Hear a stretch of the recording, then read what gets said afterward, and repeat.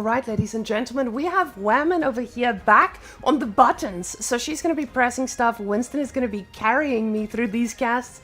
And we first... and I just realized Spotify is still on for most people. Now, guys, we have Zushi versus Malians. And yesterday, we had a little pro-analysis, and it was said that Malians can deal with Sushi. Winston, where do we land on that? I don't know. We'll find out. I think, I was really surprised with Starflark's, not surprised, but I was impressed by Starflark's run in this quarterfinal or this qualifier so far. And I'm really excited to see how he plays against Wham. I think this is a tricky matchup, being that higher seed. Wham got Xushi, first picked it, so I'm expecting that it's going to be pretty dominant. Mm-hmm. But you never know. I think Malians have a lot of tricks up their sleeves. I think Malians can play regions, though, is a really tricky map, and it's one that ends up feeling quite decisive when it counts, right? So I'm curious to see how Starflark is going to handle this, and I'm excited to learn. See, maybe the jury's still out on this one, and we'll get some information from Starflark that Malians can be Xushi here. I'd be kind of shocked to see a win, maybe, but we'll see. I'm excited to find that out. Yeah, especially because we have two players that are possibly considered very unevenly matched here. Wham being a very big veteran, and Starflark, he's honestly just kicking butt right now, but he's throwing the game on its head. He's not going for those standard types of plays that we've been seeing from people. He's actually doing things a little bit wilder than I think most people prepared for. But Wham is the kind of player who builds walls and protects himself so that your crazy shenanigans does not affect his day. So we'll see if Wham allows something like that. But let's hop on in, guys. I hope everyone is ready because we have game one. Already jumping in. And here we have it. Jeez, it's happening. It's happening. Good to be back, everybody. Good to be part of this Masters of Steel qualifier. This is the second qualifier. And we have Starflark in this kind of north corner here in the teal, playing as the Malians on regions. And on the south corner, we have Wham 01 with Jushi's Legacy. Really, really interesting stuff here. Got some interesting map gens. I'm trying to just check. So, notably for Malians here, you've kind of got these two forward golds. And I think that's going to be just, off the bat, that's kind of one of the things you're going to notice is that's potentially punishable. We'll see if Wham is going to do anything hyper-aggressive. Usually you don't see immediate aggression out of Jushi, so I'm not expecting anything too crazy here, but maybe something will happen. You never know. You never know. Oh, I love that split screen, by the way. I've been watching this tournament, and it's just, I love it. It's so cool. It's really nice to see the sheep war, especially because it is so impactful to the game's, flow in the early stages, right? How many sheep you get. You can already see Wham with a slight advantage there. In the early scouting patterns, we'll see if, Starflark's able to pick up any sheep beyond that. But yeah, no, interesting stuff so far. Cool to see. I love that split screen. It's that innovation, Yeah, no, we took a little note here from Cal, and we were like, hey, let's make this thing happen. And it works. But honestly, it gives us a little bit of insight that I think scares us. Because when I look at this, and when I look at this poor man and the lack of vision that we're getting, or lack of sheep we're getting over here, it does feel a little bit Monka-esque to be in that scenario, right? Like Starflark already starting off with a lot less than his opponent. Let me just switch these bad boys around so we can see them on the right sides. Starflark definitely is going to struggle because with Malians, what they do really well is pump out units with gold and lots of food, especially when you get to that pro scouting that everybody gets to do these days. But Zushi does it just a little bit better. Now, what a lot of people have been doing to shut down the pro scouts is just to go for a few horsemen, but Malians usually has an answer to that, and that's just their standard scouts. The thing is just, you need to have the food to actually make those units, and right now, as we can see, guys, it doesn't look like he's going to have that level of food.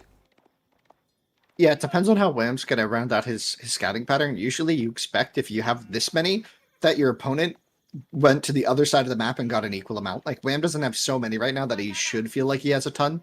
So we'll see if he dedicates his scout towards trying to find them on the right side. They sort of both favored left side in that opening, so there should still be quite a few sheep on the right side by the berries and in between the berries and Wham, and you can see just there that Starflark is going to be picking those up. So it should end up feeling somewhat fair.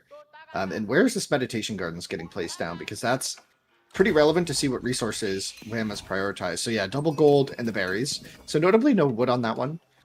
but the double gold is going to feel really, really solid, I think. And it's going to be kind of difficult, I think, to really shut down this Meditation Gardens and come with anything.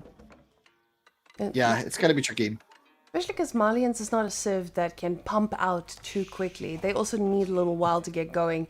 A lot of Malians don't do that very early aggression, and I think Zushi is just a civilization that punishes that, because the moment you let Zushi do their thing, they get to, you know, control the pace of the game.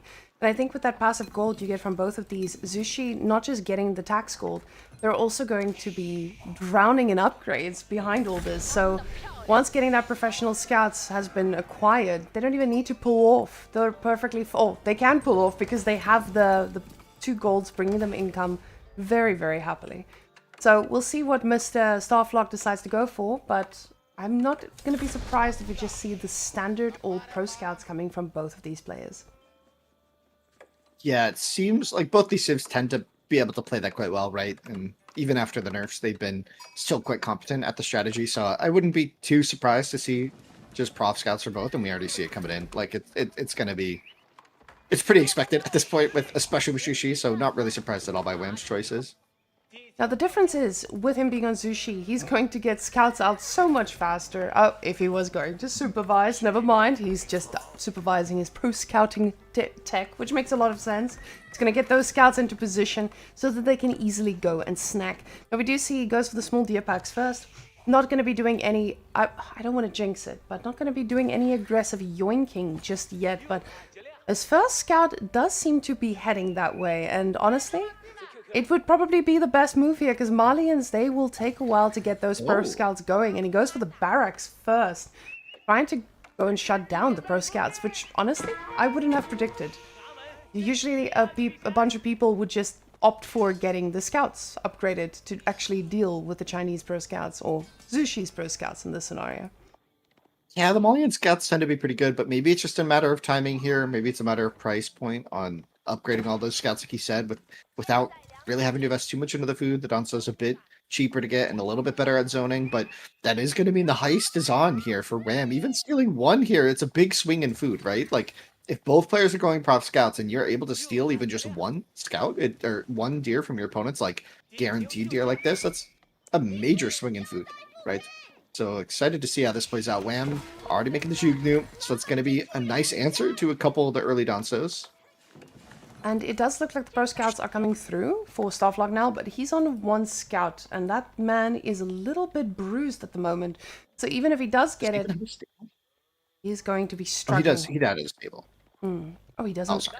He does? He does? No. Oh, there we go. No, he does. Okay, yeah, he does just have a now. stable. We can see the scout upgrade coming in. I was like, is he really just knocking out a stable? But he did have one. I was like, okay, he does. So more scouts are on the way.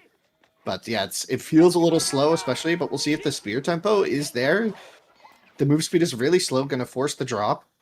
Interesting stuff, Whamen.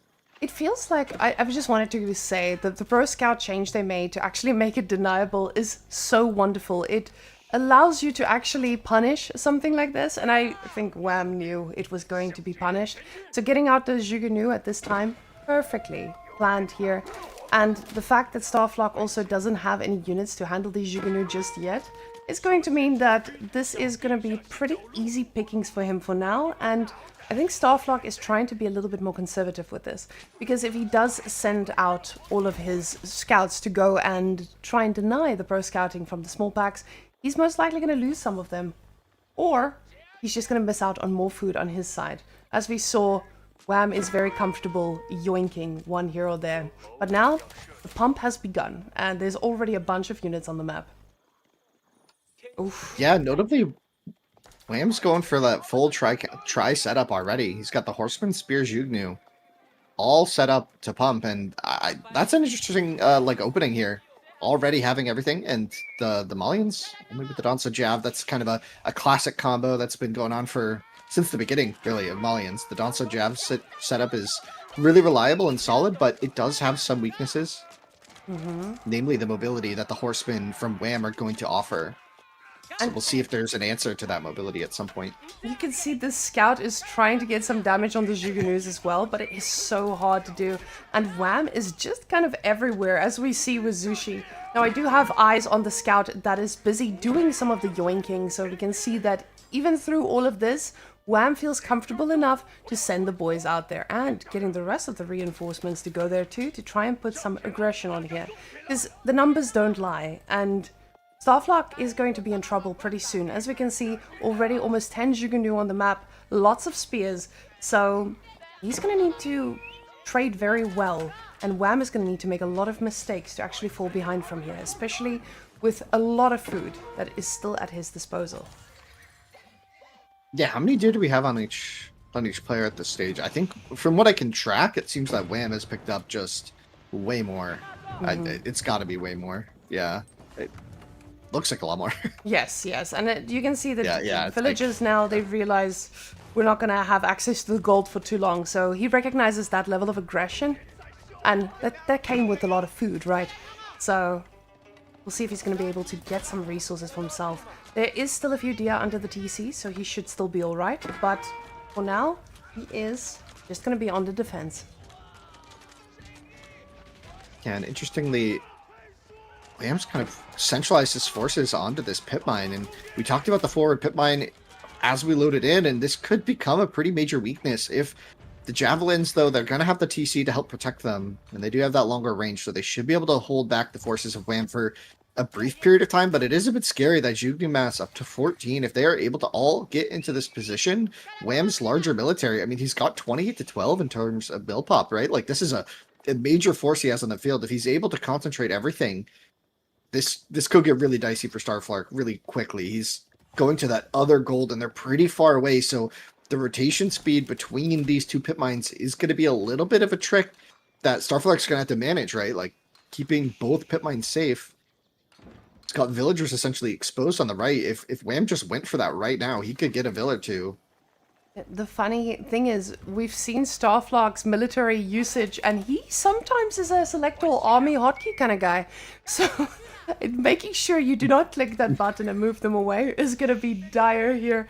And I laugh because this is something I do, especially when I'm starting to panic. But when I start seeing a ram with this many Jugunu, I will probably be pressing that button in all circumstances. We see the villagers trying to get every bit of resources they can, and you guys can now see he starts to get upgrades. But unlike Wham, he could not keep producing constantly. Those production buildings were idle for quite a while. He does pull them back just in time, and the Jugunus are going to try to get a few cheap shots. They've been shift-clicked, and the spearmen are not in position to protect them. The horses will get a little bit close, and it does quite a bit of damage. Yeah, Starflark just with not enough here. I'm struggling to see where it's going to come together. What's the plan? What's the eventual, like, situation that he's looking for? What's the good outcome? And it doesn't seem like there's many options at this point, right? He's got a couple resources banked, but I'm not even sure what you spend it on right now. Like, you just need more production buildings. You need more units out to match Shishi's tempo here. It's the only way you're going to keep up, and like we said, Wham won the Scout War pretty handily with Prof Scouts, so he's got way more food to work with. You can see that represented in the income. This is going to be brutal. This might be the game right here. Like, when Zushi gets to this point where they can spot where all your villagers are, and I mean, he's getting between all of them. They're outside on the map. He's got the mobile army here. Villagers have just given up on life, standing there all to die. It looks like the javelin throwers are able to pick off a bunch of these Jugunus, but at the cost of now 5 villagers. The problem is just these horsemen are going to be able to get on top of these, and there's not enough Donzos to actually help them. You can see the horses actually diving a little bit into the TC range, but this is also just causing more idle time for Starflock. And unlike normal Malians, we do not have a Cal boom yet, so poor Starflock will not be getting any advantages from the usual Malian economy. And with Wham now aging up, this is going to be the nail in the coffin. That's crazy. Yeah, that's just crazy. He's got two rams on the field while one's half built. He's got a much larger military. The berries, I mean, looks like there's just a little bit of berries and deer left. And then what is Starflock really working with here? He's got no food in the back of his base, so it's all or nothing here on the berries. The problem here for him is these are also cattle, so these are things that he had to produce himself, knowing for it. Yeah. That poor pro scout tech that he got definitely did not pay off for him too much, because Wham was just everywhere. We can see the villagers trying to get a little bit of gold here as well, and villagers eating every bit of those cows. But now Starflock knows his days are numbered, because with that age up coming through, we are going to be seeing some very, very strong units coming his way. No upgrades are queued just yet, but we'll see what the upgrade of choice is going to be for Mr. Wham, and it is the Horseman. Yeah, getting that horseman makes a lot of sense here. All that's really left on the field for your opponent is this javelin mass, right? So I'm not really sure what else you need to worry about. 3 Danso isn't enough.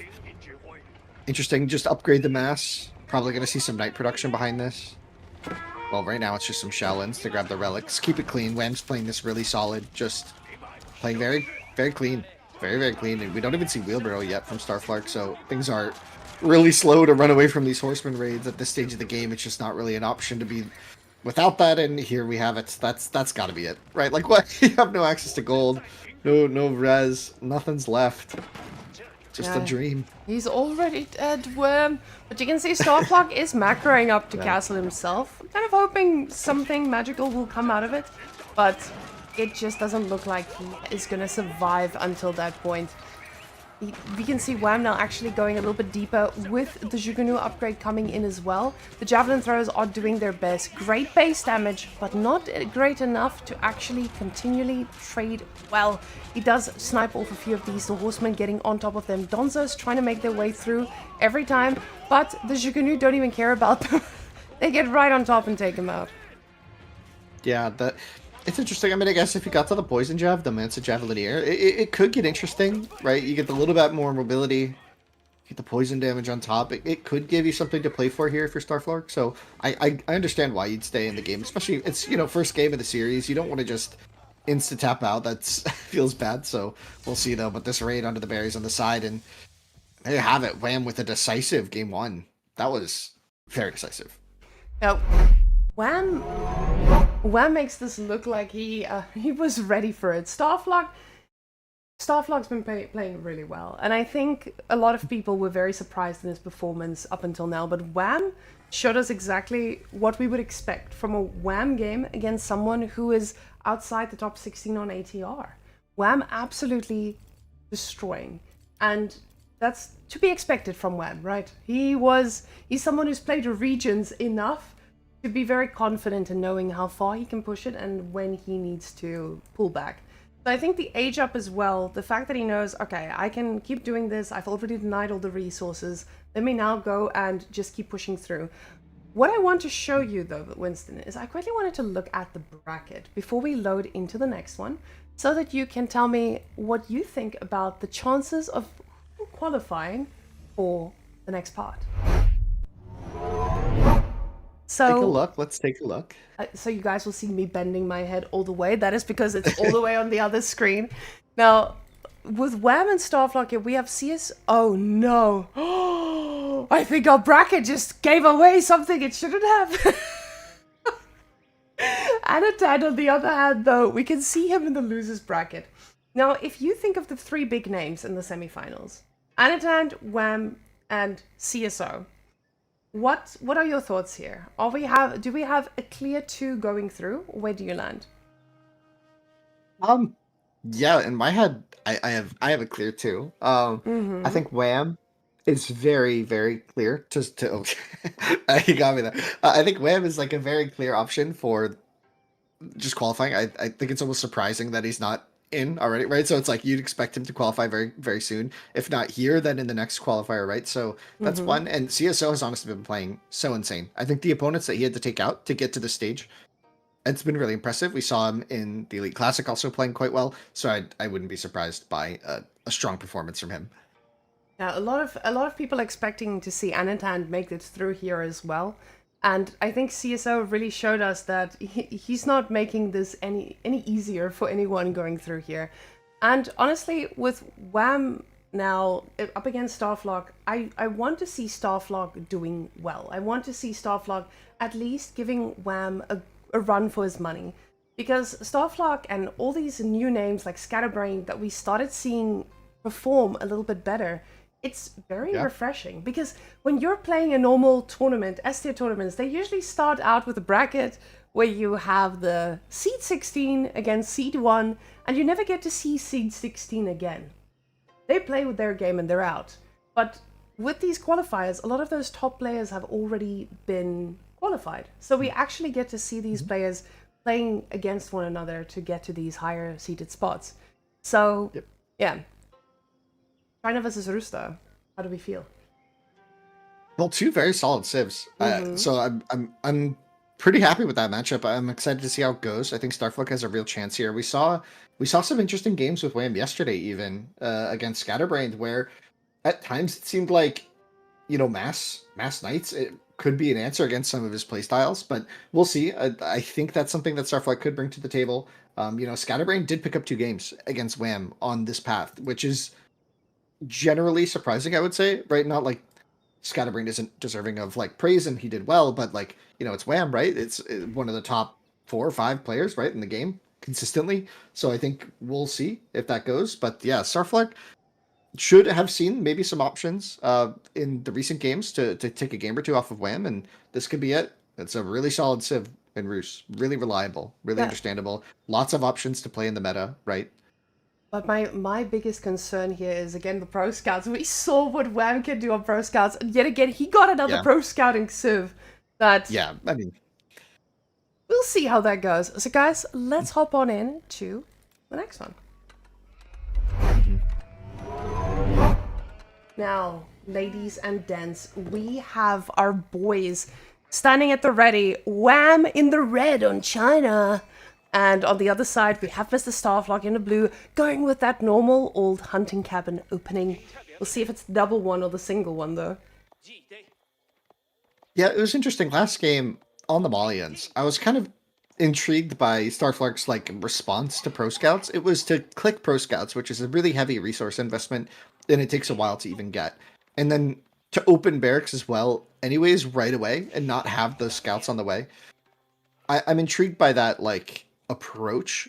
I think it fell a little short here, but that could have been just more about the map and the distance, right? Because that left corner is really hard for the spears to even get there in time, right?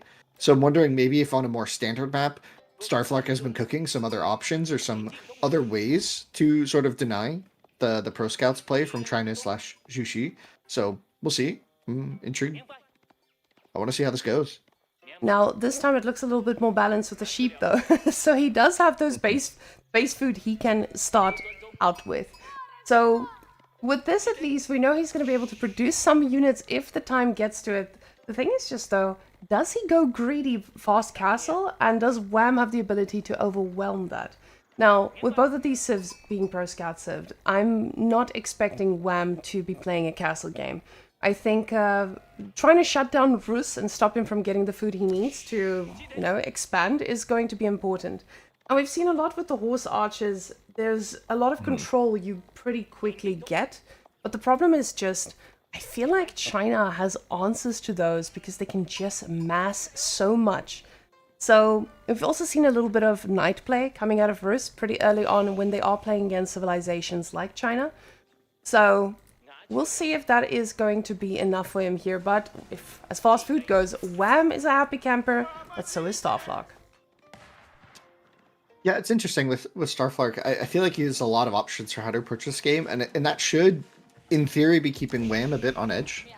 And so Wham is going to be feeling, if I'm reading this game correctly, Wham should be feeling the need to kind of scout and stay on top of whatever Starflock is doing. We saw yesterday Wham played a really nice game where he kind of had that 8-minute FC into the horse archers, and it could be a threat. We see the Golden Gate opting for the flexibility of the resources there for Starflock.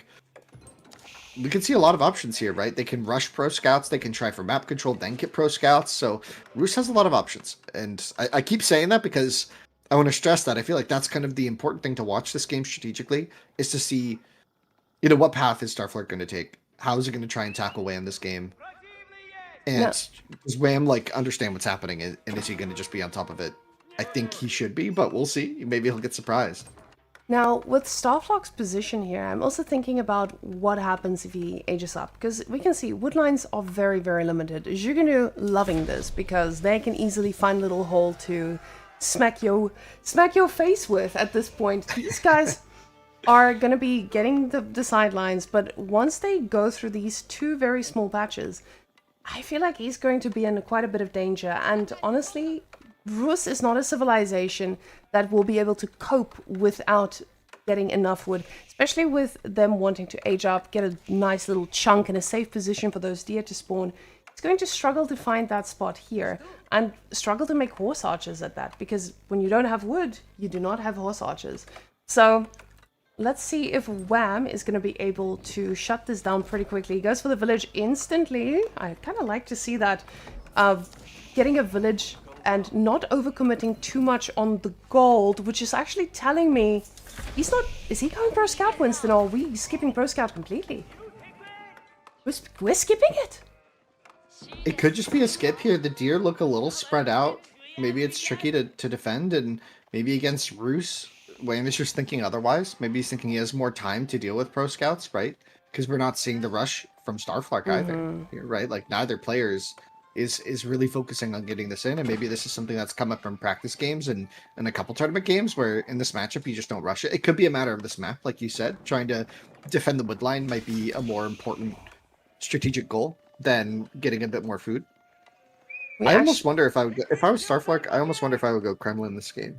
But interesting. like, just to help defend the wood, and it gives you more options strategically, but not sure what the plan is for Starflark with the resource. Like, he's going for deer. Oh, now he's getting Prof Scouts. Okay, so did he use chargers at the Golden Gate?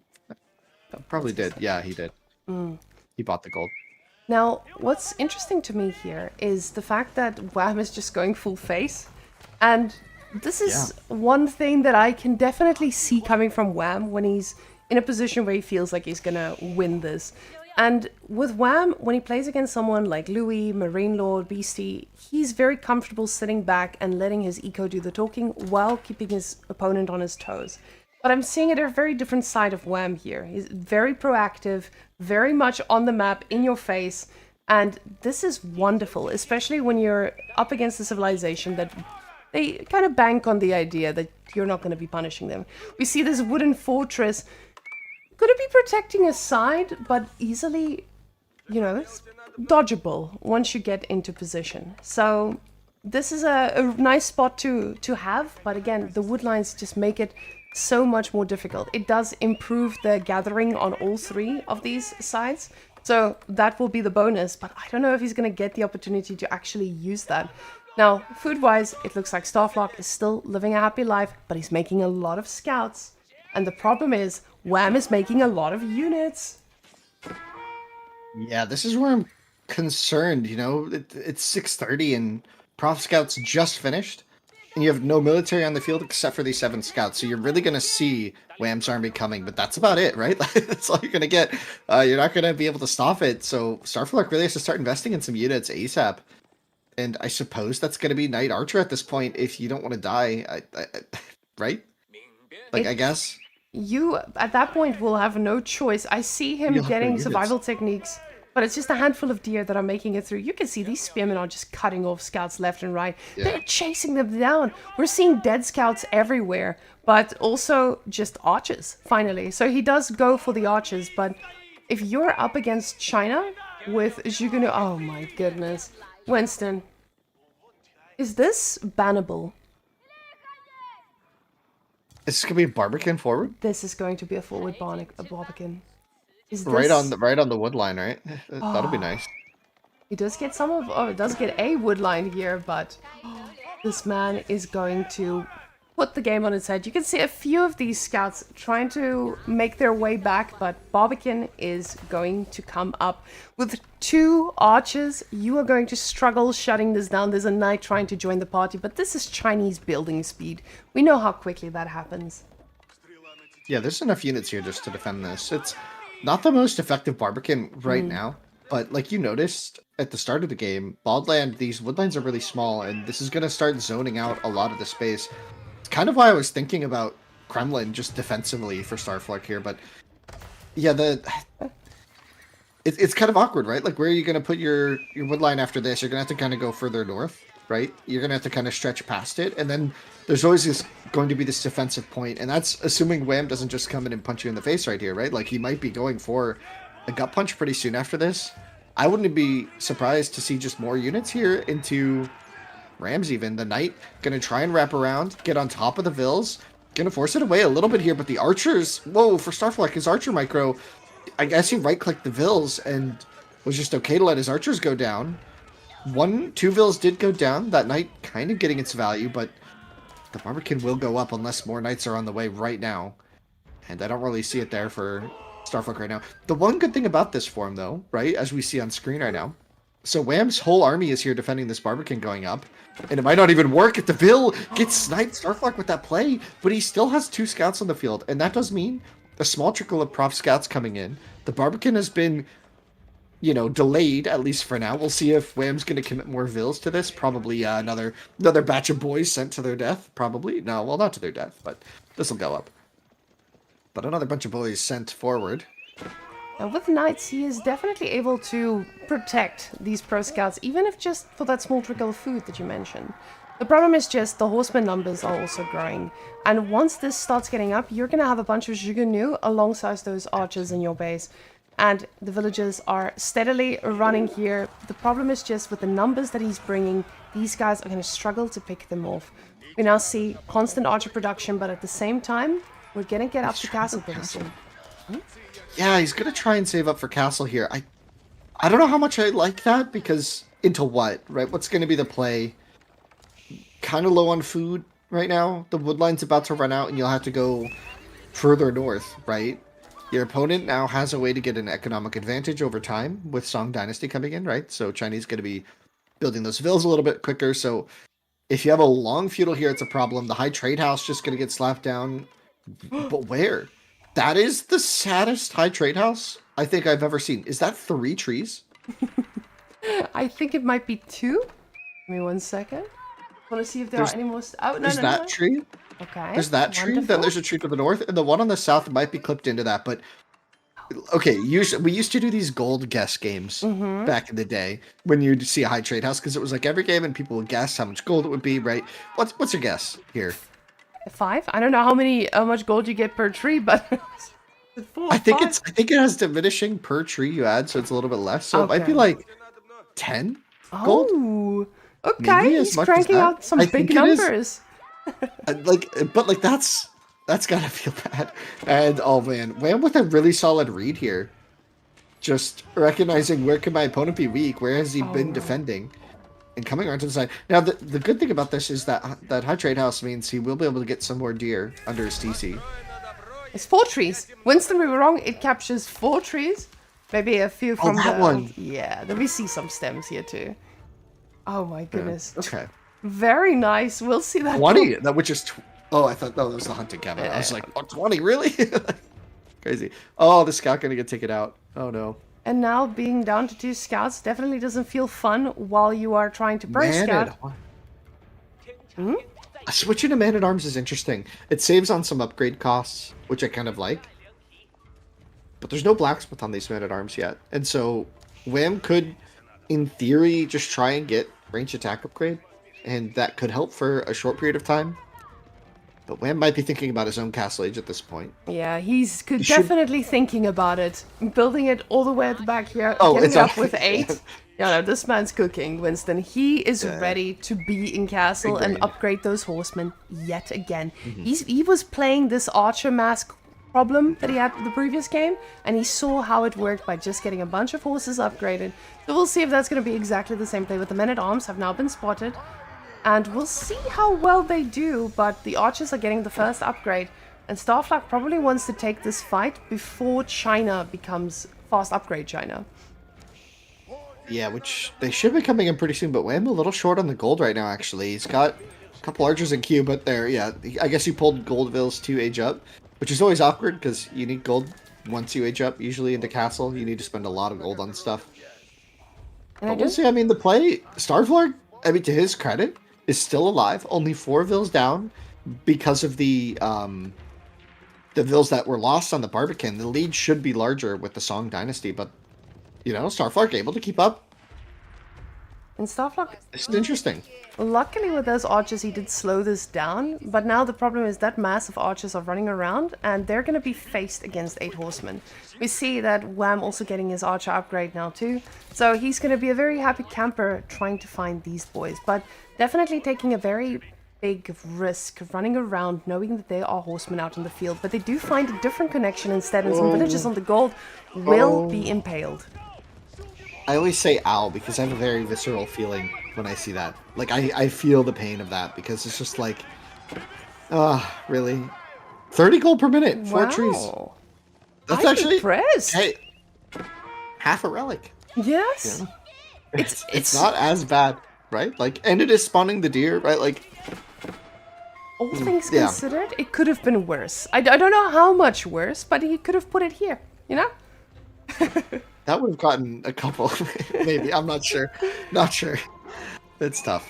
It's tough. We're not laughing at the player here, right? No. It's an unfortunate situation that led to this, right? It's tricky.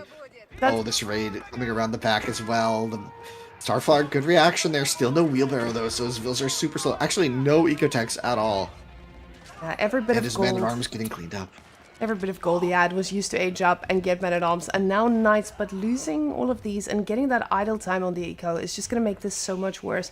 And yeah, I just want to focus on the fact that you must see that Starflock, it's not about him making a mistake. It's about Wham forcing these issues. Wham is absolutely just putting Starflock in a little box and he's like, watch me.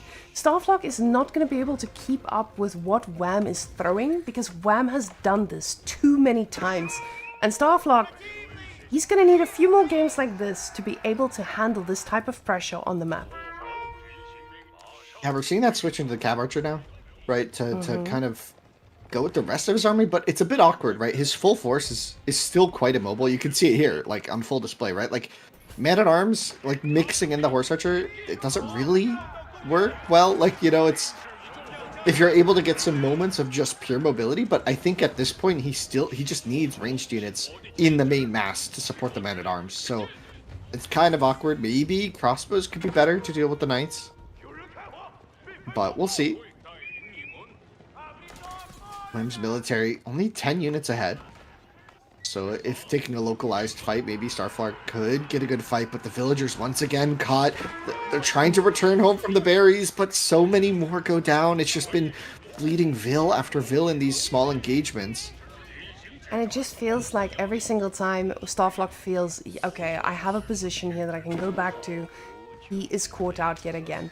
Now, Starflock is able to clean up some of these horsemen here, but definitely not something you want to be trading against right now, because you're trading villagers for that army that you're now sending around trying to shut this down.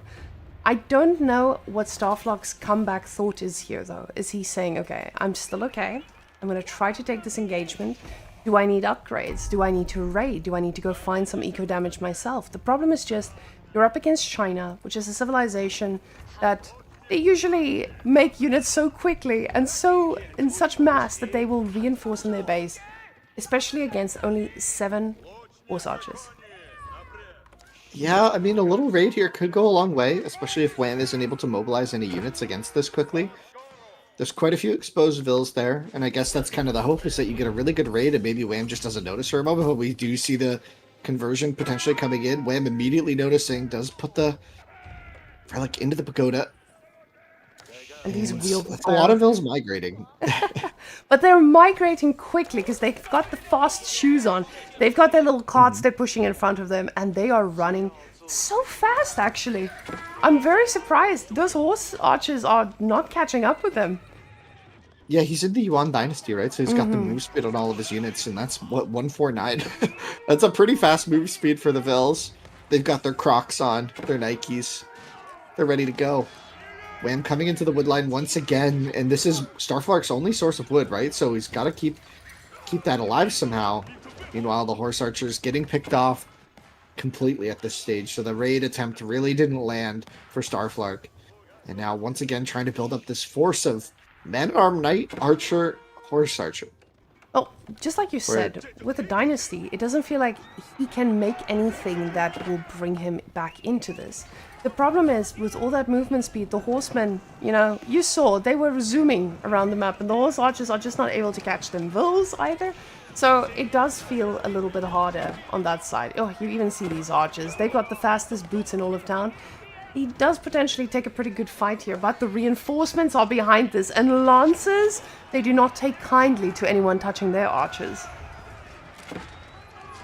The re-engagement from Wham, he's going to be charging forward the units. Okay, just taking a little poke fight there. It looked like he could have... I was thinking he might be able to just commit there. He's got the Whamenqt to support him. Low HP units could be garrisoned to help add just a little bit of arrow fire without going down. The army from Starflark on the retreat. The men-at-arms just kind of sitting there, not really bringing too much to the table yet. I'm not sold by the men-at-arm play yet. And just that mobility trade-off is probably the hardest thing that you have, and especially fights like this. You can see now with the Whamenqt supporting, these boys are getting picked off pretty quickly, and those ranged units are not going to be long for this world, and the Whamenqt will just keep firing at them.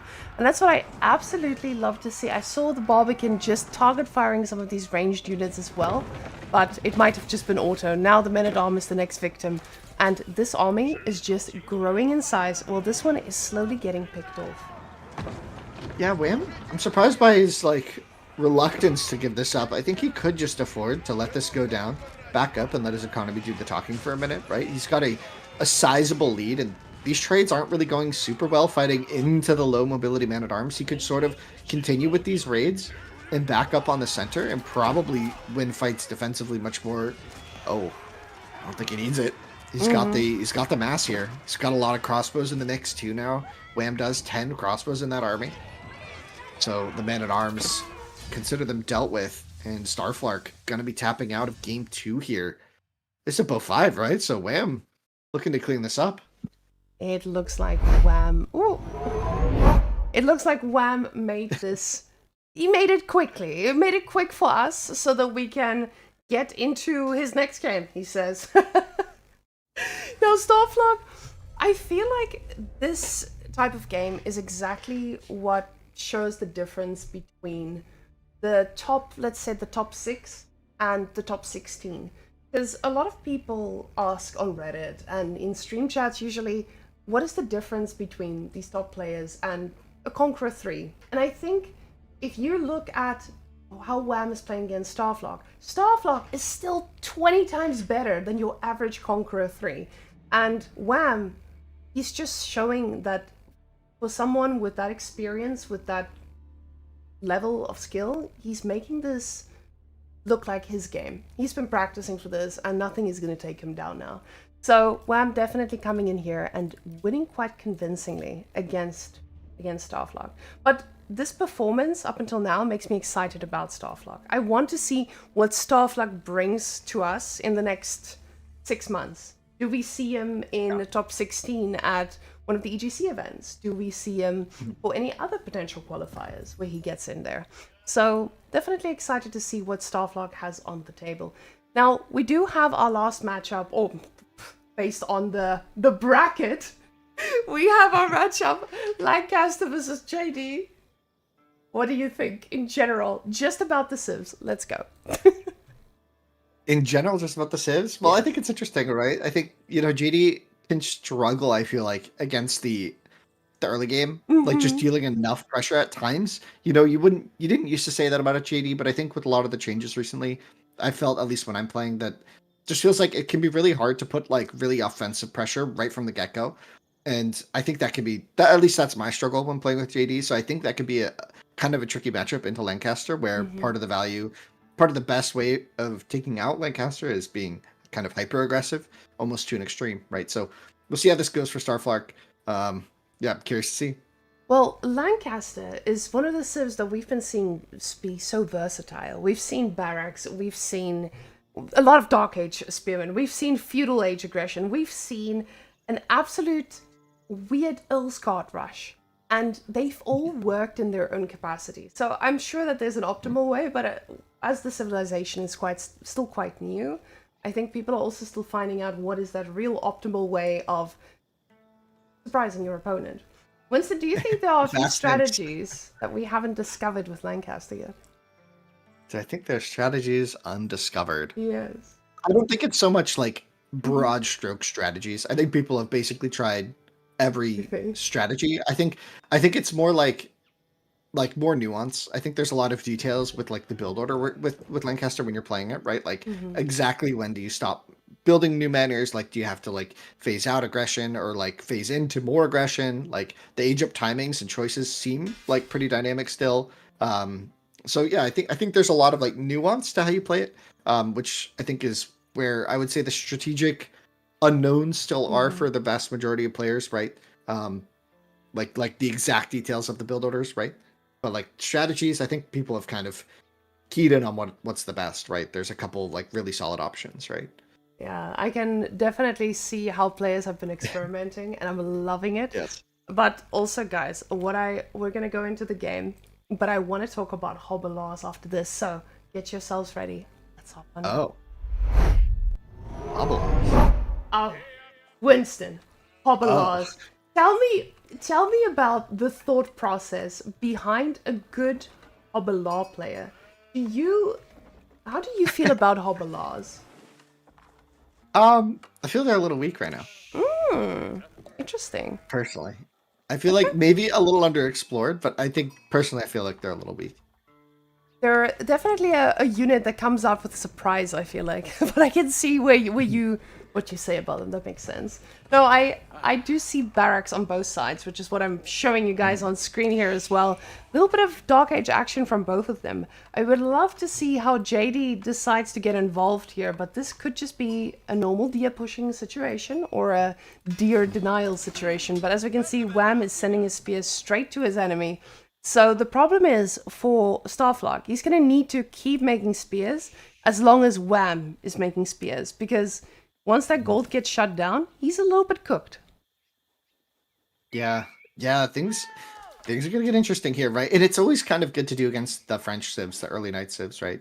JD and French, right? Like just having that massive spears on the field kind of preemptively handles their strong landmark option going to feudal. So it sort of feels good to do this no matter what your opponent does when you're playing against French or JD. So curious to see how long Wham commits to the spears, but you really don't feel bad going at it for a while, forcing this archers early feudal. You kind of know what's going to happen, right? When you get this many units on your side of the map, you also know exactly what deer shenanigans you should be expecting. The thing is now, Starflock realizes, hey, there's more spears here than I've accounted for, at least initially. And he's going to need to start making more. And we can see that now. He's made another one. I felt like he was almost ready to stop here, but because you can see the barracks being idle here and there. And he doesn't know when Wham is stopping as well, right? So for him, the number is unknown. And as long as he keeps seeing them, he's going to need to keep making them. He does stop for a second now. He needs to get that extra bit of wood to try and go on the gold. JD now moving towards the gold. We'll see if she is going to be able to get all she needs, but it does look like Wham has slowed down a bit here, going for his own age up pretty soon, as we can see him now having 3 on gold. Yeah, building another spear, though. It's interesting. Starflock got a couple of really good engagements there, and Wham going to try and keep things alive to get a little more damage out, and with the extra spear from Starflock, I think he's got a solid option. He's able to hold back the flood here, and yeah, like you said, it's really interesting with initiative and being the person on the other opponent's map is you can kind of decide the pace, right? And you can strategize for that pace, but is he just gonna grab the deer? Okay. Yes. I was about to say, gonna mill the deer. It feels like he was about to run out of food as well, and the scout is still pretty far away with the food. So him not having that food is probably going to lose him the game much faster than if he, lets this happen and keeps playing it out. Because if he kept making spearmen here, this would not last him into feudal. Even with the deer, the sheep coming back here, he's just trying to get every single sheep he can. Now, JD is getting the gold, spearmen are getting into position, but Wham has 6 of them now. She smacks back pretty heavily, though. Wow. Iron Fist right here. And she heals back up. Yeah, she's ready to go, man. It's interesting keeping her here. You want her kind of near where the spears are going to fight, right? So I'd almost imagine going to the deer, but interesting. I'm going to just try and poke in here. Does have 5 spears now. One's quite low. It should go down there. And there's that little bit of XP. It's going to mean JD levels up a little bit faster, but pulling a Vil in front of JD means that Vil is likely going to just go down unless... Oh, JD with the block. And she's JD is fierce, just Winston. like behind me. Yeah, she was like behind me. Now, a lot There of you go. this Speed from fight JD is good. bloodbath, actually. And you can see, I'm trying to Yeah. show you guys the vision here. Wham, this is all he sees. The problem is when you kill the deer in the early stages, you don't know this is happening. You don't know that the deer are being eaten. And I think that is maybe just the smallest little thing that can slip by you if you don't keep an eye on every single deer pack that you end up killing. Because now this is a free pack that he's never going to find out about unless that scout goes back and sees something for himself. The scout now running around with the sheep. We do see more guys on the food rallied, but Lancaster Castle is coming on out, and we'll see what the next play is here. Now, he's got 3 on stone, 2 more building the mining camp. I mean, the Dark Age was pretty long, so the resources will be stacking up pretty quickly. Now, let's see what Wham decides to do with this, because now he's got a few spears, he's already forced a delay from Starflock, and now the question is just, who is going to be the aggressor? Because I still feel like this is on Starflock. Starflock still needs to be the aggressive one, because Lancaster loves sitting back and getting those manners up. Yeah, especially with these Egypt time differentials. I mean, it's something we didn't really talk about here, but Wham really made sure to make good use of the sheep bonus. He stayed on our sheep early game and get a much faster Egypt. Like, this is significantly faster, and having to dedicate the 5 vills to it means, I don't know, Wham's just going to be able to build a few manners, almost like in air quotes for free here, compared to if none of the Dark Age shenanigans happened, right? Like, in which case, oh, you have like a knight there. So this whole Dark Age, I think, really did work out in his benefit. Also, Starflock on the map here still has exposed vills, but there was the walk time, so everything there was a bit slower. So you could make an argument that for right now, the economy might be slightly better for Starflock because he is on the deer, but we're about to have a 3rd manor drop in just a few moments. And And that might be the stopping point for now? Yeah, him only needing 2 or 3 on food. He was on 2, I was going to say, he had 2 on food for so long. Just tells the tale of Lancaster. They're not too worried about that type of investment because most of their villagers can just do the work for getting out the manors. Now, with leaving these guys onto stone, though, we are probably going to see the 6 manors in feudal. I say this, and then he pulls off that extra 1. Maybe. Interesting. Maybe. We just built the 3rd one. I'm not sure. Like, it'd be a while to get there, and it'd be a pretty big investment, and you know that there's units probably on the way, right? I'd be surprised if Starflark doesn't add any knights. I mean, maybe not feeling like it's the best investment right now. Looks like Starflark's going to be thinking TC, actually, to counter this investment, which he did just scout. So, interesting stuff. He is going to be seeing what is cooking on the side of Wham, though, and we're about to see if he does click up for the... Oh, he did. Oh, he did. Oh, he did get the upgrade. My goodness. Yeah, I think he might understand that it's a TC build. I'm not sure if he scouted the stone yet, but it might just be intuition that like, oh, it's going to be like a boom game for a minute. The question he's got to ask... He just has to ask himself, what is my opponent going to be investing in that I need to shut down? Or am I going to get punished for being a little bit greedy? And this feels like a little bit of a confident play. He does feel confident enough to do it. This looks like a 6-manner play, because you can see here with the wood now, he's pulled off of wood. But it's just going to be enough for 3 manners. JD, though, a little bit overextendy, especially when you're up against these villagers. They can fire back. The thing is, she does go back and heal. So she will not be too unhappy with this. But with him pulling off of wood, I'm foreseeing just that extra set of manners into the Castle Age. Because when you get to that point, it is just so strong in forcing your opponent to stay and make units, which possibly could be an amazing ploy here. I was about to say, where are they going? But even getting a TC this far forward and Wham seeing this, oh, is he going to kill the villager? Yes. Yeah. Oh, 1 HP in a dream. Oh, he's running. He's running. Get out of there. No, down he goes. Down he goes. Yeah, he really ran for his life there. Cinema. Yeah, poor guy. You know, I would just agree with you. I think this game is going to snowball pretty quickly. I think the choice for the TC was somewhat interesting, maybe a bit predictable from JD at that stage, right? JD really does kind of feel like you need decent economy to really make use of a lot of the bonuses, but it's a bit scary, like... Just giving that much space to Lancaster when the Egypt was so much faster, it feels bad, I think, for Starflark. Now, when I see something like House of Lancaster on this much gold, I usually ask myself, okay, what am I gonna do to handle this? And with the lack of knights, maybe the answer is to just not invest too much into the feudal and go castle yourself, according to Starflog. Look at this, these guys are diving so far, and the scout will go down alongside all these spears too. He's got a few knights to protect him now. But this is a lot of idle he's time. just losing the spears under the TC. That's really something he couldn't afford to do, especially with the Demi-Lancer threat. Like, I kind of felt like keeping the spears alive would kind of maybe keep you alive in this game, but now with the third tech done, by the way, so Wham could now go all the way up to 9 manners. And then you have the Demi-Lancers are an option. Once he hits castle, they get the shadow upgrade, so they get a little bit stronger. I think you're going to regret not having those, 6 spears and in just a moment. Him now going for archers, though, does make this give it a little bit of a question mark, because those archers are going to melt against anything that comes his way. Now, we have 18 on food and 11 on gold, so it would not surprise me if he does go for a castle, but even if he does, it doesn't make sense in what sense he gets something out of it. Usually with a civilization, you want to go castle if you get something strong out of that. Right now, he doesn't have an answer that comes out of castle. And he's not constantly producing units. He's trying to remake some of those spears, making a few archers as well. But this just leaves that big question mark of what now? And more manners are now being added. Yeah, this is up to 9. Oh no, this is the 8th manor, right? And then we'll get a 9th very shortly.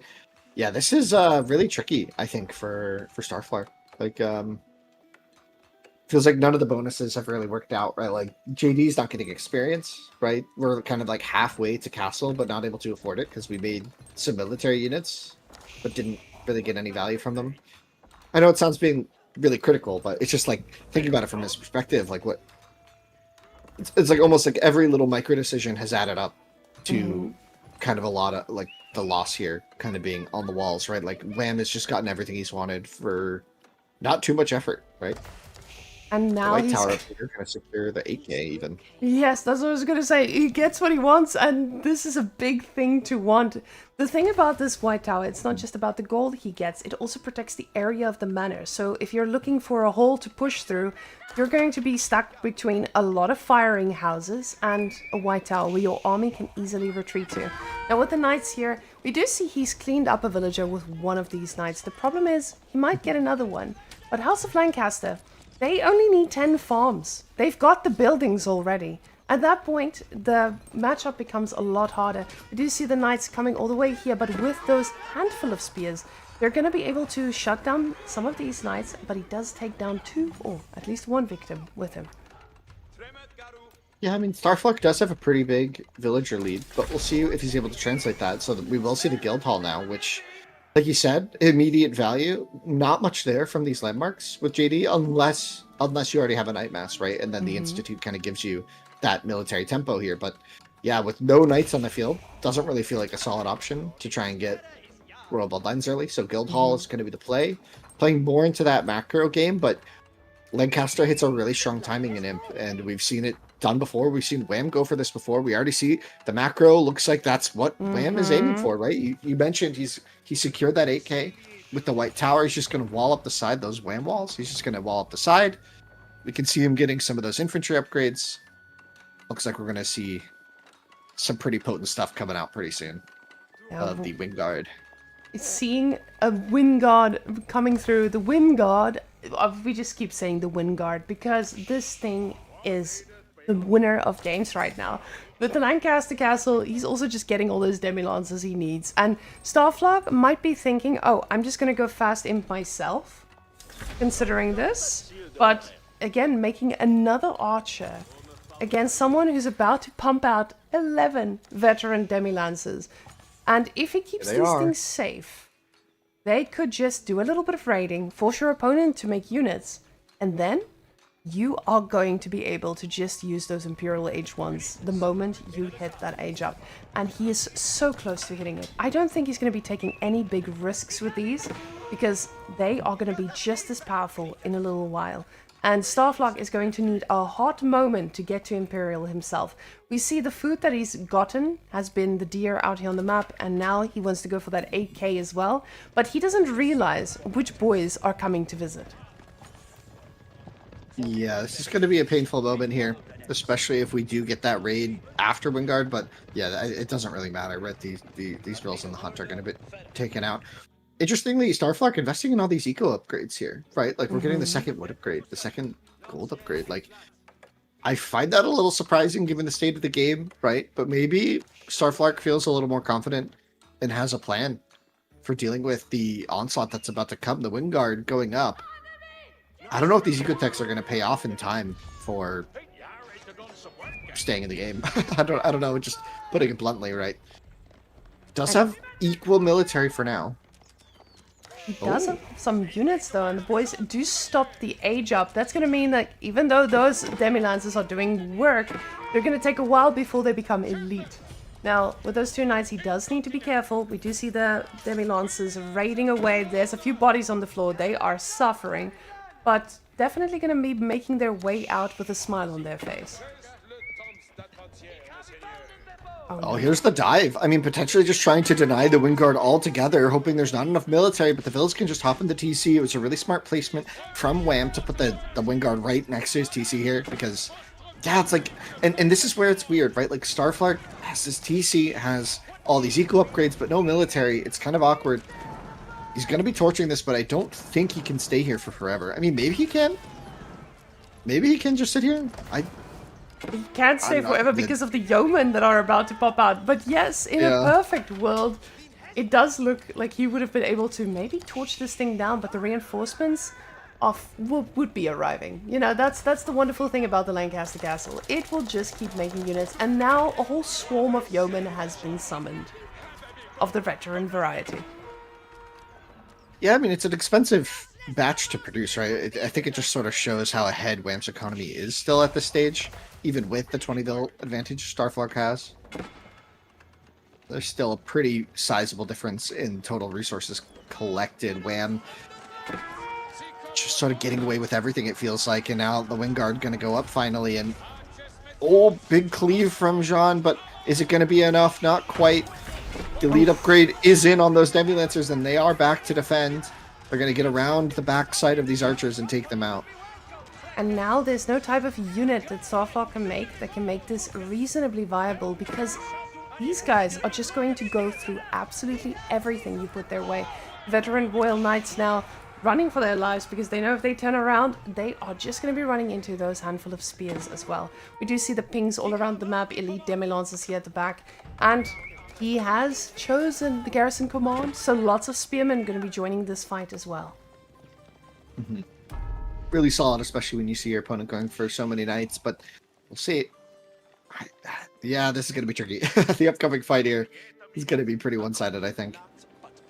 Getting a strong civ out like Lancaster in this matchup definitely feels good, but Wham read this game perfectly in that sense. He knows what the strengths are. And yes, you're up against that 2TC, but you're up against a civilization that definitely struggles for food, and you know they've depleted quite a bit of what was on the map already.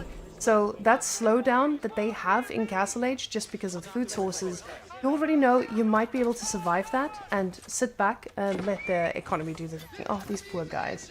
They're just trying. Man's barely taking any damage. Yeah, that's rough. Yeah, like, I think back to, like, the early feudal age, right? And it almost seemed like Starflock's second TC was, like, a reaction and less of a plan, right? Tricky. It's tricky when that's how the game's going, and with all these villas on the run, I don't see Starflock staying in this game much longer. His villager advantage is, like, really the only thing he could really hope for, and even that is starting to dwindle. And there's a big large army though. Yes, there's a blob coming as well. Like, yes, he is having a lot of units here, but they're about to run into some elite spearmen as well. And even though the archers do pretty well against spearmen, in these numbers, they do somehow walk past a lot of the time. And we see there are still more coming. And that's just the beauty of this landmark right now. They just get to keep producing. You can see he's right-click the TC so that he is going to be able to just burn it down and get that advantage that Starflark has, burn to the ground. Oh. Goodbye. It's God.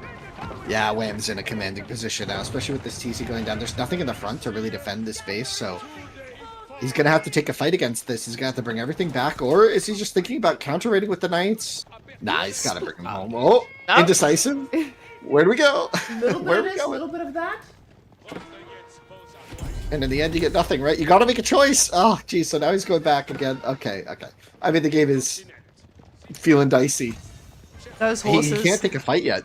That fight isn't going to work, right? Like, he's going to lose the fight. That's why he's indecisive, right? He can't actually beat that many spears, that many elite spearmen just yet. Now stuck between a rock and a hard place as those demi-lancers are just running around at the back of the base. He stands here looking at those manners, thinking about the pain they have caused him, and they honestly, pulling out their sticks, they're about to go look for some damage. But House of Lancaster, they are not really going to be letting him get too much. Now these guys will be getting back in here. I do see my other screen is raiding at the front. Spearman at the front, raid at the back. What does Wham not have? Yeah, he's got everything. I mean, he's losing a couple bills on the backside of this, idling quite a lot now in his main TC. Doesn't feel the best, right? Especially because he has really no answer just home right now. The conversion, though, going to be attempted. Wait. Oh. Okay, he's going to be fine. He's going to be fine.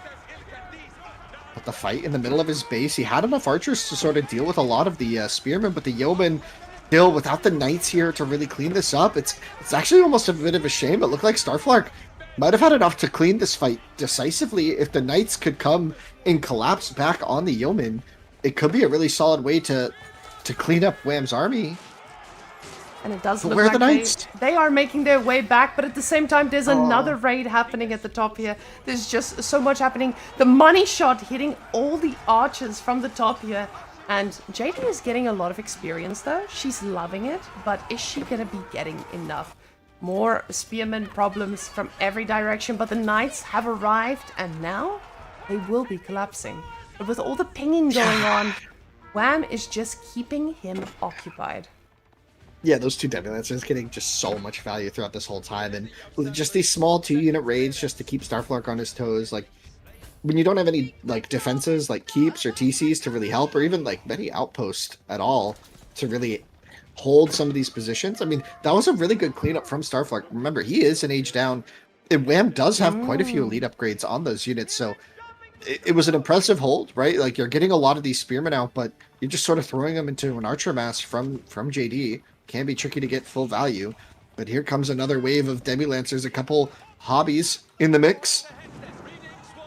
These Overlords, they are just so fast. But with the demi-lancers, they're just going to break everything in half. You can see those villages just collapsing on impact. And now Wham sets off the alarm. Okay. Oh, yes. I have these prelates that are, or monks that are standing idle. Let me go put them on some sacred sites. And still just raiding every single side. More villages in peril. More villages going down. Now the counter villages are equal. But don't forget, guys, we've got extra villagers packed in here. They don't produce gold just yet, though. Yeah, delaying that scootage upgrade. Yeah, it's interesting. The Vill count, you know, that used to be a strong advantage for Starflark, right? It used to be, oh, he had like 20, 30 more Vills almost, right? But these raids, he just hasn't been able to keep up with them. And he's just been taking losses in a lot of spots where it's just Wham, you know, maybe just a bit superior in the APM here, right? Able to take more engagements, more effective engagements at least. All over the map, able to deal with the raids. Does look like we're going to be getting a counter raid, but this is just to try and equalize something. The problem is just that something is really hard to find when there's, again, another raid at the back of your base. And these villages are constantly under duress, and even though they will get cleaned up, the thing is, Wham gets these for so much cheaper. And surprise, surprise, there's another spearman raid coming. Yeah, Wham has killed 50 Vills. Right, I think that's kind of the star of the show here. Is the 49 workers, right? That's crazy, right? That's a lot of Vill kills. Now picking up the sacred sites, he has 4 of the relics. Wham has just played this like mid game really well, using the tools available to him in a really effective manner, and it's just working. They are cleaning up everything they can. With these Royal Knights, they're trading pretty well. Like you said, this is still a Castle Age Starflock. But guys, if you look at the income per minute, we can see, it already tells us the tale. The middle of nowhere farms coming out when you're already being raided this hard. It does feel very tough. JD though, loving the experience, but nothing she makes will make this easier for him. Starflock's not able to catch up in villages just yet, as the raids just continually keep going. You can see now a few farms around the TC here, but every little bit of resource is going into spearmen instead of getting villages produced as well. There's a third TC now trying to catch up to this economically.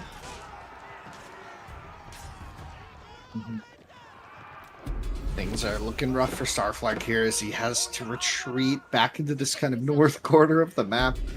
Able to keep some villas alive in the south still, looking to maybe wall off larger sections is Wham with some stone walls on the left. But JD gonna get taken out at the start of the fight, meaning the fourth tier is likely far, far away. Oh. And we heard the synchronized shot go off and take out so many units of Starflark, and down he goes. Just couldn't handle the flood. Man, Wham played that really well. Wham did, but I want to take a second and just point out Starflock here, guys. Let's hop on back. So Starflock, honestly, doing fantastic. I feel like Starflock, I was trying to show there at the end with him being on the sacred side. While all of this is going on, Starflock is still counter-raiding. Starflock is still trying to decap the sacred sides. This man is being overwhelmed by one of the best in the world, and he's still able to push back here and there. Still able to get a few villager kills. Absolutely amazing play by Starflock. I'm really impressed with what he did here, and I really can't wait to see more of him. But the next game, though, I hope you ladies and gentlemen are ready. It's going to be CSO versus Wham. Now, these ones are actually live. We did get these from the replays they played last night after midnight. Luckily for them, it was a normal human hour, as they are based in the US time zones. But now, CSO, playing all the way from China against Wham. Definitely going to be a bit harder for Wham to make it look that convincing. So as you guys can see my screen changing in front of you, one by one, names being added. This is top tier sheet production, guys. So we have our first matchup though, and I know the stream can't see it yet, and you will soon, but we have Rus versus Malians. CSO on Rus and Wham on Malians on Coastal Cliffs. So Coastal Cliffs, a map that is made a little bit smaller, that encourages a lot of aggression. And Rus, a map that likes space because of those beautiful raids that you can get out. But where do you stand between Malians and Rus? Because when I was playing Rus, I loved playing against Malians. I just made a lot of scouts and burned down the pit mine. So where do you land, Mr.? I think it could be tricky. On the tighter maps, it can be harder to make use of your mobility as Roos. So, like, some of those strats don't always work, but it's also kind of easy for Roos to sort of turtle up a little bit, get some walls on the sides, and get a really solid castle timing. So, I wouldn't be surprised to see CSO feeling very comfortable here. Like you said, I think their army, if you have an extended feudal age, I kind of favor Roos. You know, in an extended castle age, I kind of favor Roos. But there's some timings for Malians where things can get really dicey. I think Malians are slightly better at certain economic openings if it's going to be kind of a slower pace game. So we'll see how Malians go. But I kind of favor CSO's draft almost overall. Obviously, you do have the Lancaster and Jushi, which Wham loves those two civs. So both players banning out the Templars, but leaving Lancaster open for Wham, who's very, very solid on that civ, seems a bit tough. And then obviously Jushi, we've seen him on that civ for a long time now. And he's one of the dominant Jushi players who makes it have such a high win rate in these tournaments. So excited to see him play that at some point. I'm assuming he'll get into that part of the draft. Interesting stuff. But CSO with Japanese, I like that. For some of these maps, some of these hybrid maps, we've seen him playing a really, really solid Japanese. He's been going for these kind of Onobugeisha switches late into the game, which is really cool. So excited to see that play out. Got China. China's really solid. We could see China versus Xi on one of the maps, maybe. Yeah, I don't see a draft win here. CSO definitely got some civs that I can't wait to see in his hands, because from Yeah. CSO, we've been seeing a whole variety of playstyles. There's a lot of people that now have switched to a more passive playstyle and letting the economy do the talking. And a lot of these aggressive players have been punished because the defensive playstyle is so rewarding right now. But CSO has adapted. He knows when to wall up. He knows when to be aggressive. He gives me. Louis has always been a sit back and let my walls and my economy and my raid here or there do the talking. But CSO takes that. He does it as well and does the aggression when he needs to. Wham.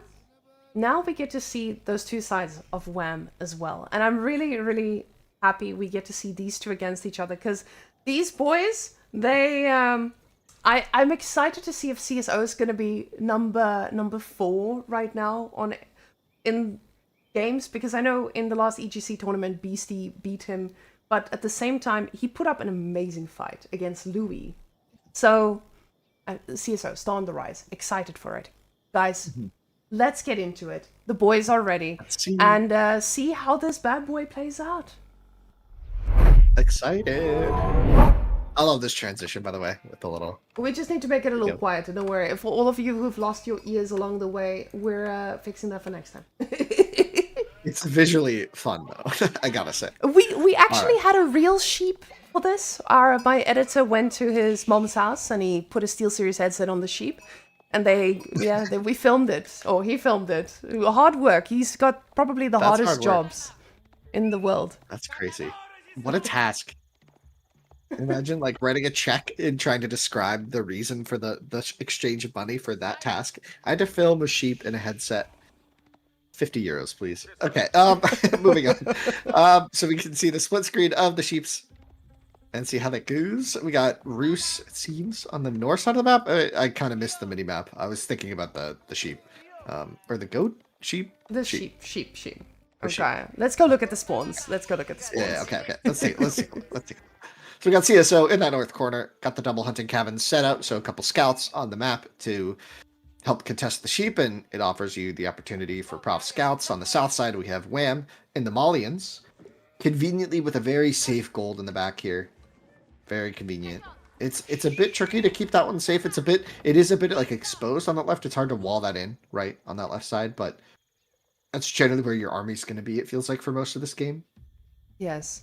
I feel that the gold that he has here definitely is not one of those golds that you feel you can protect easily.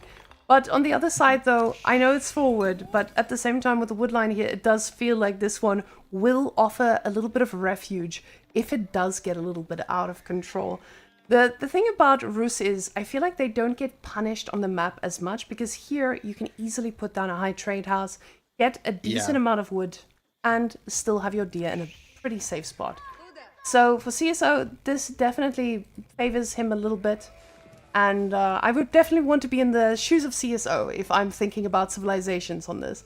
So CSO on Roos, not something I would take lightly from Wham, but we've seen Malians on this map pretty recently. And the Farimba has been so cool. I would really love to see one of those out, especially when you're playing against all those pesky horse archers that are just going to be running around you. Yeah, you get the javelins with the move speed. It seems to be a really solid option overall. The move speed and the poison, I almost think it's like really strong, right? Those javelins feel like they can honestly be really hard to deal with in a lot of the games that I've been playing. But we'll see. The Golden Gate here, I really like the high trade house option as well, like you said, for CSO. I think that this map spawn really favors that. I would maybe even put it more south, right? Like kind of in between the forest, because at that point, you're going to have to chop wood at some point, right? So like kind of in between them almost directly could be good. I would have even considered maybe the Kremlin. Maybe that's outdated meta at this point, but even the Kremlin, maybe to the south of that forest by these deer, like right here. A Kremlin could be really interesting. But definitely, I think CSO's approach is more secure and more stable with the high trade house, or sorry, the Golden Gate giving just so much reliable income. I'm liking the amount of times that you've mentioned the Kremlin, though, because it tells me that you believe in the Kremlin still. I believe in it. I believe in it in some cases. Like, the Golden Gate is really good. Don't get me wrong. Since the buff to it, I think it's become a very, very solid landmark that is hard to pass up on. But I think on some maps, the Kremlin still offers you like a level of safety and protection that feels really good to play with. But maybe you don't need that against Malians or the game. I'm not sure. You'd have to think about it more. I haven't played this map, this matchup, you know, so it's hard to know exactly what the players are thinking here. Now, with Malians, we'll see now if the play is to go for pro scouts, but with the amount of houses here, we know. We know exactly. Ooh, I say we know, but we have a wheelbarrow, ladies and gentlemen. Is this a pro scout or is this just a bamboozle? But on the Rus side, definitely still going to be seeing our pro scouts. I'm just a little bit concerned here. We do see the 2 purple dots trying to push these closer to his base. Pretty cheeky coming out of CSO, but the right move, because you are going to be trying to yoink those. Getting them to disappear from the minimap as well would also bode pretty well for these guys. Now, the scout does face check a little bit into the TC, wants to see what's cooking, but we know what's cooking. This is Rus. They do the same thing every time. They're going to pro scout, and they're going to overwhelm you with horse archers. But Malians on this side now, let's just look at the villager split. Everything on wood, stable coming out. I'm almost wondering, like, is this just going to be skip the scouts and go straight for Sofa? Like, no way, right? Like, we'll know in a moment, but there's no way this is like a Sofa opening, right? It is a scout opening. Scouts. I was like, it's got to be warrior scouts. But I was curious, maybe like Wham's been cooking something, because we saw an interesting thing in Wham's previous game set, right? Against Starflark, right? We saw the approach from Malians to trying and deal with prof scouts was open spears and then do prof scouts and then try and get your own scouts out. It felt just a little bit slow. So maybe the thought process here is that you can get this to work, but doesn't this also feel a little slow? Like prof scouts just finished, so these deer are going to start coming in very soon. And with Rus, you don't need all of the deer to actually make this worth it. So for him, this is already a pretty good spot. He's already made the deer disappear from the map, you know? He is pretty happy just now trying to pull guys back. So getting a few of your opponents deer, like we mentioned earlier, it's already offsetting the food significantly. Now, spearmen coming out too, and more scouts. So with the amount of scouts, you're definitely going to be able to shut down some of these, but not all of them. And with the numbers that we're seeing here from CSO, they're actually going to be able to fight back quite a bit.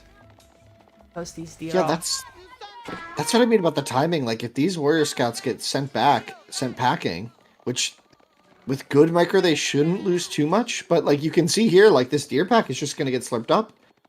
And I'm just imagine. Okay, hear me out. I know you wouldn't have prof scouts as fast, but imagine the Kremlin was here. You know, I'm just saying you'd have the deer. You don't even have to put your villas there, right? Like you just have enough. That's all I'm saying. I'm gonna stop saying, but I'm just saying. So next up, Winston playing prof scouts only. We can do a show match ensuring we get Kremlins off meta landmarks only. Twitch chat votes for all the landmarks you have to go for, and we're gonna be seeing. No. Oh yeah, Twitch chat. No. Winston, are you Twitch chat right now? Oh no. No, oh no! Actually, that's a good point. Actually, he should have gone the other landmark. No. I like this, getting a singular knight out for this, and just getting that charge damage off, because you know these guys are going to be healing anyway. Don't want to be losing a scout too early on, and he does pretty good at bringing these home, but you can see he's just trying to get the scouts to bring the deer as close as possible. The problem is, there's still a lot of units that he needs to deal with, and a scout getting surprised, or very, very close to being low. Archers now, the numbers are looking good, so he's going to be able to handle these Donzers, but you can see these scouts have their blades out, and he shift-clicked on all 3 of those. I find this really interesting. I think Wham is kind of getting his money's worth out of this. Like, a lot of scouts are going down, and he hasn't invested too much yet behind this. He's done a lot of his eco-techs. He's starting his cattle boom. He's at 6 out of 20. Like, he's gotten horticulture. So he's gotten his first food upgrade. He's just going to completely ignore the deer, just try and deny and make this really expensive for CSO to invest in. And I think CSO might be feeling it a bit here. He's invested a lot of resources into this military, and a lot of his scouts went down. He's had to train a lot more. And behind this, like, Wham is getting his economic investment kind of, in air quotes, for free, completely unperturbed. He set up 2 pit mines. He's gotten that exposed pit mine. He's gotten this one in the back. He's got 8 cattle in their ranches. They're chilling, they're vibing, having a good time, doing cow things.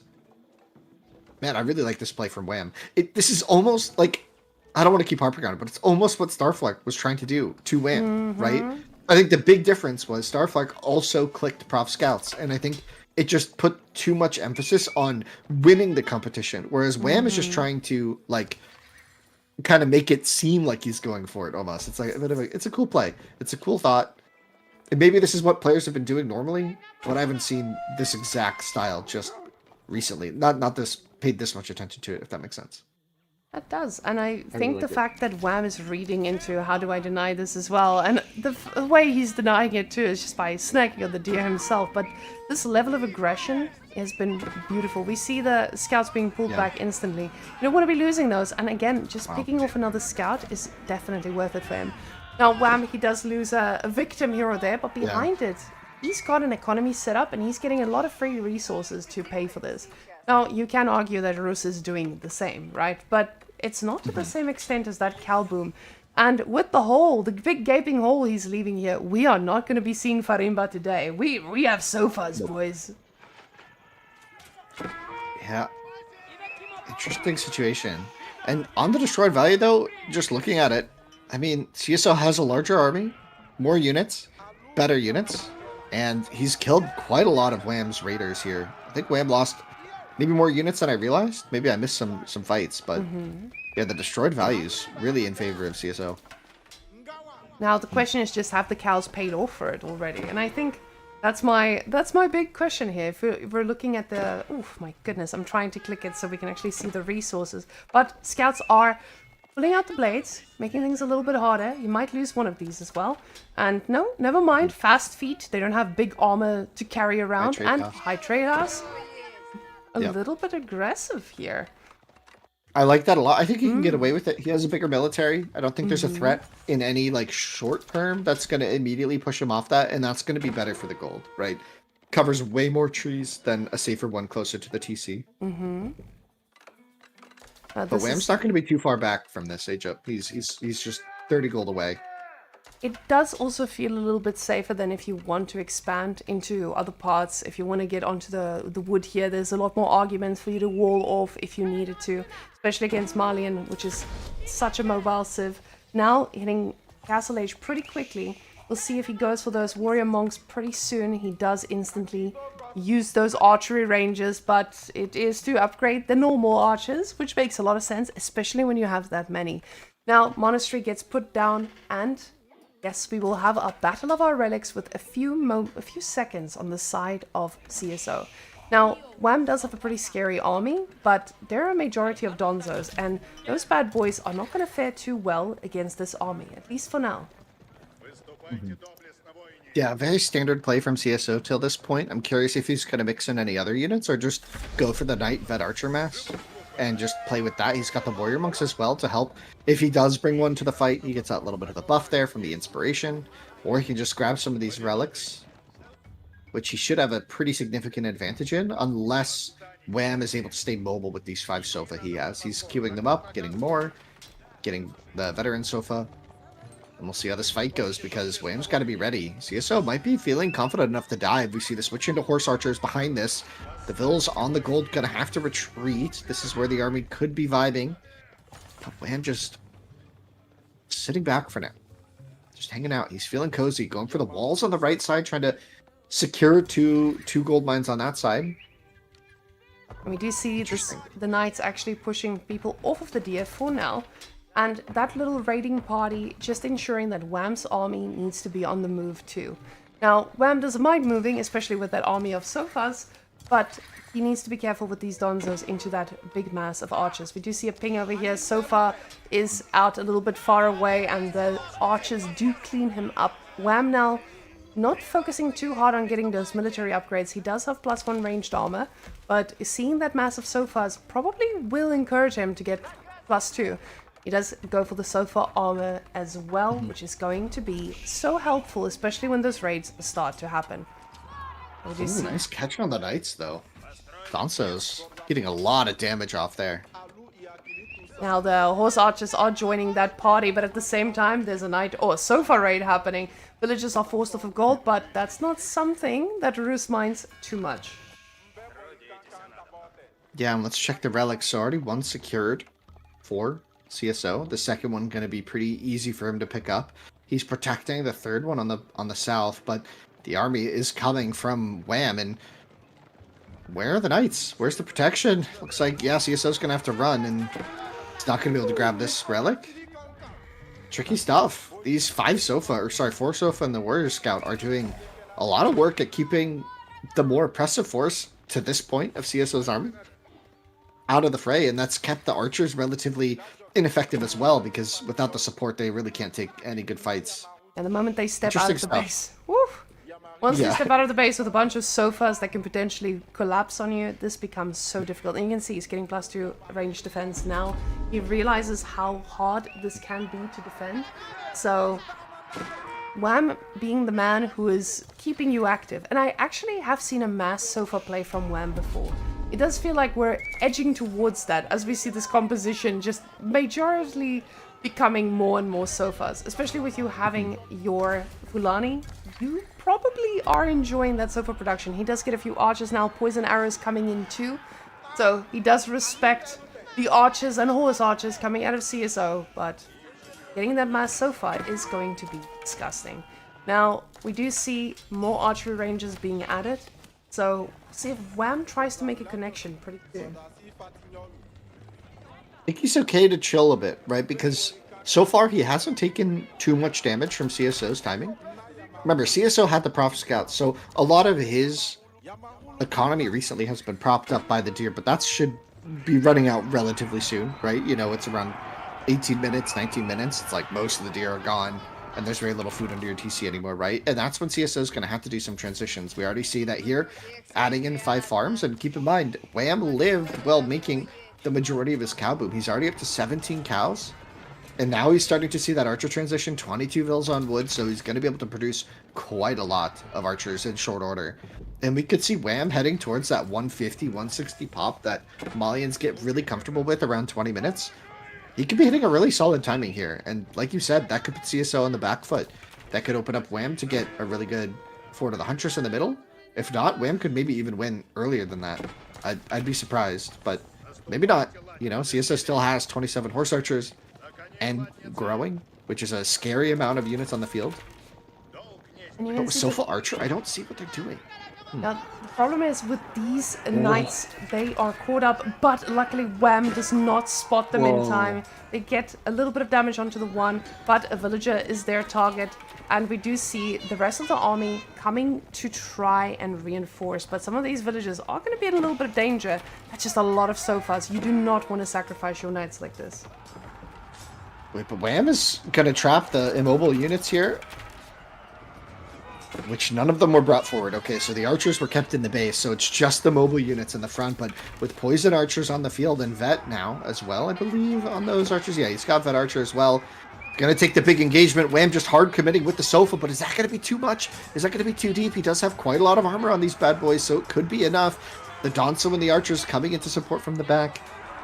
CSO trying to kite backwards throughout this fight, gonna sack his archers on the front lines. Just a few knights remain for CSO. And both players are going to back off, but I think Wham came out a little ahead from that. Look at the destroyed value now. Up almost 2,000 resources. So Wham really getting the better of these trades.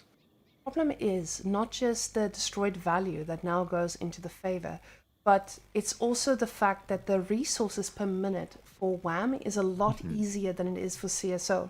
We can see, even though it looks pretty similar here, we have to keep in mind that these are finite food sources. And a lot of what Wham has, if we switch back here, you can see he only has 25, and he is pretty much getting a lot of value from that. Now, a few of the villagers does get pushed back. We do see CSO being out here on the food sources, especially on a boar, which is why his income is so high. But again, now that's limited with this type of raiding. And the Wham Wolves are going to keep a majority army that loves to raid out. These guys don't do well against walls, and they do not do too well in straight up engagements. So this is probably not a fight he wants to keep taking. He needs to find a way to kite. And the villagers here, again, being idle because they just want to go back onto the boar. Instead, they say berries might be safer.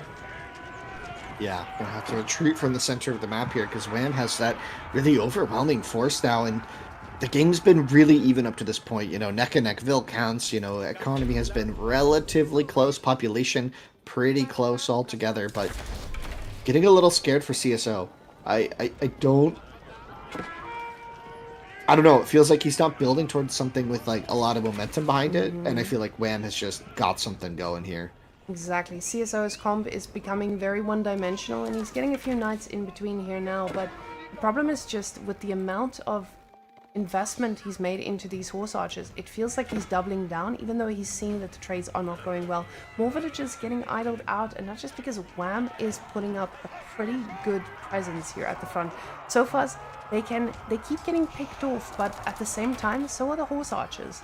So with basically free food coming his way, he probably doesn't mind just replacing these, because that population is exploding. We're almost at 130 now, and sofas just keep getting added. So, Yeah. I don't know if CSO has an answer to this, though. Like, what unit, what composition can he realistically do that deals with this? Because sofas would get on top of siege, but all of a sudden an engagement comes through, and it does look like the horse archers are going to have to work really hard. Yeah, the knights and on the front line just evaporates.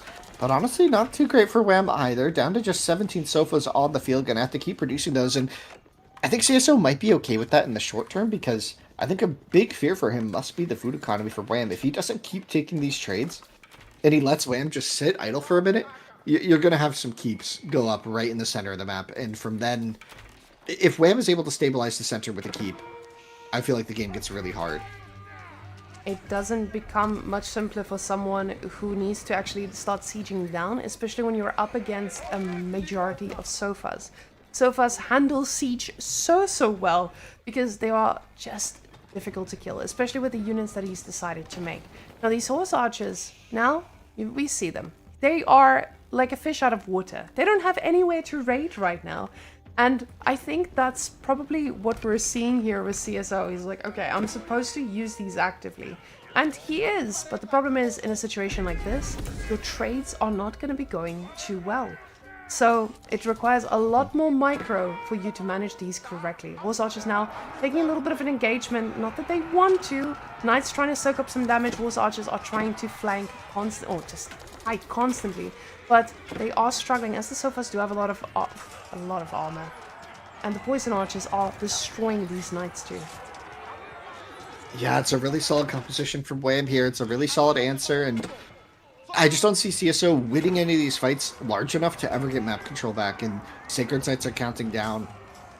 And Wham's just been soaking up a lot of the minerals in the center, so the stone and gold in the middle, and we could see he has 900 stone now, could place a keep. I think it'd be another keep situation. I believe he already placed a keep somewhere, I'm not sure. Find him. Or he invested a lot of stone into something. He had 900 stone before, and it's been weirdly gone. Oh, there we go. There it is. There's one there, and he's building another one on the other Sacred Site now. Yeah, there it is. Disgusting. Yeah, so that's 2 keeps to lock down the center of the map. Next would be maybe the implant mark, but we'll see. Fort of the Huntress, maybe. Not quite there yet. He's getting close. You can see with the amount of units he's not making with those resources. He has a similar idea. He's listening to Winston give him all these great ideas, and he's like, oh, hello. So getting that Fort of the Huntress is going to mean that he can be the one raiding as well. It's just giving you so much control. You then have control of these golds, which is such a big thing to have as Malians, even though he probably is pretty happy with this passive income. We can see 1 on gold over here, not rushing towards anything. But university upgrades do get expensive. CSO just, it doesn't feel like he's got anything he's working towards, like we said. He's getting farms. He has some food income now, but it just will not be able to match up against an Imperial Age army that he's about to face. And especially with the Sacred Site timer ticking at 6 minutes, he's going to be fighting a very scary fight. Rus just doesn't have an answer this quickly for something that powerful. We do see him making a counterweight trebuchet now, and trebuchets are great, but usually when they are supported by a pretty good front line, and 10 knights are not going to be enough of a front line against this army.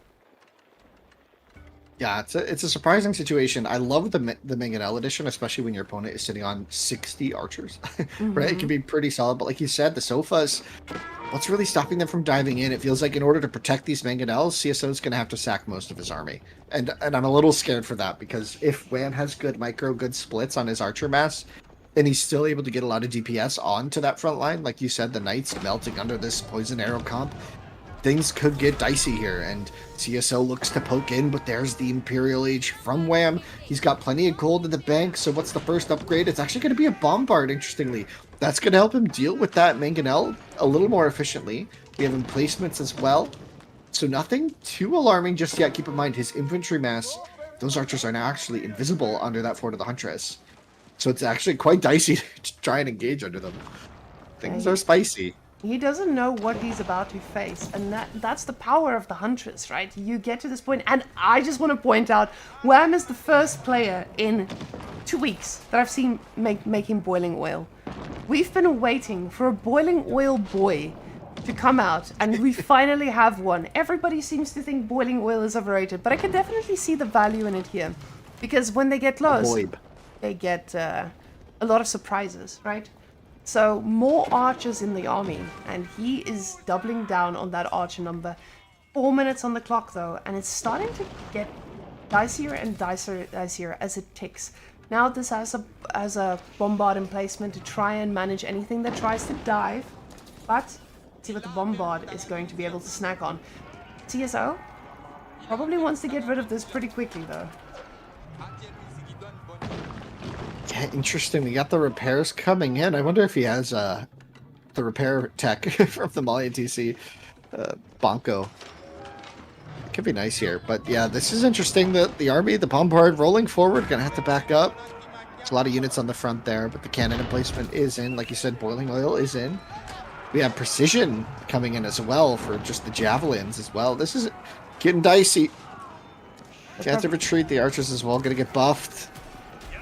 I mean, CSO has a lot of mass, right? He's got a lot of stuff, a lot of HP.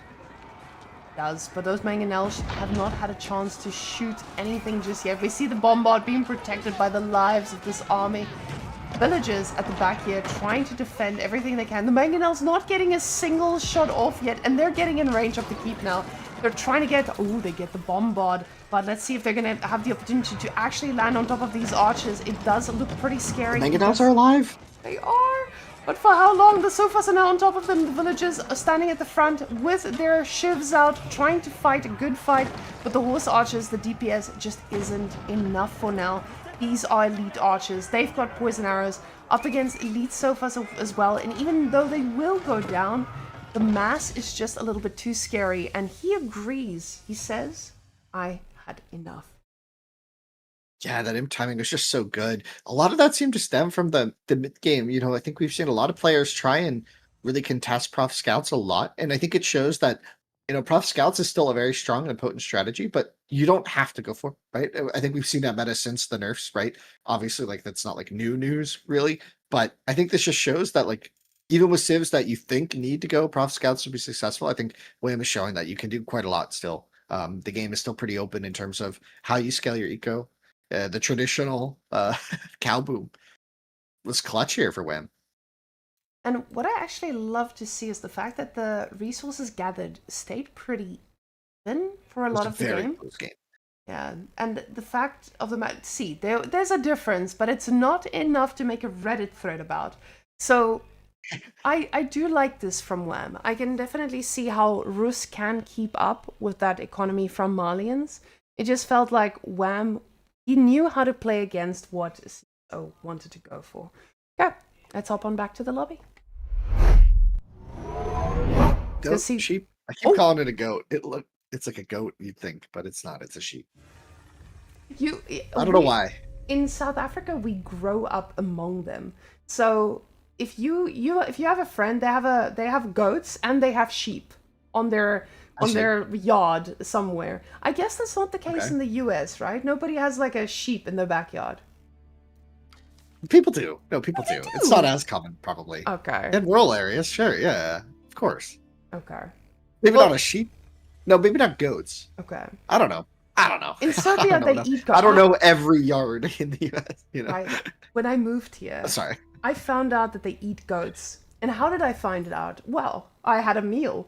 And at that meal, Beastie was like, "Oh, are you liking the meat?" I'm like, "Yeah, this is the best lamb I've ever had." Super excited about me getting good soft sheep, and I found out it was a goat. I felt so traumatized because goats, yes, I don't know, Serbia, it's wild. Winston, you don't eat meat, right? Yeah, no, I don't. Okay, so How do that you just remember that? sounded That's awful. crazy. I am so sorry. Oh, it's okay. How do you remember that? I feel like what? Okay. It's the Anyway, next autism. It's game. actually the autism. Fair enough, you know. Okay. However, that's impressive. Wham. Okay, he's got Chinese on CSO against Mongols. Sorry, I'm just kind of blinders on, you know. Focus. The goat story. It kept going. This You gotta focus. We're putting on a show. we're Wham. putting on You a gotta- show, but Mongols on this map. We saw something crazy yesterday. Do you know what I saw yesterday with Mongols on What this did map? you see yesterday with Mongols? Fast Imperial on this map. Cognate? Yes. Yeah, I know that's not Cognate crazy. is still insane. Yes. Right. But on this But map. on this map. Yes. So That's impressive. Was yeah. the water just not contested? It What was. map game is this? It was just split up pretty evenly. There was some congestion, but there was also a lot of allowances, I would say. But the Cognate definitely did its work. I don't think CSO is the kind of player who would allow that though, because we do have China, and China is really good in Castle Age, especially. So allowing your opponent to get to Imperial, I don't think he would be doing that, right? I'm trying to think about how you'd play China on how people have played China on this map for a while, and yeah, no, I think you hit a timing a little bit before that. It could be spooky if you play it wrong, maybe, right? Like if you just go a little too greedy or slow, I think you could get caught off guard by this. It does make sense, right? Because if you're in a position where you feel like you're just defending and you feel like you have enough to defend, but you feel like your economy is scaling well, like you have like maybe 2TC Song, Fish Boom, right? Like why go attack? Why go aggressive? Because you feel like you have the win condition already. But yeah, if Cognate ends up becoming a win condition against that, I'm trying to think if it does. And it might. It might. Well, we're getting. I don't know. We're gonna find out. Yeah, the thing is, I think a lot of what we haven't seen is China on this map. A lot of the other civilizations have been performing a little better, and I think China is just one of those civilizations that you have so many cards that you can pull that people have been saving it for other maps as well. But we'll see what the boys are cooking, and ladies and gents, let's hop on in to our game. I'm excited. That's a sheep for sure. I know that. Sorry. I had to bring it up again. All right, so Wham, we got Mongols on the left side and CSO on the top right in the Chinese. Now, both of these Yellow players, shirts. them yellow shirts are gonna carry all of them wood to build them docks at the water side. He spots that deep sea fish pretty easily. Very nicely placed. Okay, that was my casting for the dock. Now this bad boy though, he's also looking to place a dock right in front of the deep water fish as well. Wonderful placement. We're gonna love seeing that income coming in hot. But boys, let's go look at what this Khan is going to check out and what he wants to see. The TC, if he's not careful. No, obviously Wham's going to be paying attention.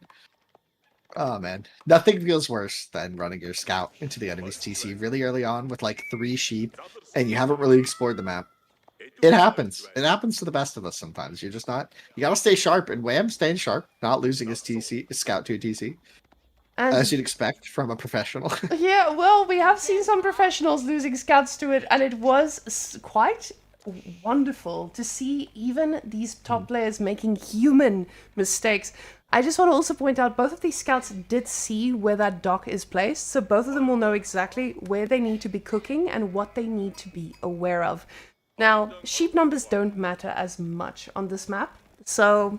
But I would still would like to be yellow in this case. China is going to be very happy with that amount of sheep.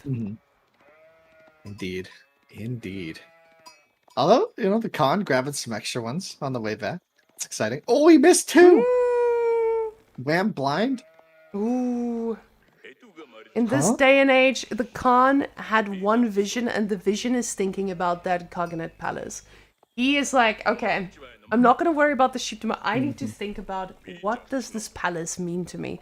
Running a little bit back now, we see that 2 of these scouts are in close proximity as well. We are going to go pick up those sheep we left behind. Who gets them? At least one of them. Nice. Wait, it's to the right. Oh no, that sheep. Not hungry enough. Playing hard. He's playing hard to get. Now, he does go Now we back gotta to the TC, just wants to check, hey, is this TC still working? But the information that he actually gets from this, guys, is he gets to see, hello, gold. Not on that gold. Not on the gold yet. Still very happily elsewhere. Onto the woodline, of course. So, now, Wham is on gold already. He knows he's going to be able to probably match the age up, because with China, oh, actually, I was gonna say, he doesn't have an imperial official. Never mind. Oh, never mind. There we go. Never go. There's an imperial official. He's decided to invest. So with this, he's probably not going to be that far behind starting the age up, but with China build speeds, it's going to be pretty quick. Now, the Khan is super annoying at this point of the game, and we actually saw this yesterday as well. Just with the Khan, you're getting those villages ready for a good old raid. So definitely a lot of value that early in the game. Yeah, it's actually interesting. CSO's timing here on the gold is going to be quite late. Obviously, he's running a practice build order, so he just got that first stack of 40 gold from the lumber camp. But at this rate, it is quite slow to not be on the gold at all and to not have the mill. But like, it makes sense. Like, this is how you play. I'm not saying he's doing anything wrong, but the timing feels a little late. But I'm not sure. Guess you just age up fast and you'll be fine. And everything's fine. This is fine. Now, with China, what possibilities do you foresee in a situation like this? Because China is not a civilization that I get to see this much on the map, obviously. Do we just get some water aggression, some denial? Because that's what China is known for, being able to punish on water. Mongols, on the other hand, they have a lot more to offer, at least on land. So I'm a little bit concerned for CSO if he allows himself to get raided here, because this woodline is very small and very easy to harass from the sides. This is something we saw a little bit when Order of the Dragon was on this map yesterday. So basically, because of the small woodlines, it's very easy to park your units here and get raided constantly. So, I was going to say, Imperial Academies, pretty standard, but I would not be surprised if he does end up going for a Barbican to just ensure that he can stay on that water. But look at this Wham. He's the aggressor today. Yeah, it seems like 9 vills, though, on the age up with China is going to be the solution for this build. So it's just, that's how you're going to have an equal timing, if not slightly faster, it looks like. And that's going to mean that Wham might have been thinking he's getting a slightly better timing, but not quite. So that's going to mean that CSO is going to have a very minimal advantage into defending if he is going to train a ship right away, but he's actually missing some resources to train a ship. He does have the double dock, though, which means he'll be much more likely to be able to hold this pawn with only 1 dock from the opponent. But it is going to mean he has to invest a lot into winning that. And the arrow slit's going to be the opening for Mongols. It's always quite annoying. They get the Uvu going early, right? So you just have pretty easy access to these arrow slits, and it can be tricky to deal with. It's going to force these fish boats off the easy deep fish. So usually with Mongols, I know a lot of people would wonder what is the plan here. And for a lot of us, I think I learned yesterday, the whole point of putting a dock down is just to get the arrow slits, because it's so simple to do. Now, being able to do damage to the war junk here, he's not necessarily going to be able to kill it instantly, but that could have been very dire. Did he manually delete? No. I think he manually... Really? I guess maybe he clicked on the fishing boat. Okay. That could have been it. Yeah. No, that seemed odd. That seemed early. I don't know, a little premature, if you ask me. I don't know. Now, maybe. It doesn't look like he's going to invest too much more into this, as he is on his own water. Now, there's no counter-aggression here from China. We can see CSO just going for his second leg here. I'm going to be able to do so. I do see a tiny dot here, and that's the Whamenqt, and that's what I was talking about, guys. That is the force that CSO has to fight against, because the wood line is getting more and more exposed, and he's aware of this. He's getting the archers in position to not be punished too hard, but Whamenqt, they are tough to handle, even with a few archers. Yeah, you have the Con Hunter as well in there, in the mix, just to try and, like, spice up the attack, make it a little more noticeable, right? You get a little bit more range, you can outrange. Well, not outrange the archers, but just gives you a little more flexibility on the attack. We'll see how this goes, though. It's going to be kind of tricky. The Con will tank a lot of arrows early on, but once the focus fire comes in from CSO, things will get tricky. Not a lot of Whamenqt.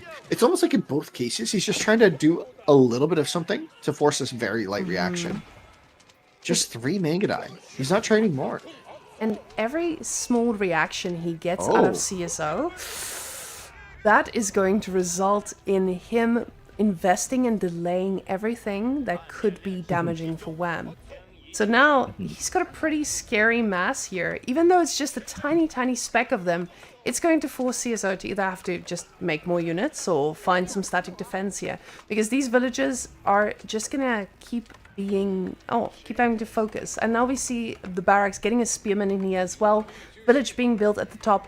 Gonna make for some easy garrison slots, but still not solving the problem of the raids. Luckily, Wham is solving his own problems of the raids by moving them away from the wood line and going to put some pressure onto the gold. Now, he doesn't go for the second pond either. He looks straight at going castle.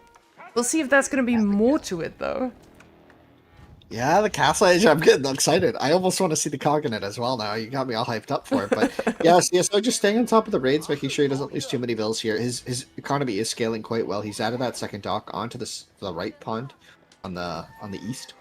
And we'll see now the Con just putting out the enemy vills, but seeing that CSO is prepared. I'm not seeing how this plays out in the short term for Wham if he goes for something more aggressive behind the castle age, or is he really just going to save up here? He's got a lot of fishing boats, like a lot of fishing boats. Now, on that, go further left. There's quite a lot there. I can. The problem with all these fishing boats is if they start to overfish, the food economy does go down significantly, but it does look like he'll be okay with the 4 deep sea fish, and this one is all the way in China. He's gonna be all right. Now, the thing is, he is getting his step read out here, and with the villager, and this is why we're not looking at income per minute right now. We can see there's a lot, and I know most of these are fishing boats, but it doesn't feel like he's going towards units here. And CSO, I feel like it's going to take a while to catch up to this. He now got wheelbarrow as well, but he is going to take a while to get to that type of resources to respond. But it seems like Wham is going straight for Imperial. No units in queue. He's got one thing on his mind, and it's more gold, actually. And enforcements, emplacements, wow. Yeah, I mean, you have the stone, might as well, right? If he's not going to be spending it on anything else, it's better to spend it now and make sure you're safe. But CSO, this is almost exactly what I was talking about from CSO's perspective. He's kind of like, I've got the double fish boom. I'm scaling my economy. What can I really be scared of, right? So he's not playing aggressive at all. And here's a really nice raid coming in, getting a Vil kill for that. Maybe even a second. That feels really free. Like, it's something that definitely CSO's thinking should not have happened from his perspective, right? He has the military to deny this. So he's probably feeling a little frustrated that he just had to idle all of his wood like that. And that just shows what mobility does. The fact that he has this mobile little army is just ensuring that CSO needs to react. And now he's getting men-at-arms too. And I want you guys to notice, men-at-arms are fine. But men-at-arms against an army that is not prepared for them, ooh, he is gonna have a little bit of trouble. Wham now almost ready to click up to Imperial. And he's already getting some outposts around the TC to try and get ready for that initial push that will come out of China the moment he does click it up. But we do see a Lancer being queued up too. And with a Lancer, he's going to be able to do some raiding of his own, get some of his own information here. Lancer now going straight for it. They do need to be careful. The charge will go off. I think we still have Moose Speed Arrow, or it might still be on cooldown actually. I know he could just sprint away, but yeah, this is looking dicey. I don't know. I think CSO is going to be a little surprised by this. Maybe he's seen this in practice games, so he's aware of the potential here, and his confidence in this stage is that he knows what to deal with it. Like, he knows how to handle this. Maybe it is the Lancers. And the problem is, I'm not sure. This isn't a Song Dynasty, though. He's not getting ahead economically. He is ahead because of this little lake here. But it's not fully saturated. It's not something that he's actively pursuing, in a way. And now, slowly, Wham will be doing the same. So it does feel like there is a timing that I feel like he may have already missed. But we'll see if that is going to be the case, because, oh my goodness, that's a lot of Lances, and all of a sudden things look scary. Yeah, it's a lot of units on the field now, and you're up, and you're getting the Wee to start. You know, it is a bit of a lottery what you're going to get, and he is not in the position to need the Wee. He was probably hoping for, you know, Lancers or Mangadai or just kind of anything other than the Wee. But he's getting Wee. So that's going to sit. I've made this landmark before in pretty competitive games, and it's like, when you do get this situation, you're just kind of sad because the Wee is going to sit in your base for the next like 10, maybe 15 minutes, right? Because you really have to like kind of wrestle control with all the free units. It's kind of, it takes time, right? It just takes time. Let's see. Do you think he'll get double Wee? No. We's not getting double it's happened. He's getting warrior monks. Winston, he's getting warrior monks. He has to. That'd be kind of nice. That'd be nice. Oh yeah, because he can heal his army. I've been double Wee in the past. Oh. Okay, Mangadai is good. Mangadai is good. Oh, that's a horse archers even. That's still just as good. Yeah. That's definitely a good spot to be in. We can see a few more towers coming up here. He just wants to keep those vills alive. And that means that CSO will not be catching him out. But the problem is, Wham doesn't have a lot of gold right now. He doesn't even have any for upgrades.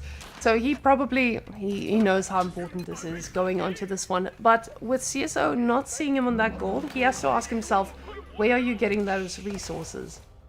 And we'll find out if he's going to be able to do something about this. We're going to be switching back to income per minute now, so we can see what he's cooking. But Wham is about to get whammed. And I don't know if the 2 whams are going to be enough.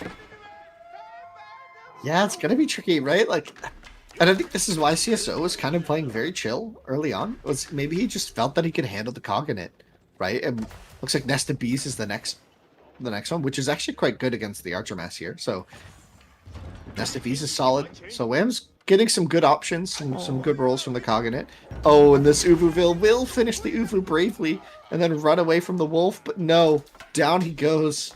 Fish in hand, the wolf stands victorious. Oh man, that was kind of funny. And now the Rams come in. They're going to take out these Springald Towers pretty easily. The Springald Towers can't run, but everything else has. The Steppered Out has relocated to the gold in the south, which I'd be really surprised if CSO doesn't see this, and that could just be the end of the game. He's built a oh, that's so smart. He built a transport ship in that pond. So if the Vills do get spotted, he can just hide and let the Bauschwan do the talking, the Bauchad. That's really smart. That's really, really smart. And behind this, also just getting more fishing ships, because now he can start scaling that economy. We have our horse archers actually doing work here. The towers doing amazing against these. Nest of Bees doing everything a woman could dream of, just making sure the enemy explodes, of course. Those are goals, right? So with these guys, he's just able to, you know, keep his opponent on his toes. And this is good, because you're delaying your opponent's army from reaching your base. And CSO, though. Double Wee. Oh, sorry. No. Another one. Wee. You know, Wee. Well, it's gonna be useful later. Right? Yes. Like it's not useless all the game. It's just not the tempo you're looking for when you go this landmark. But we'll see. Oh boy. He's trying to give himself the time. Just getting a few lances to go all the way back here delays the push. But another Wham is coming out, and Wham is going to struggle against this. At least for now. We'll see what's after the Hui Pao, but he needs to get a little bit more meat on these bones. And it does look like this forward one will be in danger. We do have one that's very reinforced that he probably is going to try to focus down. But the hand cannoneers, even just 2 of them, is already going to make this a little bit easier alongside those crossbows. Oh, the nest of bees landed a beautiful shot there. The Rams, are they going to be enough? One tower does go down. Needs to take out these cannon outposts. Well, he can. He's taking a big risk here, I feel like CSO is going for this dive, but maybe feeling like he has the economy to keep supporting this military push, and the Rams getting a little bit of value here, but a lot of yellow bodies on the field here, right? Like a lot of yellow shirts on the ground. Wham might be feeling okay with that. The Hui setting up to just lob some rocks uselessly at the enemies. Now, those rocks, when they do hit quite hard. It's just not the type of pain you would imagine. Although, we do get more horse archers. Now, guys, a nice little army of horse archers. He's well trained. He's already made Whamenqt before this. So, he's ready for this. Villagers are migrating to the other side. If those boys are going to go dock, yes, they are. Bouchad is pushing them back. They are not able to go onto the water. And the step will be safe yet again because the Bouchad, 2 of them now, shooting rockets. Yeah, it's a nice defense, and I just gotta add again. I love that transport ad from Wham. Like, I think that's so it's so smart. You're on the gold. If you're gonna get raided, you don't have anything nearby. Just running into the transport and hoping they all live is a really heads up idea. But we'll see. Does his dock get spotted? There's like another dock going up from... Oh, yeah, it's going to get blocked a little bit, so I'm going to have to put it in a different spot, but now it's not going to be a surprise. A Bouchad could come out first for CSO to defend that position. Or not a Bouchad, sorry, just a Hulk maybe. Or Galley. We'll see something. If he notices, let's see. Oh, he does notice. He notices. He knows. He sees.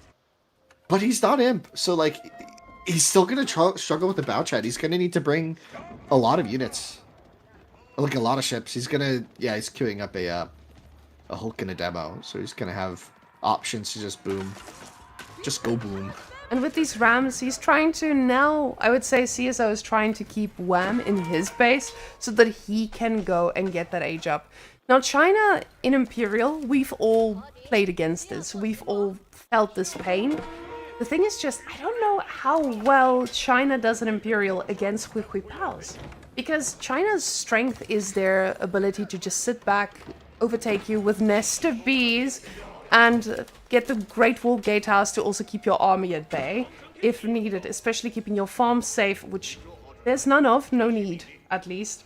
But the gold will eventually run out, and I feel like the units that Wham already has, China doesn't get that usual map control that they do when they hit Imperial. Now, let's see what CSO is going to be aging up with. I'm imagining it's Great Wall just to hold the middle, but like you said, the Huihuis are going to make really short work of that. So CSO has to be very, very careful where he's going to place this, and it's going to be the Spirit Way in the back. So looking to get a bit of healing maybe on some of these units, but he's not actually making any Dynasty units. So this might just be Imp for the sake of Imp, right? Like, what unit is he going to make that's going to benefit from the healing here? He's got some Lances that are going to go for a side raid, but we do have some villagers running around. The thing is, those Vills, they're going to go over here for a stone, but it might not be a sneaky play like this. We do see the H-up coming through, and now see what upgrades get prioritized, and elite ones. Fire Lancers. No? Is that Fire Lancers? That's crazy. Just... Oh, Knights or Lancers. Nice, Sorry, nice. I just saw the last word Lancers. I was like, there's no way. Right? He's not even Yuan. He's not Yuan. He can't even get them. He Right, is that'd be yoinking. He's got a successful yoink from the... And now with the Lances, they are gonna have their upgrades, but still, you don't want to be fighting into spears, especially when they're elite as well. And the army from Wham is so scary. I just don't know if CSO has the opportunity to make something out of this. He's out here on a gold because he knows this is very limited. And the Hui Pals actually being caught out. Huihuis! Kill the Huihuis! Get the Huihuis! That's a huge loss because that actually is one of the ways. Now CSO's probably kind of like, oh, why didn't I just build the Great Wall Gatehouse if I'm just gonna kill the Huihuis like that, right? Like, it kind of really opens up options for him now. He can build a keep in the front to actually defend and maybe move his military out. But yeah, just the Elite Knight is going to be the play here for a bit. 5 Nest of Bees going to help pack that punch onto the main forces of Wham, which is mostly crossbow spear, so he's really equipped to deal with the knights, but is he equipped to deal with the nest of bees? I'm not really sure. A 6th one on the way even. Now, with the amount of nest of bees on Wham's side, he probably is happy, but could Oh. use a few more. They are looking for a target, but they're just inching jiggling. forward. And he jiggles? They're jiggling. Yeah, they were doing a little dance, a little hoedown, a little dance going. And he Sorry. does. The keep goes up. Yeah, this is so important for him to get. If he gets this keep up, he's got access to a little bit of gold. We know how China does. They are okay if they get denied from a little bit of gold. Oh. But decent connection here from them. Horse archers now. A lot of nest of bees. They're about to be hit, and that's good damage on the other side. Though. Wait, but the army CSO is okay. No, I thought he was just running his knights away.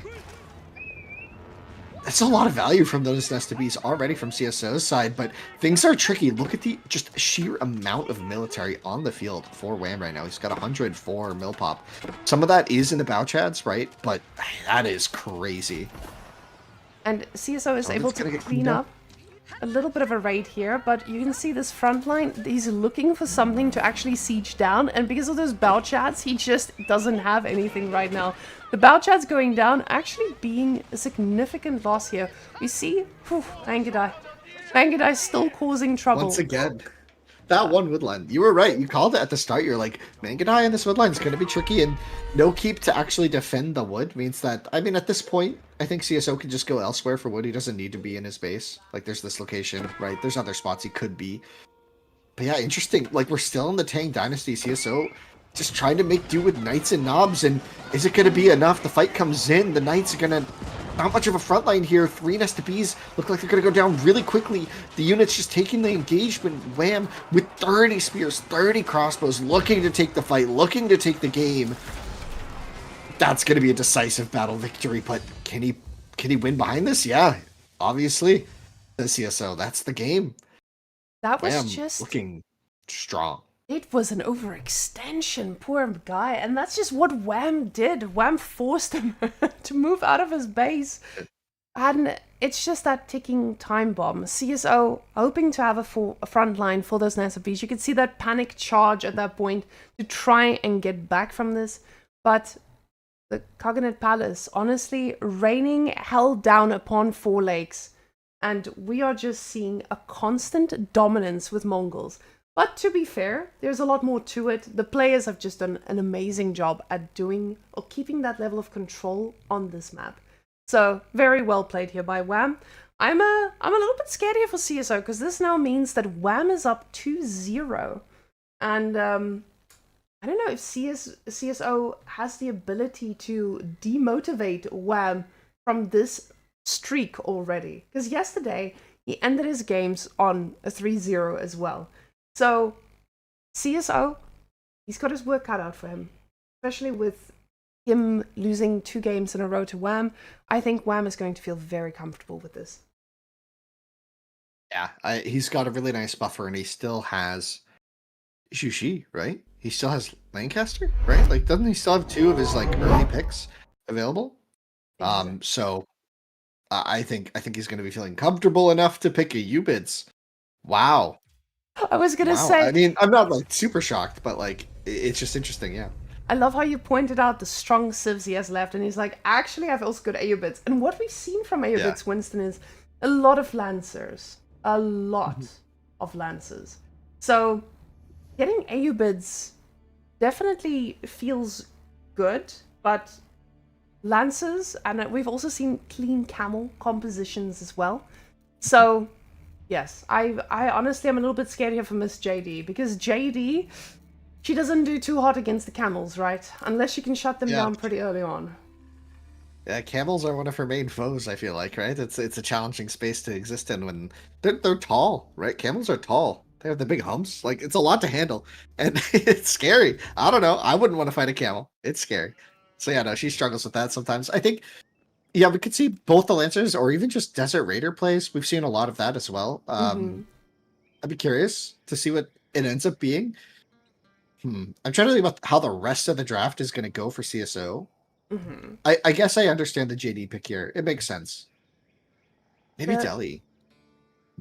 When I saw Delhi in the pick, I actually was a little bit, I was wondering about Delhi, because Delhi has been showing a lot of power, especially when you get to elephants, but you have to get there, right? And I feel like Wham has just shown us, he's got this aggressive side to him, that he won't let you have that control. But looking at the maps that are left, Dry Arabia, it's still on the cards here. So it's going to be a map that you have the civilizations for, even though even things like Japan get played on Dry Arabia now. But guys, we're ready to head on in, so let's go and look at the Baldland and our two chads taking us for it. Sheep. Sorry, I'm gonna say that every time now. I think. So we got Wham and CSO once again matching up. We got CSO on the left side in JD with the red pieces, and Wham on the right side with the Ubids in the blue. Very exciting stuff. Very, very exciting stuff. And we get to see 160 FPS and 130 FPS screen showing us those high quality sheep getting picked up. And this is pretty a good spot for us to see what the early game could potentially look like. Now, when you are on Baldland, you always think about the wood. You know, it's in the name. The map is pretty bald. There's not a lot of hair growing out of the ground. There's enough grass, but just not enough trees for these people. So farm transitions become a little bit harder. Staying safe in your base becomes a lot harder. But we'll see if there are any pro scout shenanigans between these two, because JD and Aobids, both of them, they do require a lot of food to keep going. Yeah, I mean, a lot could happen here. I'm kind of curious. We have seen prop scouts on this map a few times. We've also seen some players opting. It's not really a map where you can push easily because you don't have like the close steer, so you don't see the spear openings like really much on this map, at least from what I can tell in the tournament games, right? Yeah, so I'd be curious to see how this like plays out. The Ubids though, just trying to think about like what the natural play for Wham is here. If he tries to FC or not. That's kind of my question. I don't know if you want to against JD. Right? You do have a pretty good feudal age as well. So that's usually the key here too. So you have a good feudal age against the knights. Because of your camels, you get to kite them pretty well. I'm not saying perfectly, but it does make it a little bit simpler to do. But it depends on the age up, right? Yesterday, we saw a lot of choices here.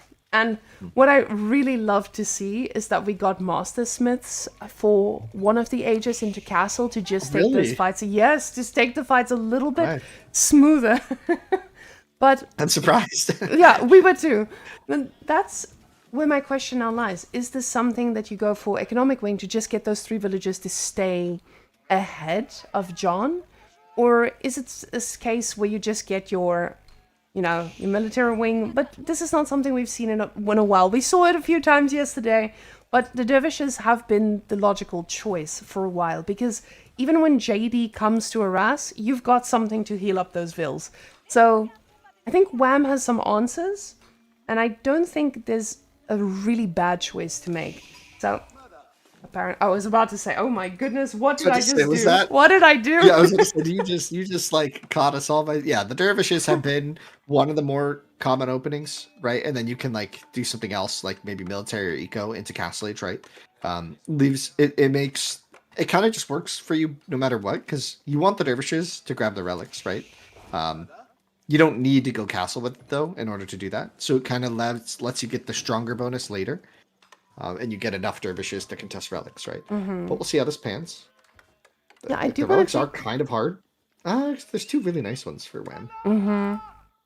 Now, I do think that CSO needs to put this aggression pretty early on Wham, because Wham, I feel like if you give him a little bit of space, he just runs away with it. And yes, this is the map to do so, because the woodlines are so far away from the TC, so you are pretty easily going to find an opening to do some damage, and that's usually where the difference comes in. Yes, you're going to have these dervishes to heal up, but you're going to need to find a way to actually get resources to make units. Now, CSO hitting the Castle Age. Castle Age. Feudal Age. Pretty fast, but instantly going for a scout. And this is not going to be aggressive playstyle too early on. He's going straight for pro scouts. Disgusting. Yeah, the dervishes is interesting. Makes sense. Yeah, no, yeah, Prof Scouts though. There's a lot of deer here to grab, to be had, so it makes sense. Just wondering if it is maybe a little too slow for CSO. If he takes too long on this, but with Wham not having a single unit on the field, it means that CSO doesn't need to defend these, right? You can just have like maybe 3 or 4 going, and then still try and age up behind this. Or just start getting night production going, right? Like, I almost wonder if this is a game where you don't want to go 7 scouts, right? Like, I just don't know if it's necessary here. And the dervishes here, they can't pick up the relics yet, but they can do a couple other things. They can scout, they can look around, they can push deer kind of poorly, right? But it still works. And that looks like the goal is... Yeah, exactly. They're going to try to push these boys under the TC. And even denying 3 of these is going to be important, because right now he's just going to be able to pick up every amount of deer as he would want. We do see a ranged JD, which is usually pretty simple to see with Aeobits especially. But now with the re-macroing, we can check that he is going to go for fast castle. So when you don't have that pure fear of a knight, you just get to sit back and relax. And I don't know if this is a safe play for CSO to do, because with that knight presence, yes, you delay your pro scouts, but you force your opponent to invest so many resources into building a production building and actually having to do this. But luckily, Wham already invested these anyway. Yeah, that little cute wall off, and he's going to see the Prof Scouts coming in. It's not really a surprise here against JD. Interesting stuff, though. It's interesting with the one knight. Is CSO not going to produce more? No, he's queuing up 2 more scouts. Okay, so he just wants to, seeing that there's no military on the field, right? He's just investing heavily into the scouts now. He's just saying, okay, as long as you're not having military, I'm just going to make a ton of scouts and try and get all the deer here. And it's an interesting play. I don't know if he needs to rush the deer in, though. I mean, maybe he does. It is a ticking time bomb. The thing is, it depends what comes out of this, right? And I hate to say this, but yesterday... No. Nothing crazy like that. But yesterday we also did Bizarre. Yes, but we actually did see an Imperial Age Bazaar, by the way. So industry. No, I'll stop. Sorry. All of the above. All of the above. Let's wait so we don't ruin it. Guys, this is going to be one of those things I do not want to curse. He goes for economic wing. See, we saw this against a few people. Wasn't it against Wham? It might have been. Yes. Wasn't maybe it he's the learned Scatterbrain from it. Yes. But Scatterbrain... It was a Ubid plus a Bastard, right? Maybe. Yes. That could be the case. Oh, yes, and just overwhelmed him completely with the amount of units from his side. Yeah. But now he does 2 knights on the field, and this might make a difference in picking up these relics, right? He does have scouts. He knows exactly where everything is, and he probably knows where those dervishes are going to try to pick up. JD is looking for some damage, though, and she's got an arrow locked and loaded. We can see 3 of them standing at the ready. The dervish being in the zone, ready to heal up as well. So, very good placement here by Wham. He's aware. Wham aware indeed. Yeah, it's nice. And a couple nights now on the field. CSO's economic wing, though, isn't going to give him immediate mill tempo. That is something pretty notable. What production building are we going to see? Probably stables, right? Yes. Make him a lancer? Yeah, and the moment he gets those... I mean, not probably. It's going to be what gets built, right? But, like, when? Where? Like, it's... the time. It feels like CSO's getting a lot of map, and he's just going to have a lot of units. Like, 4 or 5, like, feudal knights are going to handle a couple camo lancers, right? So the timing could just be a situation where if Wham takes a bad fight early on, he could just find himself totally trapped in his base for the next, 5 minutes, right? And he's not in a situation where he's got food on his side. He's got a little bit of berries here at the back. But again, knights do find their way in if things get to that point. So he does need to be careful with that amount of time he expects to have in this. Now, we do see the little outpost here going to be able to protect something. But JD, she's looking for blood. The thing is, if you're going to fast castle, usually you want to have your dervishes in position. And it does look like we're going to have one here too. He does pick it up, bring it home. And apparently dervish healing is going to... Let's see if it sustains. We've got another one coming back to base. But at the same time, we have The rest of JD's army also joining here, but the dervish makes it out. Wow. Winston! Oh wait, no, he might just try and dive? Ooh, wow. That was What's wild! That's a lot of healing! Yeah, that was a lot. That was a lot more than I thought. Yeah, interesting. Interesting stuff. I mean, the dervishes are strong. I mean, we want to make sure that everyone can play like all these landmarks, right? You should be able to do a lot of different things, and that's kind of all he got from the feudal landmark was this, right? He still has to build the monastery or the mosque, sorry. So what's going on for him to really get that value still? The knights, just maybe with 2 knights or 3 knights, he can help deny those a little better. But behind all of this, right? Like CSO is still just kind of getting all the deer completely uncontested, right? And he stopped at 8 scouts here. Makes a ton of sense, right? Like now that there's units on the field, I think he's got the timing almost perfect, right? Like I don't think Wham is going to really be able to leave his base. And then by the time he does, all the deer are gone. Sorry, I keep fumbling over my words. See, that is the one thing I'm afraid of as well. No. Winston, you speak perfect English. You don't need to worry about it. Sometimes. With the amount of deer that he has, this is going to be CSO's sit back and relax game. He doesn't, at least for now, he's going to be okay with just producing. But I feel like Aeobeds is nearing that point where we are depleting what is under here. And yes, CSO could take a few bad trades and he still might be okay with replacing that army. But Wham needs to think about that too. We can then see now going to the back berries as well. And protecting the relics here. Dervish will go down as he runs face first into them. The second Dervish is going to be in position. And 2 Lancers not going to be enough to deal with 6 Knights. Yeah, it's an interesting situation here, right? Because Wham has a stronger unit on the field, but just not enough yet. And CSO, now that he's Castle Age, like, I feel like he has a lot of options with how he can play this. The Dervish, though, did manage to yoink that relic, which is really good for Wham, right? Like you said, getting that little bit of free resources into his base from his age up is really critical here. And he has a lot of the eco upgrades. Like, I think Wham's scaling this quite nicely. He's got an 8 lead, obviously mostly carried by the eco wing, but like not losing any to these knights, playing really safe with that wall. Everything's pretty good here for him. Charges coming across, the player's just going to exchange some charges. You see that purple glow on the knights because the camels do have that 20% debuff. Yeah, it's just tricky. It's just tricky for CSO here. I'm trying to think about what his next play is, and it's like if he's not capitalizing on the deer now, like all that extra eco right now, like what's next for him? To play into art like 2 ranges maybe? So he definitely has not committed to a playstyle yet, and I think this indecisiveness is definitely something that could contribute to Wham actually just taking complete control of this. Because like you said, he's playing it safe, but he is aware of the food situation, right? He knows every single deer has been picked up. The Knight's numbers are really scary, but Wham forcing him to split up his army is the difference here. Wham has camels, and he's ensuring that there is at least 2 Knights having to chase these down. And even if they do collide, it just doesn't feel like he's in a happy place to take those trades. It's just forcing him to not move into his base. The difference here as well is the healing is quite significant from the dervishes. Yeah. So when these camels do get healed up, you can see that is so fast, so much faster than chivalry. So he doesn't mind taking a good little nosedive into a group of knights. Yeah, it's kind of interesting. Like, you'd almost expect maybe a transition, like I said, double range, like just into Arbalest or something, right? Like you need some units on the field. I feel like if you're CSO, like you need to get into a position where you can actually take fights.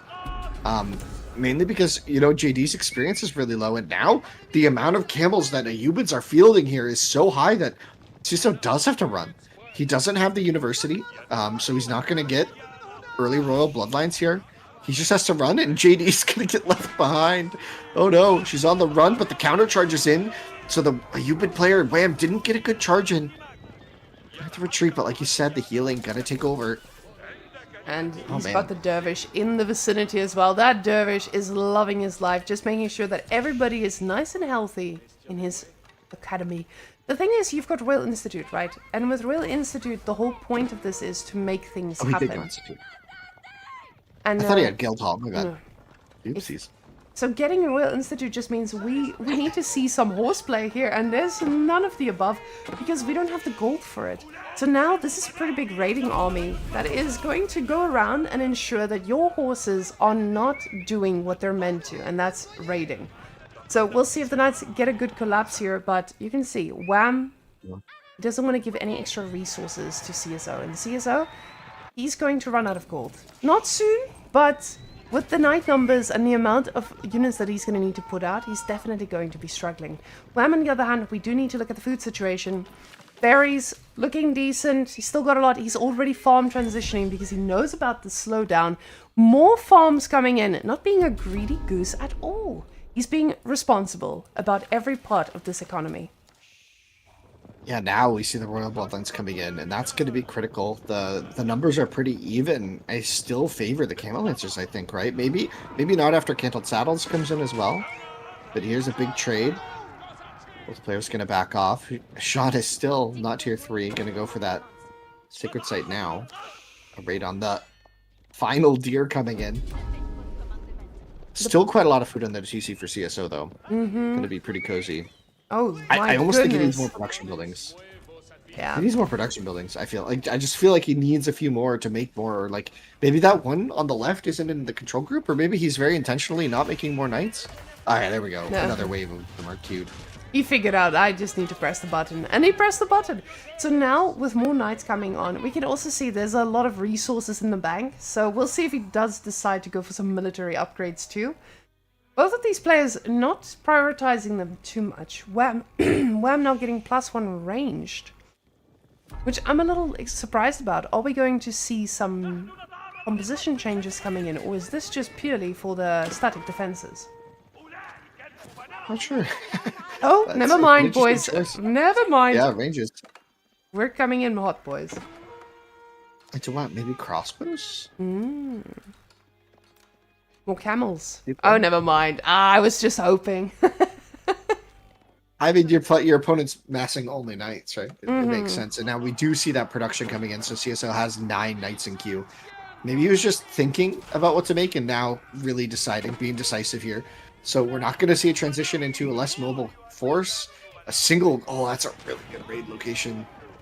Just a single Camel Lancer getting so much value there. And, you know, that's where you really see the difference with those little small walls, right? Like, Palisade walls, they're tricky to get up. They take a long time, and they're pretty expensive, but just keeps your villagers working a lot of the time. And you see that investment from Wham really paying off. Look how much resources he's sitting on. Wham gets to... Wham's eco's great. He can transition into any build from this, any unit, just because of the resources he has in the bank. See, he can even, if he needed to, he'd be able to go into siege at this point. That's how great he set himself up. By adding those early farms, he's extended the lifetime of all his food sources. So if he does get pushed off of one, he has something to fall back on. And yes, this did delay his ability to do some raiding, etc., but it was also not a position he wanted to be in. He didn't want to constantly raid. JD is a little bit out of position though, but the camels do get a pretty good connect, and the dervishes are ready to heal up, but the knights want to get a connection as well. He's getting +2 attack now, and another alarm going off. Another camel being annoying. I mean, these knights are actually going to get shredded by this crossbow switch, right? Like, CSO hasn't invested in even the steel, the undermesh. I think it's called the first ranged armor upgrade, right? Like it's gonna be tricky here, right? Like these crossbows have +2 attack, and they're not even revealed yet. It's gonna be when he reveals them. It's gonna be like there's 30 on the field, and I think CSO might be a little surprised by this switch because he's looking at the numbers and saying, okay, makes sense. I'm a little ahead in numbers, right? He might be feeling even good about the game in that sense, but. He's going to take an engagement, and behind these Camel Lancers, it's about to be 20 crossbows. Maybe more. And JD just leveled up. We just heard her, and you guys can see her there on the screen. She chooses the riders, though. Just definitely favoring that mobility. But these Camel Lancers are getting their value. Such a good raid. Vill's dying on both sides, though. A couple raids there for Wham. Or, sorry, on Wham as well. And the crossbows now just backing up to that outpost. And we'll see if CSO feels brave enough to just take a fight and dive. I'd be surprised if he does, but maybe he's thinking about it. all these empowered towers are definitely doing some amazing work here, but it does look like this is going to be the engagement. The Wololo will be coming through. Whoa! Run! That's so good for the crossbows, buying them so much time to just shoot down, but now the Knights just going to be trading against the Camel Lancers on the front line. The crossbows taking really good shots here. That front line, though, for CSO, is it going to be enough? It does. Oh, I don't know. It does feel like the army value is still in the favor of CSO for now, but the crossbows are shredding, and these knights are very low HP. Dervish is doing amazing work at trying to keep these alive, but the knight numbers are so scary. They're on top of the crossbows right now. It does look like CSO has done a pretty decent dent, but the question is, can he remake these units? Oh, he ran back in? No. Oh, just barely. CSO down to the timing there. The crossbows, though, standing supreme. There's not really anything left for CSO in this engagement. Just a few knights on the front here. The crossbow's going to be able to hold the line. And retreating are, what, 4 very hurt knights, 5 super hurt knights, and an army of Camel Lancers and crossbows are coming across the field. I really wonder if CSO should have switched up into some different units there. He just went down. He went into, like, what, 7 stables or something? Just all in knight production, no composition, and no real counter to the army that Wham was making, and Wham decisive in this series. That was disgusting. Dervish healing out of this world, Winston. What did we just witness? That was actually insane. I think it's faster when you're holding a relic too, right? Mm-hmm. Yeah, So I think he grabbed those relics and I think his frontline held because of that healing. It was an absolute amazing fight there from Webb. Just like you said, the crossbow switch threw him off. And CSO now definitely not feeling too good about being down 3-0. Match point for Wham. And Wham is this close to qualifying for the LAN. And we will need to fly someone else out from North America region. Oh my goodness, Wham. You are just making the LAN more expensive. I'm joking. I'm so glad we get to see Wham. It's so good to see both brothers in this scenario, because this is what you want to see. You want to see these big names constantly making it through, and they're still shining. Wham definitely put up an amazing fight, and I'm really excited to see if he's going to make this a 4-0. Guys, let's go back to the lobby and look at that final draft. Yeah, I'm very curious what the sheep. I'm very curious what the next game is going to be. And wow, Wham, even further saving his top picks. I guess it makes sense. It makes sense if you're winning with everything, just keep winning. And so we have Relic River, Ottomans versus Japanese. And I would say CSO, his Japanese has looked really scary in these qualifiers so far. So this looks spooky for Wham. I could see CSO taking a game here. The thing is, when you have Japan, there's been so many little tactics and things they pull out of nowhere that makes this a very scary unit or a very scary civilization to play against. We've seen some people do actual moves with Shinobi instead of just using them for water maps or hybrid maps. They get to use them for basically anything and forcing their opponent to just make unfavorable units. But now with Ottomans, we've been seeing a lot of barracks openings as well. This just doesn't feel like that matchup where you do go for the barracks opening, because if you do, you could just be faced with that samurai fight in the early game. That does not bode too well for a bunch of Stock Age spears. Yeah, you can kind of make it work if you go to a lot of units, right? If it really scales up, you get the meta maybe, or the healing, and that could be enough maybe, if you go to imams, right? But that's only if you're really scaling up to like a really, really, really big Dark Age fight. Definitely prefer Japanese in that case in a lot of senses. So we'll see. Yeah, it's spicy. It's spicy. We've seen CSO with these Onobugeisha switches in the mid game.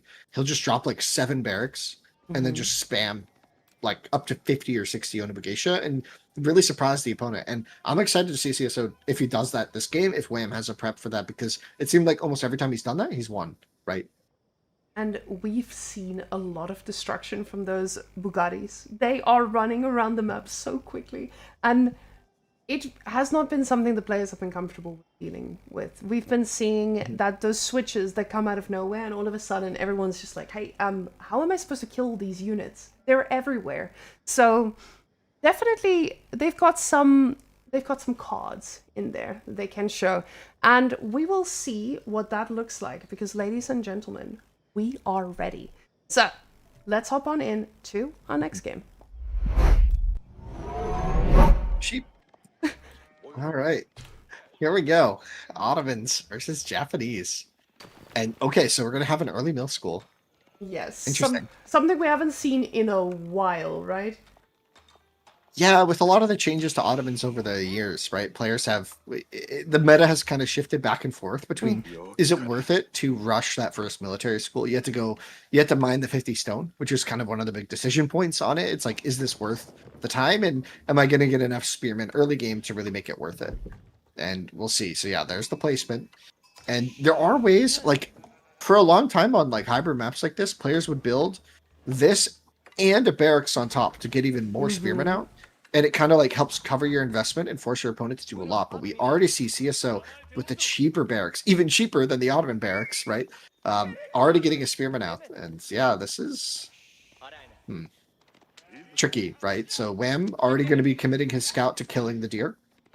We'll see if he's able to kill many. This is a bit of a micro battle, right? You want to stop your opponent from being able to push. And CSO wants to be able to push at least a few deer in with these early spears. And it does look like he's going to be trailing behind the other scout now. And with those spearmen, now, him denying this is already so massive, because you're just making those spearmen a little bit less effective in terms of pushing the deer. But now they could have a good time running to your base and causing a little bit of havoc. And I feel like this is something we could potentially see. Let's go check where those spearmen are planning to go. No, never mind. They just have one goal, and that goal is pushing them deer. Yeah. It's push time. Yes, and when only push one comes spearman. to shove, they push and then shove the deer around. No, CSO, he does try and see what the next possible target might be. Now, with the deer being here at the back, it's perfectly safe. Probably also trying to look for that so he can deny a little bit of it, because with the military school, Wham is going to be able to push his deer as well. We do see the spearmen being quite successful here, getting this deer all under the TC. 3 of them, that's a pretty good loot to have, considering that 3 of them got killed off. Now, are we going to be seeing some miraculous plays over here? I would not be surprised, because we have been seeing some crazy pushes coming out of these players. Yeah, I think we'll see a spearman head up there. It's been nice for CSO. Like, this has been a very cheap investment, because Wham didn't go for the adaptation where you had a second barracks on top of the mill school. Sorry, not a second, but you had a barracks on top of the mill school, right? It just means that like Wham's so slow to getting on the map with any spears that CSO only had to build the 1 spear, so his investment was a lot cheaper. So he actually has a pretty similar age up, even though he had to pay for the spearman. Things are pretty nice here for him. Crew storehouse on the right, going to cover the wood line a little bit with some, like, lets them delay the lumber camp a little bit. And then, yeah, it's a nice spot for the farms later on. It's going to feel nice and secure on this side. Meanwhile, we see the twin minaret. Yeah, when you're aging up with the twin minaret, you definitely are sorted for your food, especially when you go into a situation where your scout only gets 4 sheep. It does make things a little bit harder, and I do think he wants to play this safe, because at the same time, we've been seeing some crazy things from Japan. And playing against someone like CSO, you don't know what he's about to pull out of the hat. But the Chorus Storehouse, also very safe play here, not expecting him to pull any crazy shenanigans with Shinobis. But with this, he's just telling us he is ready to play a pretty standard game. Because with him, we've seen a lot of things. I'm just excited to find out what that thing is going to be. Do we see a fast castle, or are we just going to be playing normal feudal? But with 4 on gold, I'm already getting sus. 5 on gold, I'm already getting sus, Winston. You're getting sus again, so yes. It's more sus. Yes. Yeah, we see the outpost even wanting to defend this. Yeah, it looks like it could be the play from CSO. We see this quite a lot. I mean, Japan's played FCs for a long, long time, right? It's been one of their go-tos. We could see where he puts the Yoshiro probably into like a stable, right? It's kind of the tried and true. Is sending a few villas to wood. I guess he might need another house soon. But yeah, interesting. And getting Takejaku as well, not something I think we see from most Japanese players that go for that fast castle. but does Well, definitely he's help. using the exposed food, right? He's using the berries first, so that he can retreat back to the sheep later and the deer that he's pushed in. It's really smart play, I think, right? Because if you're going to be FC, you might be on the back foot from military, although we're not really seeing too much here. Wham slowly trading a meta, right? With 3 spearmen. We're not going to see anything hyper aggressive for a while. Yeah, Looks like it's going to be pairing with, sorry, Spahi maybe? Yeah. Yeah, probably. The thing is, we don't have a lot of food, of course, so he is definitely not thinking about, oh, I'm going to be dealing with a fast castle here, but he is going to have the units to handle that initial mounted samurai push that we do see coming from most people. So, military school, definitely questionable by a lot of the top players, but if Wham does it, he knows something that the rest of them don't. And with this amount of spearmen, you're going to be okay against those mounted samurais, at least for a while. But now we are getting close to it. We can see the income is starting to edge there, and at the same time, Wham is very much just focused on the wood. We have double broadaxe as well, and I would not be surprised if he tries and finds some damage. But like you said, he's on the outside food sources, so he's going to be able to retreat onto these and be perfectly fine for quite a while. Yeah, we'll see. I mean, the Kuro Storehouse on the south is going to be important to protect, which is kind of an exposed angle onto the wood still. Like, would love to see a little wall there from CSO. I think he really could afford to do it now. And this would be the time. Yeah, a small wall there and then up to the gold would help. To me, it would secure my peace of mind going for an FC here, especially when you know your opponent has a mill school. So there are going to be units coming from the other side of the map, regardless of how many. You don't know, but yeah, it's a bit spooky. Now, I don't know. It's just spooky. It is spooky, Winston. Very. And I mean, he's on dock as well. I didn't even realize that Wham went for food down here, but it does make a lot of sense. He is definitely going to try and grab every advantage on the map that will be uncontested, I say. I really hope it will be in this scenario. But it does look like the spearman takes a lot of damage here. More spears following suit. They do want to come and deny this. But you have to keep in mind, this is a Dark Age spearman. This is a Dark Age. Yes, it is. I was like, because sometimes it's the UI is one bugged. The one so who will, coming in. one who will be impale all the Sabahis, but we see the floating gate being floated into castle. And now Wham macering up to castle himself. It's going to be a while. He's investing more into units. He's built a bunch of production buildings. And yeah, this is interesting. With the 2 imams as well, I'm definitely very wrong, Winston. He's getting +1 range defense. He's going to go for a little bit of a denial here, but this outpost is reinforced. Yeah, it's going to be tricky, especially because the speed at which the mounted samurai are going to come out, it's going to be quite fast, and it's going to be hard to deny if he's not denying the gold right now. It's going to be tricky, which is surprising to say the least, that he's just not diving. He's invested all this into the army, and he's going to let this happen. So now he's going to have to contest this against the knights, right? That's going to be the main challenge here. Is there are going to be lancers on the field, or sorry, mounted samurai on the field. A little bit of a raid on the wood, but it's not too bad. And look how many vills are on food now. He's got 300 gold, so he's going to be able to get those 3 mounted samurai out. And I'm not seeing Wham with enough units right now to really necessarily fight that effectively. Wham definitely thought he would be able to find a little spot and wasn't. But now he has reconsidered into castle himself. And he's making some walls, as Wham does, to ensure that he doesn't get counter. Another Wham wall coming through. And CSO, I feel like this might be a sign, sir. Otherwise, we will have more Sabahis. What I find really fascinating here is CSO didn't even go for, like, a direct play into a ton of mounted samurai. Like, Wham respected it so much that CSO didn't even have to do it. He put the first Yorishiro in a farmhouse, randomly, just for some more food. Like, that's crazy that he didn't even have to, like, spam the samurai, and that's because Wham just did not dive at all. And I actually think he could have maybe, like, denied some of the gold for a bit, made things awkward, forced the Yorishiro into the stable to get more mounted samurai out. But he's just been allowed to play his game, and now we're seeing a play into alt. Like, is that normal samurai? Yeah, I think it is. Spicy. And this just means that Wham is preparing for mounted samurai. is going to ensure that he's ready for a push like that, but the real samurai require a more specialized unit. We'll see if crossbows are going to be the weapon of choice eventually. He does have 1 archery range to do so, but with those 8 spearmen, samurais are not going to mind at all. The mounted samurai does go run past the dock. He will be running into 2 spears here. This turn around a little bit, does not want to fight into it. But for now, the rest of the army is following suit. And we do have the Shinto priest coming around as well, straight onto the relic. Yeah, the MIA has been found for Whamenqt, so it's going to be going up with some nice free mangonels, essentially, and we'll see how this plays into the combat, or the composition for CSO, right? Because so far he's thinking, like, just this sort of mixed samurai comp is going to be enough, and the priest going to yoink the relic, but gets spotted by the spears.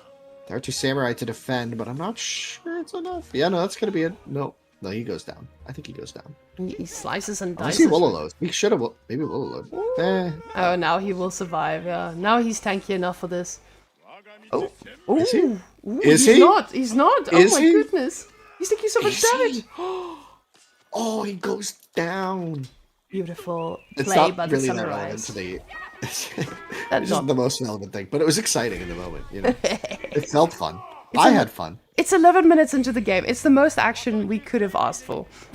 Now, Wham has the imams ready though, so he's going to be able to grab those bad boys pretty quickly. He's got 1 in hand right now, second one being picked up at the moment. And it does look like the Sapahis are looking for some damage. Can we switch to res per minute? I'm kind of curious, real quick. I'm curious about how the food's handling for CSO, right? Because remember he didn't do any transitions, but he does have the Kura, so he'll have those farms already set up. He might be on his natural food for quite a long time here with the way he played. And just look at all those farms now. Wonderful, especially with the Daimo Manor as well. So this is just going to ensure that this is boosted and stronger and gets him every little thing he needs. And with another barracks coming down, ladies and gentlemen, I hope you have your driving license because it is Bugatti time. Yes, the Bugattis are here. The supreme sports car of AoE 4. The Onobugeisha. It's on the field. CSO's making that switch. He's got the Samurai Bannerman. And he's going to be supporting that with a lot of Onobugeisha. We'll see how many he actually ends up training. But currently it looks like he's making out of 3 barracks, as well as a few still mounted samurai to front line. We'll see. With these other samurais, they're just putting a little bit of pressure on the map, making sure that Wham doesn't think he can just stay in his base or raid in one place, but the relic does get picked up. It will get shut down pretty quickly though. So Wololo comes out, he found the button, he just won't be able to Wololo them to death. Now, the samurais are doing what they can, but the Sapahis should be okay handling these bad boys. One of them might go down. No, never mind. Wham is way too fast for any of that. And they will use the wall to get back to safety. Yeah, it's an interesting situation here brewing. I wonder if Wham should have the MIA on the Mangonels. I actually kind of think it might be better to put it onto Springalds, but Mangonels are probably okay here. But, like, maybe Springalds? You know what I'm saying? Mm-hmm. You know what I'm saying a bit? Spriggles have been showing a lot of prowess in the current meta, and especially when you know you're going to be playing... Again. He just did it. He just changed the MIA to Spriggles. Dude, is he listening to the stream? I swear. Yeah. He's actually like on the timer for 5 minutes, and he's like, yes. No. We he knows. No, I'm just kidding. He knows who Winston is, and he knows he gives the best advice, and he's just ready to turn onto the Springald button. Because the Springald button tells the tale. We've seen the power of the Springald in a mass composition, land composition like this. Land composition, I said. Melee composition, my goodness. I found the word. Winston, you need to take over with your English, because apparently mine has left. Nah, comprehension is out the building. We don't need that here. We just got sports cars and good vibes here. CSO, though, he's got the transition going quite large, like the up to 18, quite large. It's a quite large transition. He's got up to 21 now. Onobugeishas, and things are heating up. Military Nico feels neck and neck overall. The food income for CSO is still propped up a bit by the natural sources. He's moving a lot of eco north of his base, which could be an exposed location that Wham could get to. Still playing without any walls. It's kind of dicey. Oh, he feels confident. I don't know. I always would add little small walls everywhere, like Wham does. I don't know. I would just think it's a safer way to play, but we'll see. CSO's feeling confident. He's got the massive units that he wants. Are the Spahi going to be enough? The Bugattis have shown their faces very clearly. The main composition is... The jig is up. And we're about to see if Ottomans has the tools to actually shut this down. The thing is, Wham hasn't really decided on which tool he needs. He's decided to go for the whole box. So he went for the fun surprise box, and as we can see, he's got every type of unit out there. We will see what the next Vizier point is as well. He got that extra military school, and we'll see what the next one is of choice. We've been seeing some crazy Vizier points lately, but more villagers going out here onto the map. Very exposed to those Sepahis coming his way. And he's going to be making some janissaries from those military schools. Yeah, we'll see how that goes. A nice little raid, so finally some blood with these Sepahi. The Berryville's not going to be able to get berries no more. They have to retreat, run home. And the Bugathia's just trying to keep up with the speed of Sepahi in the raids, just trying to stay in the right spots at the right times.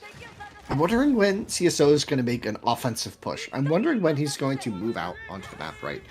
Just now starting to get some of the armor upgrades, so the blacksmith has been, or sorry, the forge has been a little idle here and there. He does have the attack upgrades, but just now starting to get the armor. And we're up to 50 Onobugatia, 19 in queue.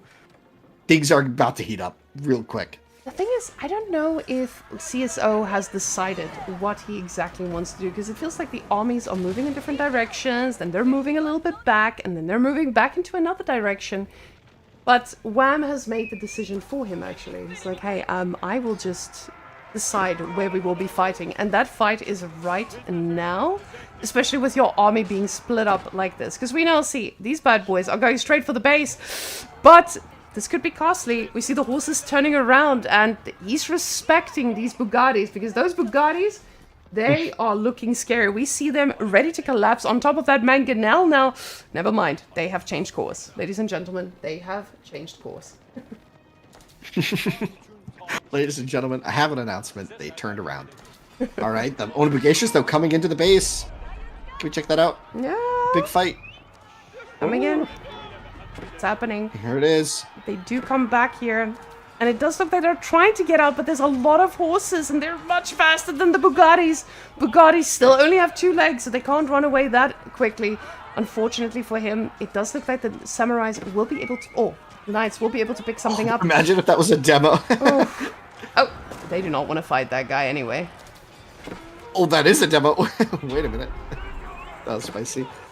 Yeah, so the Bugatias, though, they're just going to be meeting up with the rest of their forces, right? There's 76 Onobugatias on the field. CSGO has 150 population to the 120 of Whamen.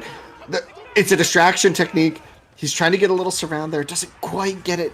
Oh, man, that was really close. And that was a lot of idle time there at the top, though. And there's still units there waiting. But it looks like CSO is going to be backing off here. And we do see that army from the top also making their way to safety. Now, these guys, you don't want to be losing them. They are expensive, but it doesn't feel like he is getting the damage he needs from them just yet. We see only 1 villager kill up until now, so he's definitely trying to find that damage, but Wham is just not letting him. Now, Wham is probably very happy in this position, though. He's getting free units galore, and CSO, he's thinking imp.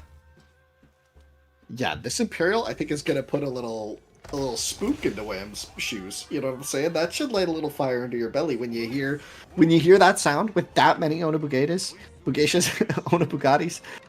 They get a lot of value from the elite upgrade, right? Like, it's a bit scary, and so I'm very curious if Wham is going to feel prepared to just take a fight here strictly against this, because it seems dicey. I think CSO doesn't want to fight right away.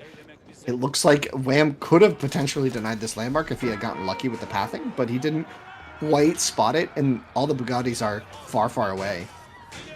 But here they come. The Bugattis have arrived. The thing is, with these knights, or lancers, he was going to be able to get on top of that castle with the crow and make CSO pay dearly. And unfortunately, just not spotting it in time. He is going to go there now. But the castle of the crow is almost done, and there are some reinforcements here to try and protect these.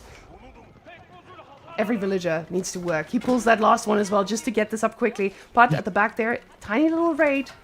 He will respect this. Yeah. And we're going to immediately see the Onimugeisha upgrade, right?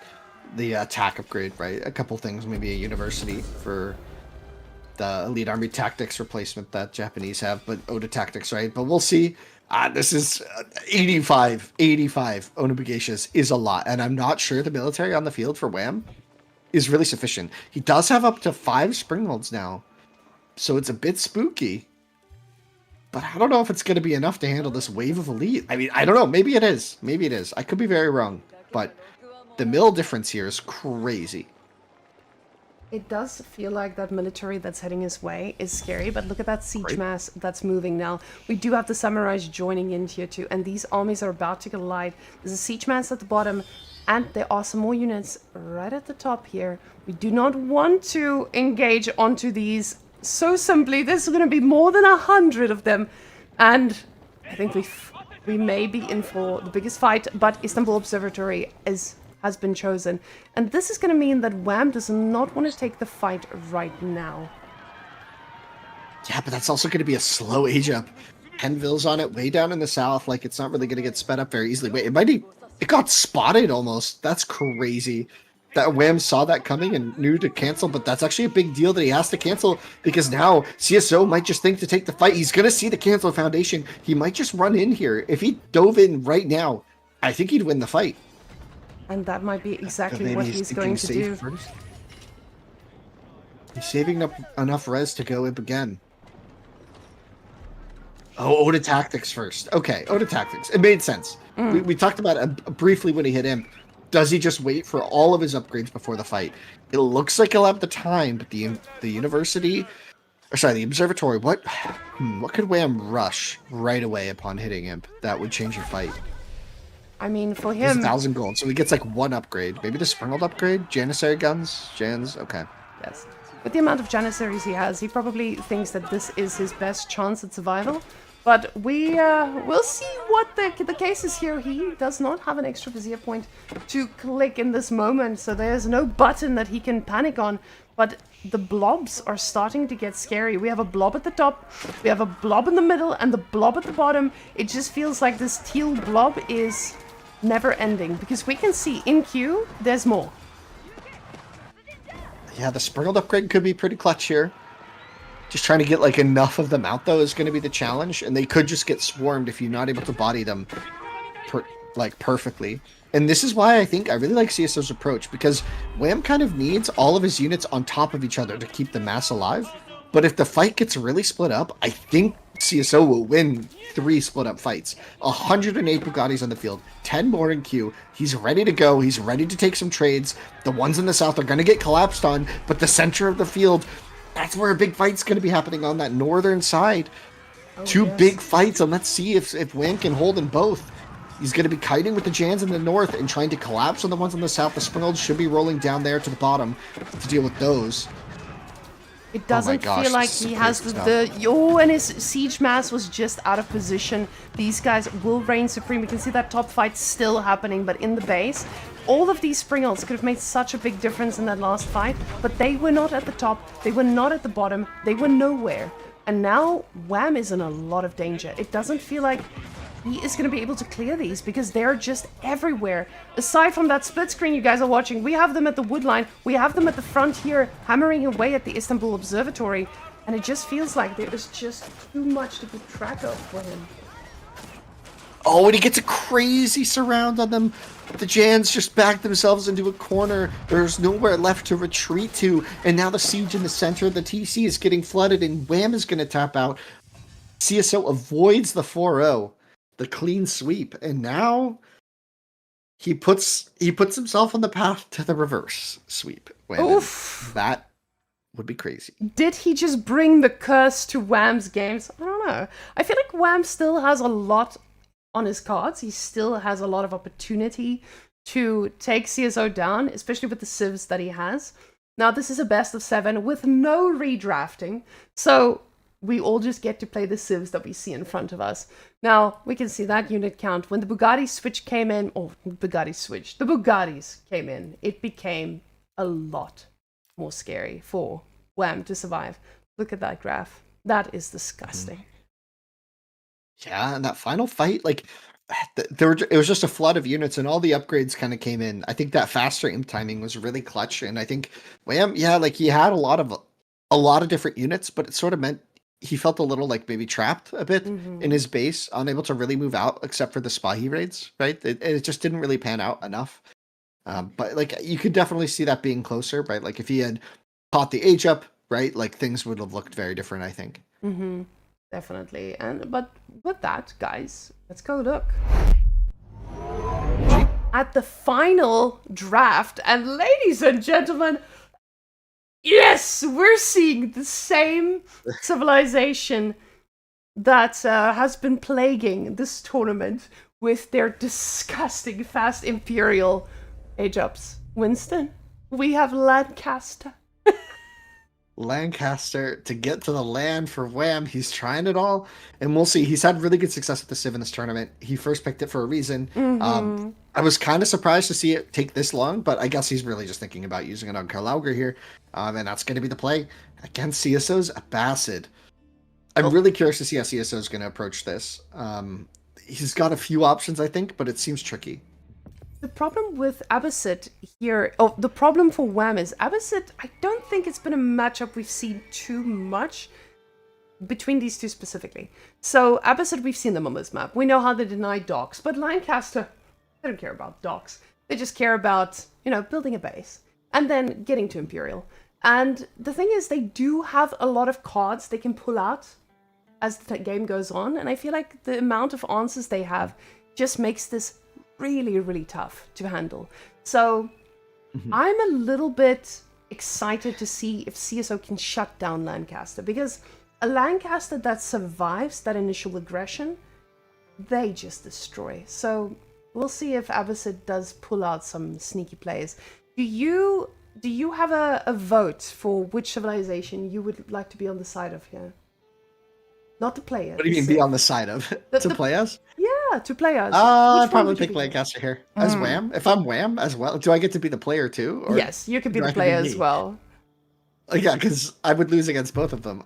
No, probably Wham's Lancaster here. I think it's going to take it, but it's tricky. I don't know. CSO has played really well. His Japan, like we said at the start, is going to be solid, and he played it really, really well. Excited to see what his plan is for Abbasid here and how he's going to try and tackle Wham's Lancaster. Yeah, that is going to be the big mystery. And ladies and gentlemen, it is time for us to go inside. Go.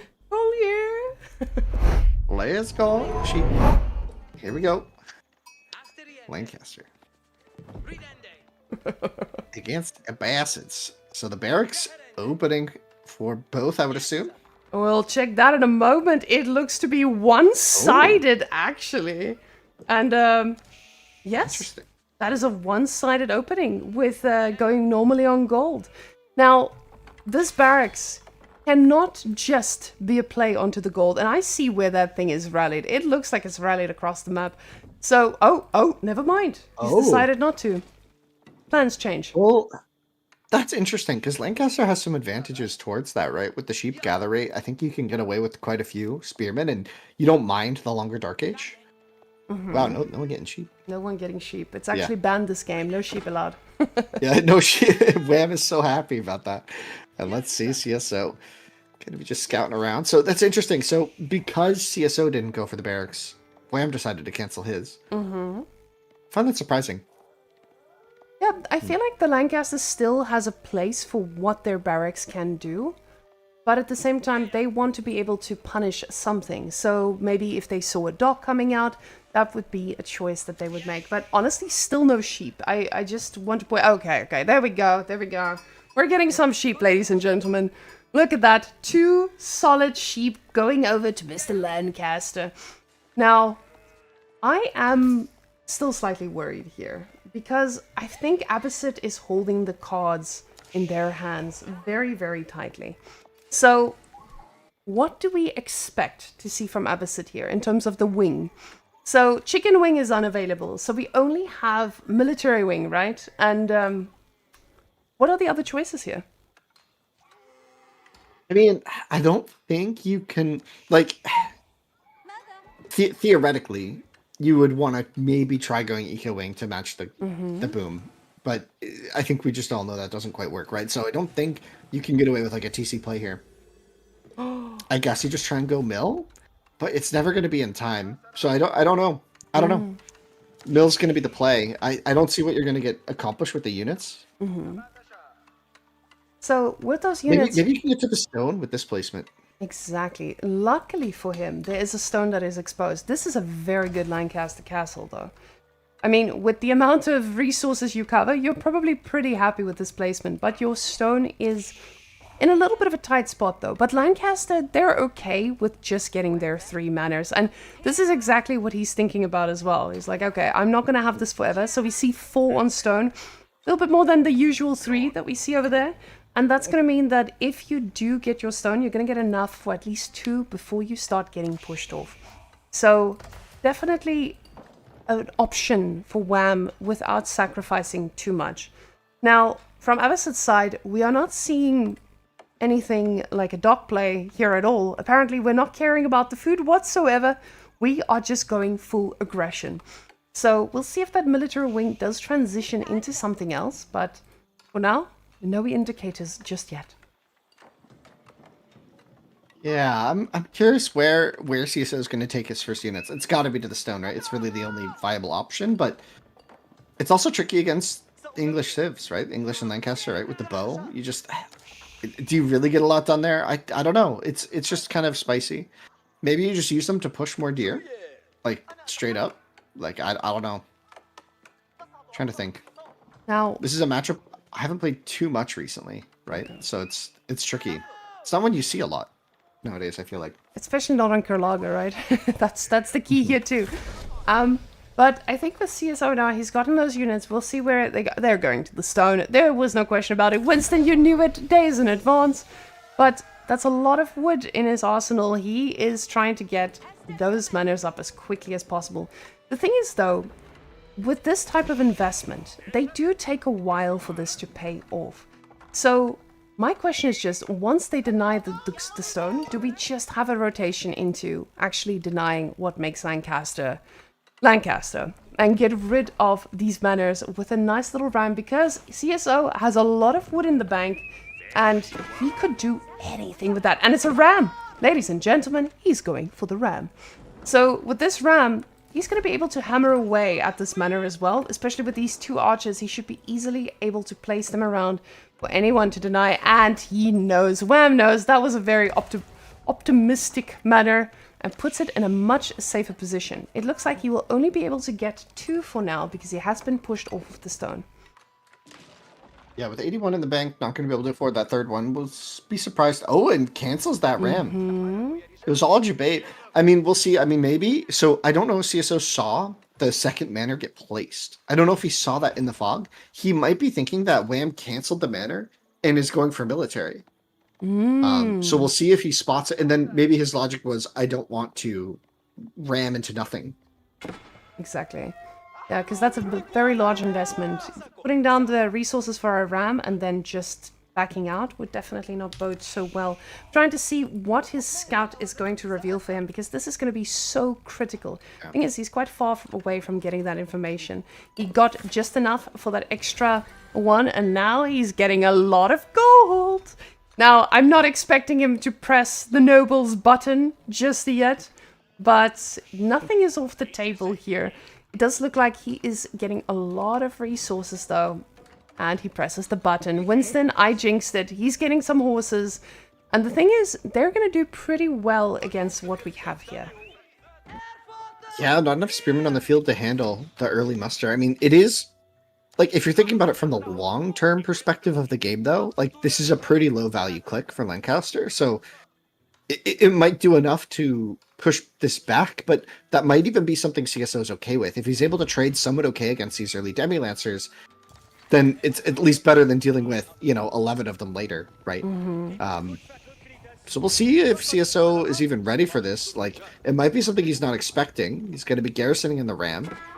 And the Demi-Lancers are going to be going straight for the counterattack. Can we follow that? Like, Yes, where are they? we Coming can, back. of course. I've just turning pressed the around. button like a boss, and this button is giving us all the information we want. The villagers are pulled, though. And this is a little bit of idle time. He needs to pop these boys out to get rid of those Demi-Lancers, but they are taking a lot of damage all around, The Vills actually. are pulled. It's a lot of idle time on the Vills. Mm-hmm. And there's a camel now, so that the Demi-Lancers are going to deal even less damage. They're a pretty low damage unit in Feudal Age, but we'll see. The charge comes in. There's 2 spearmen, but they're going to go down probably pretty quick to the Vilbows, and the horsemen are going to dive under, and this is a full commit from CSO onto the economy here. Wham! Did he bite off more than he can chew, or does he have a solid defense here?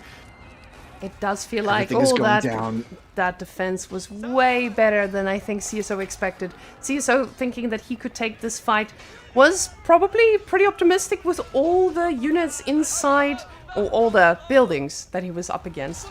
So with all those villagers as well, Shortbow's doing amazing work, but now Wham could be the one overcommitting. CSO putting that pressure down, forcing Wham to commit here is definitely a pretty good move. CSO keeps that pump going. You can see he's got a lot more units in queue. The Ram is still alive, and will he go ram it down a little bit more? Yeah, the answer Yeah, we're is going to yes. see the White Tower so soon, though. Like, and the White Tower just placed right in the middle here. It's going to shut down all this aggression. A little further away, but still in a spot where it's going to shut down all the aggression, right? That's going to mean no more diving. So if you try to dive, he will just be able to turn around and beat you. So we're going to quickly look at the villager split here again. CSO is just putting enough on gold to get those upgrades, but it doesn't look like he's ready to commit to anything else. The Ram, they do get a good charge off it, but it doesn't do too much damage. And the White Tower, though, is taking its time to get up, but it will be there just in time for that second Ram to start the push as well. Horses charging back and forth, Ram absorbing a lot of damage, but it does feel like he's just trying to keep this pressure up to try and delay Wham. But Wham is not really flinching, I would say. Yeah, there's going to be 3 Earl's cards on the field really soon. I mean, CSO might be somewhat happy with the fact that it's not like 9 manners right now, but yeah, it's a bit tricky. With the White Tower coming in, that is 24 Vills building it. That is like the entirety of Wham's economy focused on this at the moment. Another Ram comes in. The 2 Demi-Lancers do get upgraded. The Earl's guards are on the field now, going to start doing their throws. Trying to deal with the camels. That was a pretty good And throw. Got some damage. The Lancers, they do tackle that Ram a little bit, and just delaying that Ram is already giving him his value. Now, keeping in mind, those Ulg's guards are going to be quite tanky. We'll see what CSO decides to do here. He's got no more upgrades in queue, and he might be thinking about going castle himself. But I don't know if that gets him anything he needs here.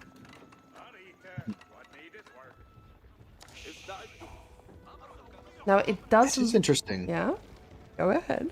No, just the situation here. CSO's like economy isn't actually that great behind this. Obviously, this was a pretty big investment in the aggression, and only Wheelbarrow on the back end of this, and just now Wham getting his first eco upgrade.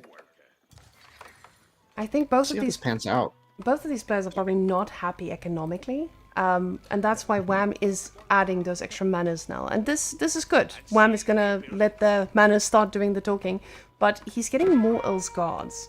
Now, this is something we saw yesterday as well. With the Earl's guards, they're just something that can respond to most compositions, especially at this stage of the game. And we'll see what CSO decides to go for, but what is the viable choice in the age up here? I mean, to age up quickly, I don't know. Maybe you need to go culture here just to get things going, right? When you age up, just to get some upgrades. You have like a pretty wide army, so you're going to need a lot of upgrades if you're going to keep them all relevant.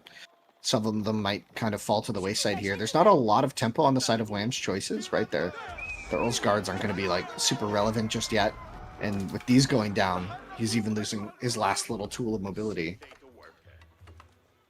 Now we can see he hasn't gone More for manners. the investment of the 9th set of manner, but there's many manners. He's going to be mannering him real good.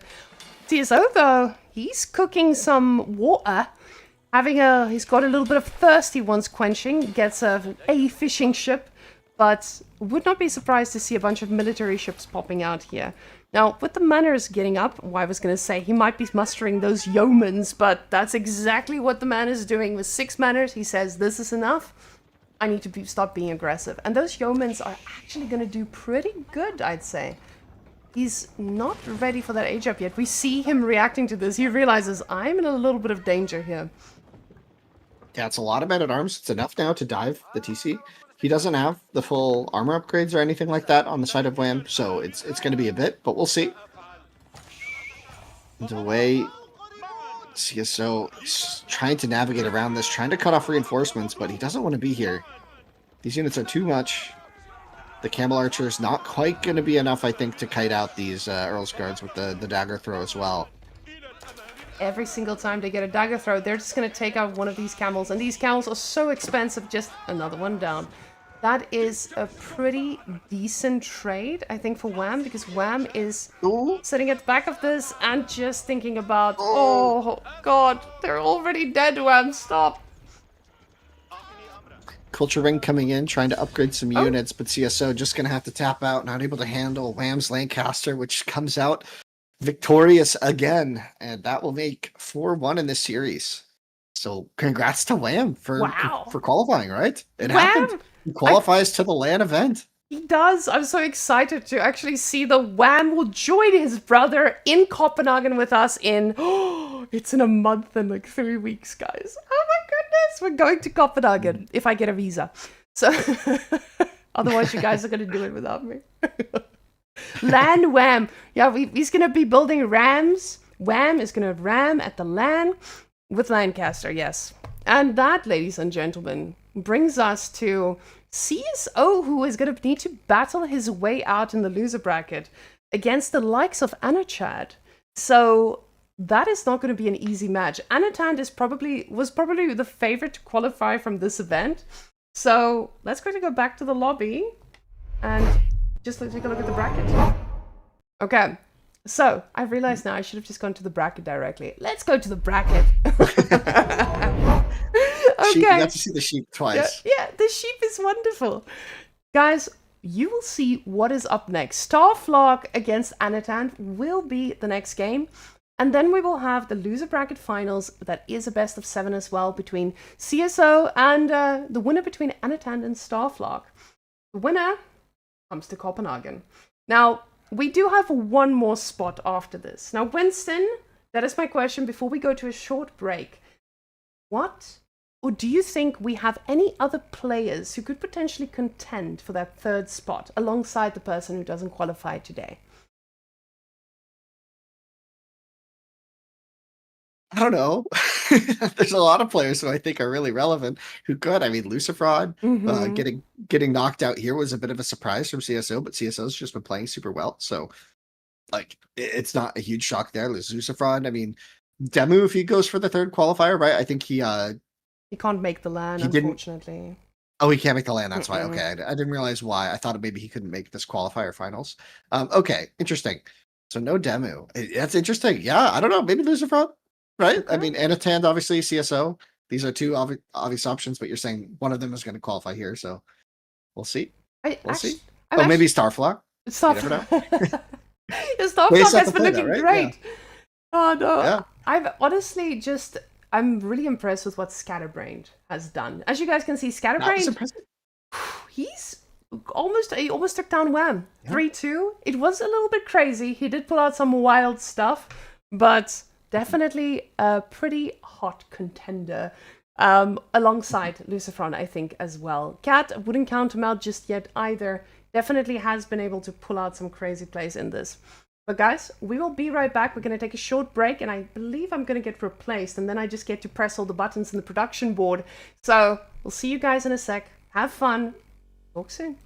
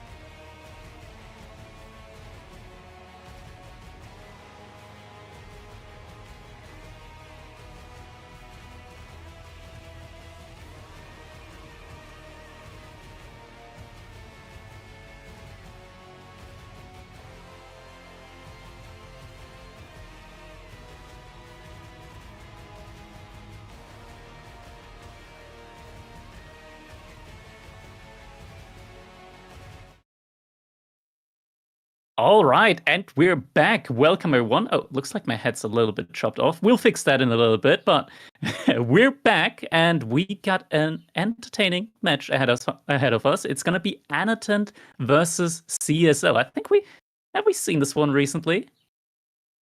We have indeed seen it recently with a result that some people wouldn't have really expected. It was, in fact, 3-0 in favor of CSO, which I don't know about you, Crackedy, but that's quite unprecedented, wouldn't you say? It is.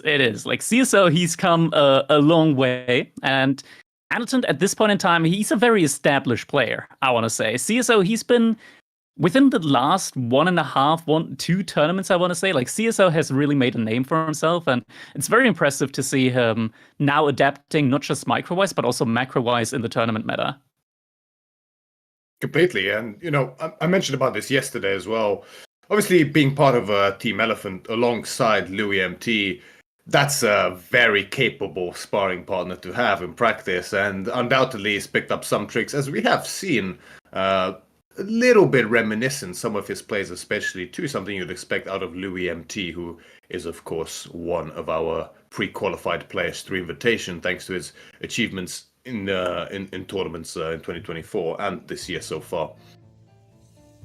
Yeah, I think both the players are really like a pretty heavy influence on each other when it comes to how they play. And we kind of see that especially when you see like Louis play French or when you see him play Jean.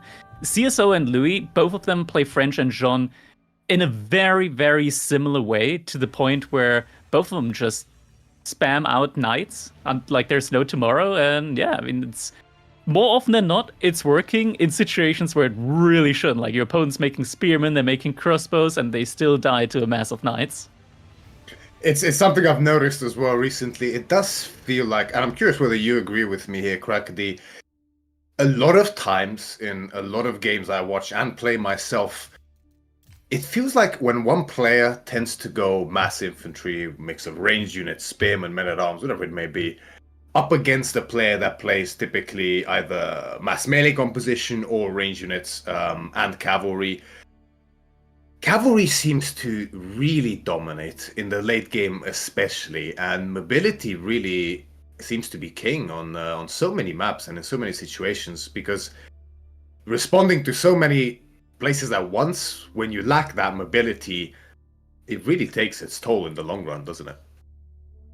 Yeah, it does. Like when you have the mobility, you're just able to set the game pace. You're able to stretch your opponent thin, and that's especially a big point. Like because the counters to cavalry, they're slow. They're infantry, they're crossbows, 1.12 to 1.25 tiles per second of movement speed. That's not really something that you can maneuver around too easily with, which is why walling is so important when you're up against the knight civilization. But even walls, to a certain extent, only buy you time. They don't really stop the raids. They just delay them from coming in so you can react better.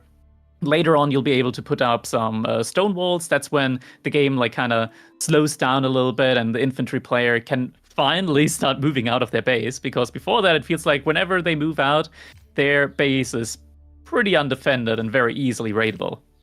It's almost a yo-yo situation where there's a group of raiding cavalry on this side of the map that you're forced to respond to, but then there's an even bigger group of cavalry on the other side of the map starting to break your wall, and suddenly most of your army is on that side, and you can no longer respond appropriately to the new cavalry that's breaking through, and it just ends up being a mess. And I've seen that happen so often, and yeah, it's something that's quite difficult. However, there is something worth mentioning. We did have just a little bit of an oopsie, which we want to apologize for. We just mistakenly saw that it was written Annotant against CSO, but of course that is a potential match that could be happening after this one, as we are now in the losers bracket, and it is in fact Annotant up against Starflock instead. So we do apologize for that little mishap, and this is the correct matchup that we have on our hands now.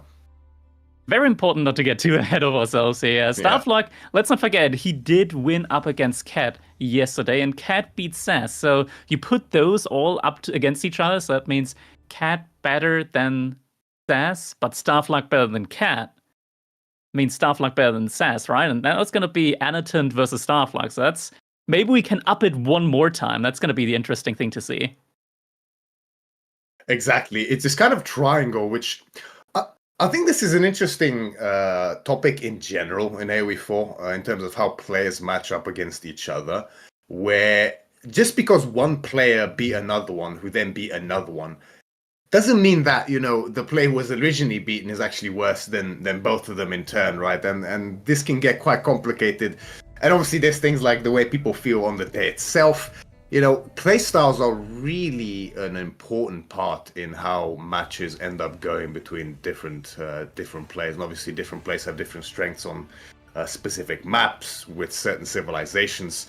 So there's a lot of nuance, specifically in terms of that playstyle that I was referring to, in terms of how players fight against one another, how they do in terms of results, where, you know, player A might do very well against player B, who then does really well against player C. However, player C, you know, potentially beats player A quite handily, right? So it gets quite confusing, and it might be better for me to stop there before I even confuse myself, right? Honestly, it's like one of those things that make Age of Empires 4 so refreshing to play. Like every time you like find a new opponent on ladder and you match up against them a couple of times, it's always something fresh, because every time there's something new to the table, something new gets found, new playstyles get explored, and when you like play against a lot of people with different playstyles, you adapt your own playstyle time and time again. It just keeps the game so fresh every time, and it's one of the reasons why Age of Empires 4 just never really gets boring. Like it's, I think, one of the reasons for most RTS where you have these kind of dynamics here. It's very true. It's very, very true. I mean, the amount of possibilities are virtually endless when you get to the matchups in terms of civilizations, maps, playstyles. No two games really do feel the same at this level, especially. I mean, even now, with the way the game has been evolving and progressing, new things are being discovered daily from these matches, and you never know what's going to come Sounds like next. Yeah, it sounds like we might be starting up into our first game in this set between Anatan and Starflux. So let's just dive right on in. And there we go, ladies and gentlemen. Game number 1, we got Anatan vs Anatan in the color yellow, playing as the Ayubids here. His opponent on the map Regions is going to be Starflux, playing as the French in the color blue. And I mean, Regions, that's a very interesting it's a very interesting map, especially between these two civilizations here, because something that Ayubids like to make, that's camel lances, something that French like to make, knights. Very, very gold heavy. Where's the gold? It's all forward, it's all in the middle. Exactly. Only 2 starting safe gold mines per se on this map. And I say per se safe because interesting spawn here, we can see that both players have their 2 starting gold mines very, very forward projected here. So that promises an incredibly action-packed game, which is already implied by the matchup anyway. But with such a generation, that'll be the case even more so than usual.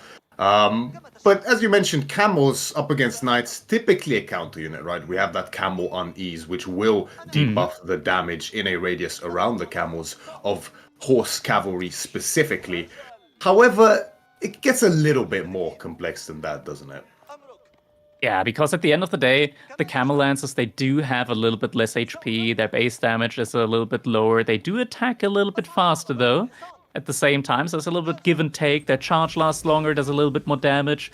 But then you got French Knights as well, where they could potentially be cheaper with a keep, they do more damage after their charge, they heal up outside of combat. You can potentially buff them up even more with Royal Bloodlines if you go for the Landmark and Castle Age, so then you can, like, pretty much take any fight with your knights, even if there's like counter units involved, just because they have so much health in those situations. And we have seen that before, haven't we, in our previous match with Wham going up against CSO on Boldlands. In some ways a similar map, but the dynamic there between Ayubids and French was we just had pure knights from CSO up against Wham's pure camels initially. And, you know, it was camel lancers up against those Royal Bloodlines boosted knights, which initially was fine for Wham, but the more it went on, just the additional stats available to those Royal Knights was enough to actually overpower the Camel Lancers, to the point where Wham was in fact forced into a crossbow addition, which then was enough to turn the tide when it came to that final fight and grant him the win within that game. And Regions here, one notable thing about this map, just like you mentioned somewhat already, Crackedy, we have notable sections on the map, don't we? We have the day on the left, we have the gold as well as the stone in the center, and then berries towards the right. So Regions, as the name implies, is split up in regions in terms of resources. So the deer especially, in terms of French, will be a point of contention between these two here because, I mean, pro scouts would make a lot of sense for French in this position, as they often do in the current meta. And on maps here, on this kind of maps where there are a lot of deer that are neutral, as is the case with 4 small deer packs for a total of 12 deer, these are all up for grabs. Personally, like a lot of players I see go for Pro Scouts here. I personally would advise against it. At the moment, Pro Scouts is very expensive. Maybe French can still opt for it. But typically, like, you only have like 1 large deer pack, and on this map, they tend to be really close to your base, so you can just lure them in. We do see Annotant aging up with the Logistics Wing, so he is going to get 2 free dervishes from his House of Wisdom. Something that you can do, you can actually lure with the religious units. They do push the deer. Indeed they do, and that's something we have seen being utilized before as well. It can be a little bit tricky initially because, you know, when that Royal Knight does come in and starts to put on some harassment, typically a Desert Raider follow-up beyond that logistics wing is quite common for the Iobids in this position. And obviously the dervishes only come out once that logistics wing finishes, so there's a bit of a choice to be made here by Anatan. To what extent does he try to commit to that deer push and potentially expose his gold mine and the map for Starflug to do with as he wishes, as opposed to actually contesting it with that Desert Raider and the dervishes, because that dervish healing is not to be underestimated when it comes to these early skirmishes especially. Yeah, honestly, the dervish healing, when I play French, it's the bane of my existence. Like, knights just cannot kill a unit, and especially since the dervish is also quite quick. We do have Starflug actually denying the deer shove here, so is going to be able to put a stop to that. Anatan so far, he's already started segmenting his part of the map. He's put up a little wall in the back, he's got an outpost next to his gold, so he's going to be able to defend his gold mine very effectively without having to invest into units pretty much at all. And that's the question that I got here right now, is whether Anton's going to put up any units at all. He does have a lot of villagers on wood, so that tells me that he does want a production building up.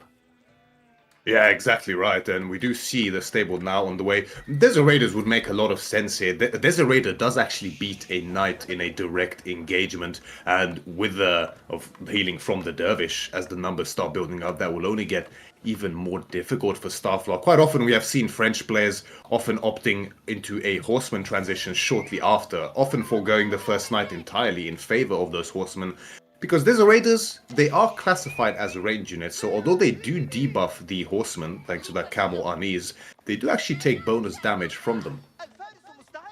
Yeah, and on top of that, knights have the same movement speed as dervishes, so a knight would not be able to catch a dervish if it just runs away.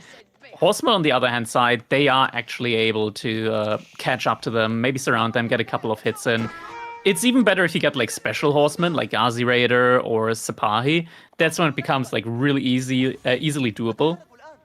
But up against French, like with knights and normal horsemen, this army composition becomes really hard to deal with, and we're gonna have to see exactly just how Starflug is gonna react to it. So far, he's mostly just been investing into pro scouts. 5 scouts out already. We now see a switch up into archers. I think that's also a little bit of a trap, mainly because, sure, archers, there isn't any ranged armor on the Desert Raiders, but there's no bonus damage either, so it's still very easy to out-heal the archers early on, until you get like 20 archers, and that's a big investment. It's true, you do require a massive investment in those archers to actually start offsetting that Desert Raider, and on top of it, the mobility, the lack thereof of mobility for those archers specifically, really becomes an issue on open maps like this, because, I mean, Iobid, they do have a tendency to sneak in a castlage whenever they feel safe enough to do so, and, you know, going into archers, which naturally slows down your composition here as French, often lends itself to putting the Iobids in a somewhat cozy position. And I mean, with the outpost up on the gold already, that's a difficult position to push into, even if you do have that mass without something like, you know, a lot of horsemen with undermesh to start torching the tower down, or even a ram. And just like you mentioned, that is even further investment. We're now also seeing a switch up from Annotant into some horsemen, so Will have all the tools that he needs in order to counter out the archers. I mean, right now, it's only 3 archers, like the Desert Raiders. They can easily take this fight. They do the same damage, but they have more attack speed, they heal up, they got more HP, they can switch into melee form as well, and you can just see, like, the archers, they just got no way of dealing with the Desert Raider. It just gets all healed. Everything gets healed. Now Starflak, he's trying desperately to take down at least one of the dervishes. He's losing all of his units, all of his scouts, all the knights, all the archers, and the dervish just runs around in circles. This is already just crippling damage being dealt here to Starflak. You can see just how powerful this maneuver is here from Anatan. You have to try to take out those dervishes, but as you can see, Anatan, all he has to do is just kite with the dervish, and the entire time that you are chasing them, I mean, you're just taking damage from the Desert Raiders. Yeah, I mean, this is honestly, at this point in time, like, I think enough damage has been done to where you can't really come back realistically. Like, this is now a situation where Starflak is heavily, heavily behind. 1,000 destruction value to 50. I'm not sure what unit got killed for 50 value. It wasn't a villager, because no villagers died so far. Maybe that's just imaginary value, but at the end of the day, Anatan, he's in a leading position right now. I mean, the scout is 65. Is it? I thought it's, it might be... I'm not sure, actually. I mean, some of the destroy... I did hear that they got fixed, because in the past, I believe wood and gold hasn't counted towards it, only food, but I did hear that was fixed.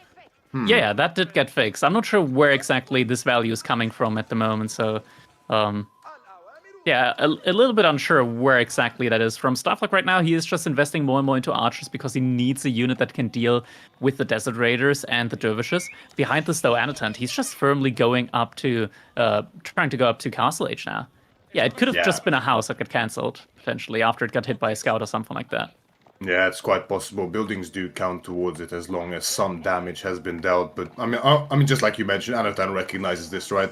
The amount of value that has been gained from that fight in terms of that trade is just, you can't really put a number on it. Besides that destroyed value that we do see, and already Anatan with the military reinforcement, which, I mean, this is something Anatan is becoming quite known for, and we have seen Scatterbrain utilizing this as well. And I know they do speak and practice somewhat often as well. Those 3 free dervishes every 2 minutes, that's gotta sting. Yeah, just having so much passive production there with those Desert Raiders, it does equate to roughly 270 resources per minute that you get worth of units.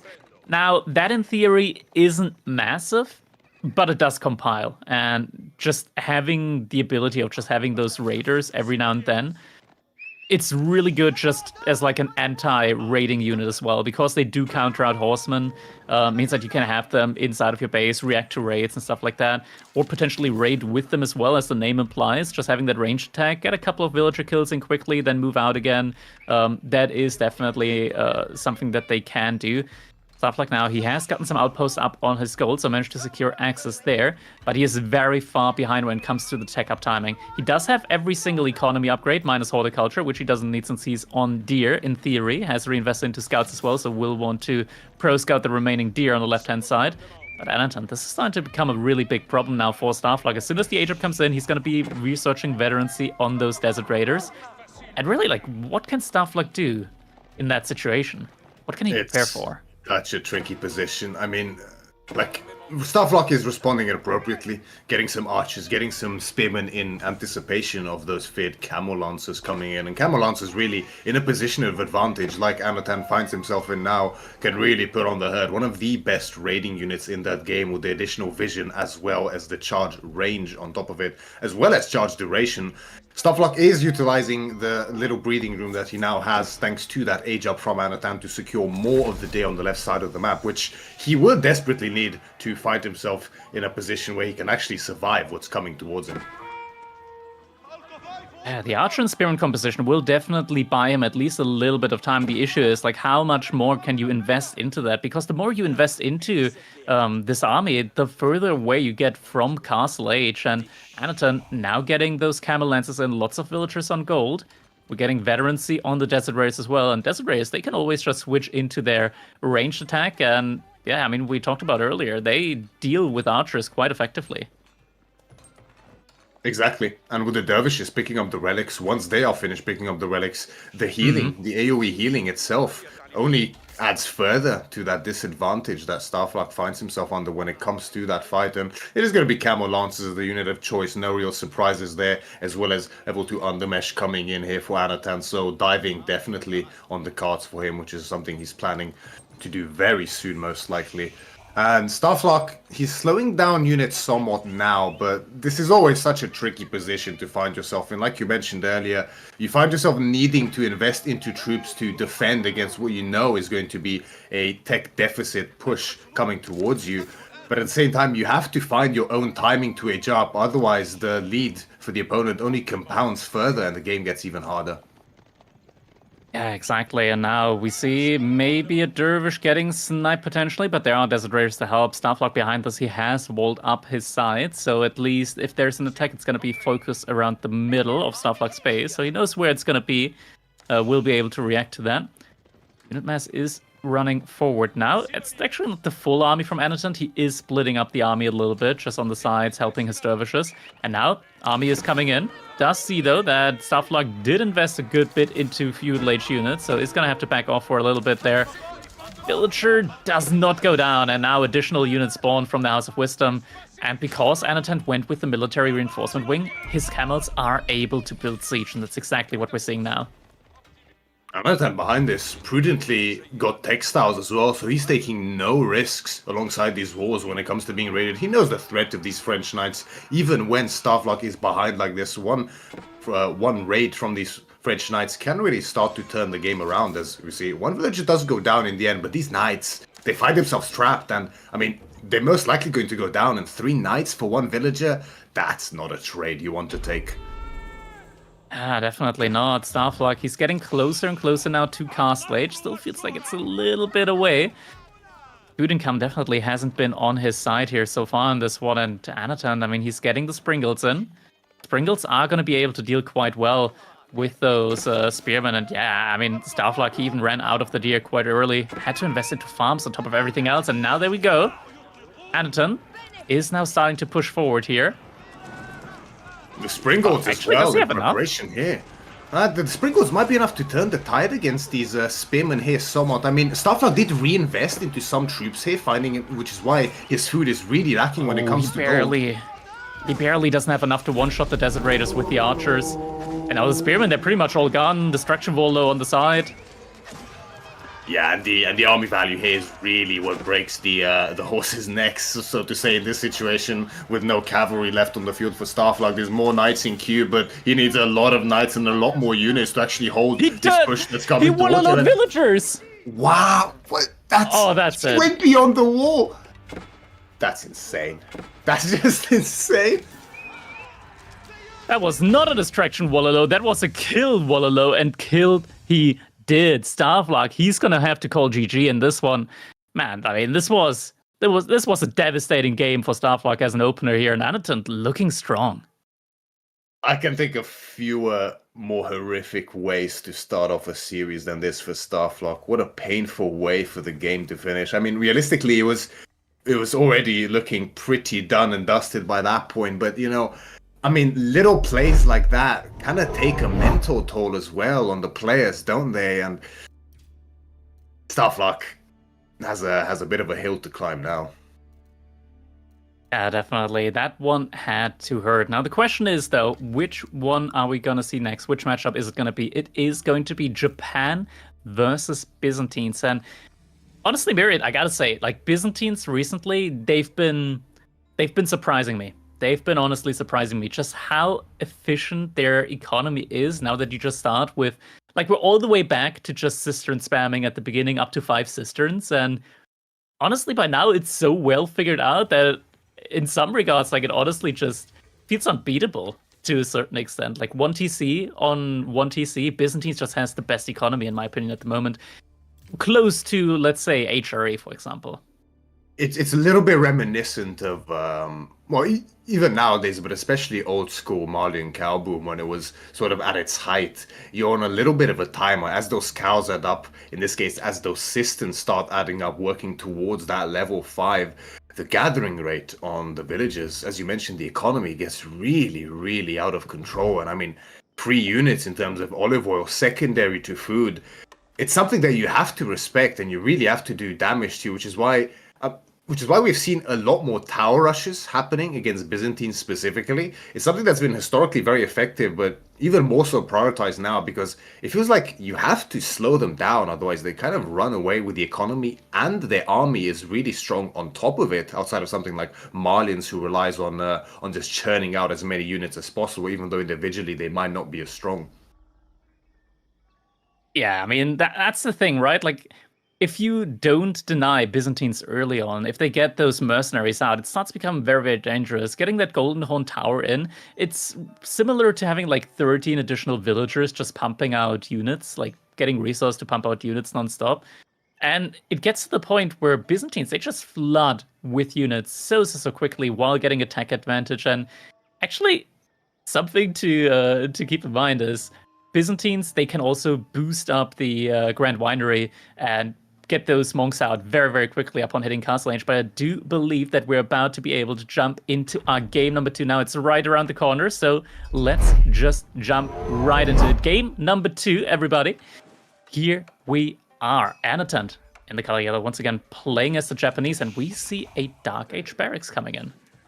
Yeah, no real surprises here from Anatan up against his opponent Starflark playing the Byzantines. And on both lands, this is a fairly popular map for Byzantines, specifically because what we see happening here on Starflark's side of the map, you do have a decent chance of getting some fairly defensible berry spawns as Byzantines, which is exactly what they love. We have those starting berries as well as 3 additional berry packs, all scattered throughout the base, all somewhat safe, except that southern one, that is a little bit far out. But there are some disadvantages to Byzantines here as well, which is namely the small wood lines, the deer on the map, which they typically don't contest very, very effectively, especially when they are so spread out all over the map.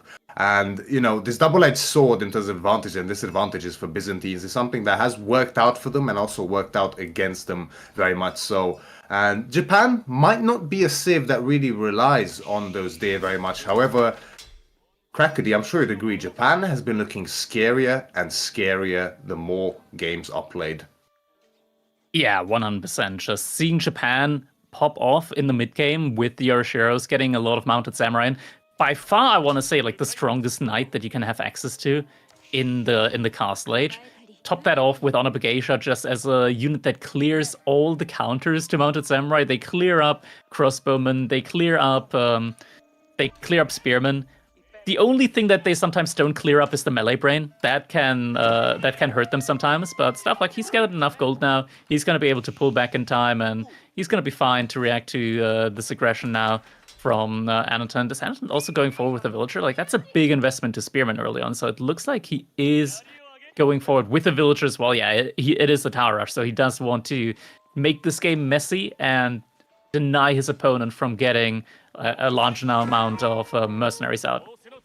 And this is something that has been a thorn in Byzantine side for a very long time now. Their propensity to get tower rush specifically on those berries. I mean, the Grand Winery boosts those berries so significantly in terms of olive oil yield that just getting a tower up, putting them off entirely, it's just such an amount of damage for them to overcome. I mean, I'm sure you'd agree, Byzantines without olive oil becomes most likely the weakest civ in the game. It's the most notable bonus. It's like English without farms.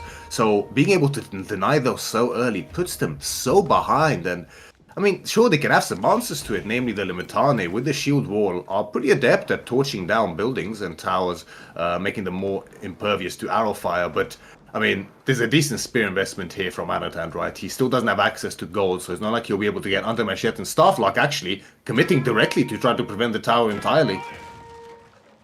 Yeah, he did use accurate defense for that one. Annotant does immediately cancel it. But honestly, like, he should, yeah, just put it up again. This is a ton of idle time being forced right now. All these villagers are idle here. Accurate defense does mean that they're actually quite formidable even up against spearmen.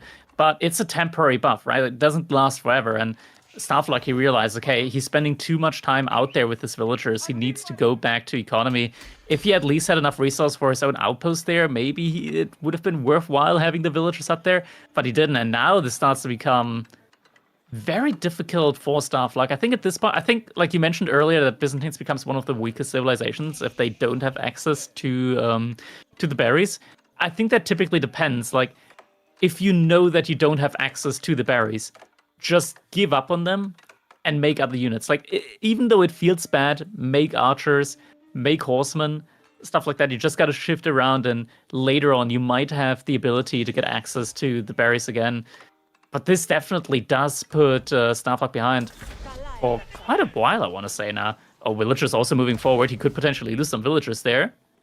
Yes, if he doesn't notice this as the spearman gather. Oh, okay, just in time as the tower is about to finish. Yeah, with the two villagers that are low there, only a couple of shots from the tower and they will go down. And I mean, taking villager damage is always very painful, but this early on, it's even worse than usual. You are definitely correct, however. Like, this is something you have to respect. And so many players respond very differently to this type of tower. Some players just forego the berries entirely and completely move out with outposts on a further away berries to get the Olivo ASAP in anyway. Some, like you mentioned, just ignore it, and instead of going on other berries, they just fully commit to something like Limitane, archers, as well as horsemen potentially, and look to put on pressure on the other side of the map instead to punish the slower age up and spear investment from the opponent. However, neither of those options really feel optimal, because at the end of the day, you are sacrificing the berries, which is your main bonus. So it is why it has become such a popular thing to do up against the Byzantines here. But Anatan, 9 villages on gold messing already. a lot of gold. Yeah, for a second I thought, okay, if he's sending villagers out to wood now, this could be Japan Pro Scouts, which is wild in its own sense, but he is getting some Honorable Geisha, and Honorable Geisha aren't that expensive gold-wise. No, they really aren't. I do wonder what the plan is here for Anatan. Maybe he has It's a worry great tool about- against the Limitany. It definitely is. It definitely is. I mean, the shield wall, very effective up against range damage, but not so much up against the fast attack speed of the Honorable Geisha. But I do wonder what all this gold is for. I wonder if Anatan is worried potentially about a heavy unit investment here from Starflock to push across the map, like I hinted at earlier. But surely he must be able to see that there's essentially no production buildings beside a barracks, but an archery range is coming up now as well. Archer range definitely going to be necessary when up facing off against those Honorable Geisha. Light infantry at the end of the day. Oh, some weak villagers in there. He's gonna have to pull these villagers back. He did opt to go here, but the lack of a tower could really hurt him. Oof. Oh, Anaton's so patient, waiting to get in position there. 1 villager down, 2 villagers down. And no wheelbarrow behind this, no textile. Yeah, I mean, not only the idle time, but the 2 villagers dead here. Akritoy defense gets called in again, and with Akritoy, the villagers actually do a pretty decent job up against Spearmen, but then again, they're not fighting units at the end of the day. They are your economic units, so anytime they spend fighting is time they are spending not working. Alright, we are now up at system level 4 though, so even the 2 villagers that Starflock has lost so far, it's not the end of the world for him. He is getting in some archers now, and overall, this is still a situation where Starflock can be fine. We do see the outpost coming being rushed again. up now on the backberries, but it does get intercepted by the Spearman. Great reaction here from Anatan, and the villager might again go down again. Body block comes through, but Another still, villager. the charge is enough to get another villager down for Starflock, and this is really starting to add up, Crackedy. Yeah, chipping away at the economy. I mean, this means that Starflock lost 10% of his entire economy. Now, his economy does get boosted up by 20%, 22% at the moment, thanks to the cisterns, but I mean, that's like your civilization bonus, and you invested into that. This isn't going to pay off immediately. Added, he's pedal to the metal. He's heading in forward archer ranges now. Yeah, there seems to be a full commitment here from Anatan, on top of actually fortifying the outpost as well. So he has no intentions of letting the outpost go down, whatever. He wants to keep that Grand Winery out of commission in perpetuity if he can. And with the forward archer ranges, I mean, I think the feudal strength of Japanese is something that has been on the rise, especially since the 5 food cost decrease on those Yumi. I mean, they are half the price of a villager in food. This is a unit that you can just spam. Yeah, 100%. Just not needing to worry too much about that food and just being able to pump out Yumi archers like there's no tomorrow. We also know now what Anatan needed all that gold for. He got pretty much every single upgrade that he could have outside of the mining upgrade. He added in some samurai as well, so he's gonna have a very, very decent front line here Starflog, he's floating a little bit of food, might need to reinvest into archers, but this is so difficult now. Triple archery range, Yuumi archer production. This is going to be very difficult to keep up with. And the worst is still yet to come here for Starflog, because alongside this gold gathering, of course, one of the Japanese bonuses is that 20% of all gold is also dropped off as stone and vice versa. So once that Yuumi bannerman does come out for these archers, they will start trading very, very cost efficiently up against the regular archers of Byzantines. Oh, 2 more villagers go down. Again goes in, yeah, they're both gonna die despite the outpost. Anatan just doesn't care. I mean, it's so many villagers that he killed now. 5 villagers went down. 15% of the economy from Starflog now gone due to villager kills. Yes, I mean, with Undermesh in for Anatan, he feels pretty content just throwing away a couple of Yuumi here just to get some more villagers. And I mean, it's definitely worth it at the end of the day. And yeah, we see the problem of the map here being really coming into effect here for Starflog. The small wood lines means that they are not safe, and Anatan is just forcing him to shift from woodline to woodline here. He thought initially Starflog that his back woodline is safe to gather from, but as Anatan is proving, that is not the case. And now Siege Engineering has come in. Anatan, he wants to get some ramps, and in Starflog, he is flirting with the idea of Castle Age, which honestly is not something that you want to do when you're behind villagers. Villagers not inside the outpost. They're jumping in, but 1 went down. Yeah, the lack of wheelbarrow again really biting Starflog in the behind here. I mean, despite the outpost, the villagers just aren't actually quick enough to get in there in order for all of their lives to be saved. And as you mentioned, I mean, Castle Age behind this pressure, I mean, I guess he relies on Varanging Guard or maybe Cataphracts being the thing that gets him out of this mess, but I just think it's so greedy here, Crackedy. It is, and Anatan, he's going for the all-in mass samurai now coming in alongside this. Villagers not being rallied away here from the TC.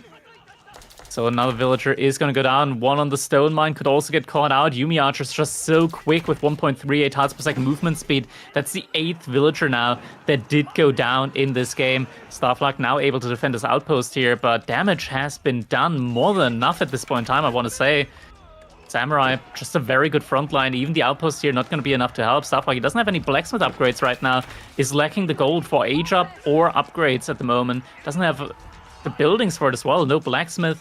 He wants to get the mercenary house in, but even then he's only going to be able to get 5 units in, but he's outmassed by more than 5 villagers.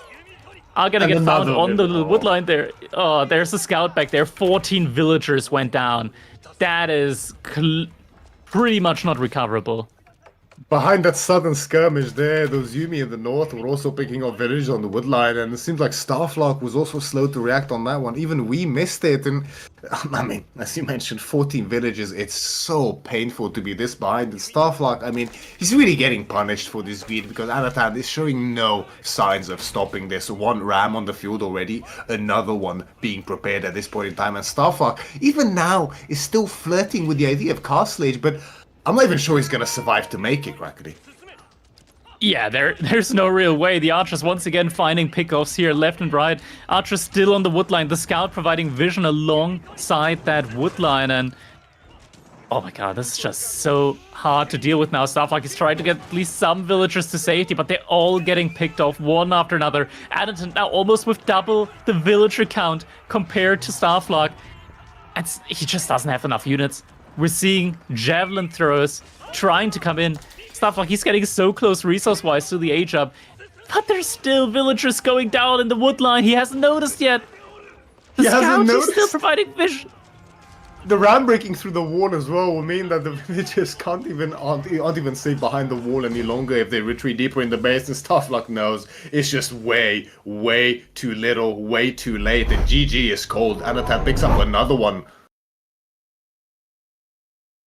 Man, match point already. Just putting on a clinic here. Yeah, match point already. Anatan, very clean games. Strategies that maybe we didn't expect, at least when it comes to Japanese, going for that really like balls to the wall all in. But as you mentioned, maybe that's just how you have to play against Byzantines nowadays as the meta evolves, as Byzantines early timing has been put a dampener on with the increase in the stone cost for these cisterns, at least early on. Exactly. In the past, I mean, it was just so easy to instantaneously place a cistern, and then as soon as you aged up, you had enough to get up to that water level 2 with a secondary cistern as well.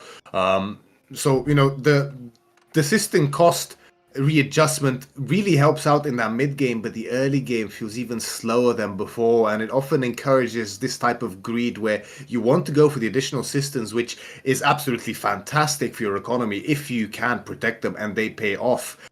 But if they do not, this is the result. Yeah. All right, it is time. Potential match point now for Anatan. We're going to be diving into our game number 3 right away. Zhu Legacy for Anatan up against Jean d'Arc for Starflog here on Gorge. Starflog is going to be loading into the map, and he has an even harder job ahead of him to climb back into this series. It is 3 wins back-to-back that he needs in order to progress further to face CSO in the losers bracket finals. Starflog, as Jean d'Arc, is going to be spawning in on the south side of the map here on Gorge, whereas his opponent, Anatan, in the north side of the map as the Zhu Legacy.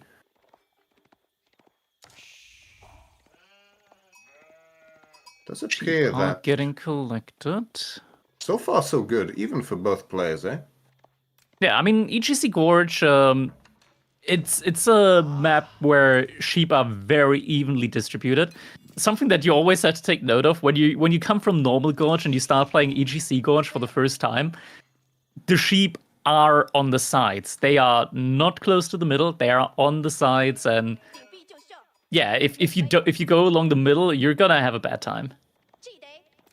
Exactly. Out of all the maps that have both, versions on ladder as well as tournament versions, as we see here, I think this is the one where the disparity in the way sheep spawn is most notable, to the point where it actually demands a different scouting pattern entirely for you to get an optimal amount of sheep, which I know Anatan has definitely learned the hard way a couple of tournaments ago up against Beastie, and Starflog looks to have understood that himself, scouting around the edges here to get himself also a pretty healthy amount behind his scout here. But this matchup, what are your thoughts on it, Crackedy? I mean, Zhu's Legacy is really good when it comes to getting a fast castle age, and John... How do I say this? Like, Jean can make things happen. The question is, how greedy is Anatan going to be? Is he going to go for pro scouts, or is he going to instead go for fast castle age? Because if there are fights that will happen and Jean getting experience in, Anatan could be in trouble should Jean find a relatively early age up to, well, not age up, but like level up to level 3. That's where things can get a bit problematic here. Good Medigun spot next to woodline, stone, and a berry bush, so Anatan can be quite happy with that one. Yeah, exactly. It's always very nice when you get at least 3 resource clusters. That's kind of the minimum that you want to be deemed, a good meditation garden site. And on top of it being relatively safe, a little bit forward, but still pretty close to his base, he'll be happy with that one. But just like you mentioned, the real threat here for Zhu is the timing of that JD level 3, right? You have to be very, very careful in those initial skirmishes when it comes to those DM, protecting your scouts as Zhu, because although typically you're considered the strongest civ, if you give away a few too many spearmen or horsemen or scouts to JD, the XP bar will just keep accelerating up, and if she is level 3 before you have your age up as Zhu up to that castle age and have the real answers to deal with level 3 JD, it can get very scary very quickly. I'm wondering, like, if Anatan has like potentially a very I know Anatan likes to play Zhu quite a lot. So maybe he's got like a very optimized build order for this when it comes to getting the Pro Scouts upgrade in. Because right now it's definitely looking like he wants to go for that Pro Scout upgrade. Starflog also adding in his own mills, so maybe will be that Pro Scout on Pro Scout play. In which case, I still really like Jean's position, just because she's a separate unit that you can move around and deny Pro Scouts from your opponent.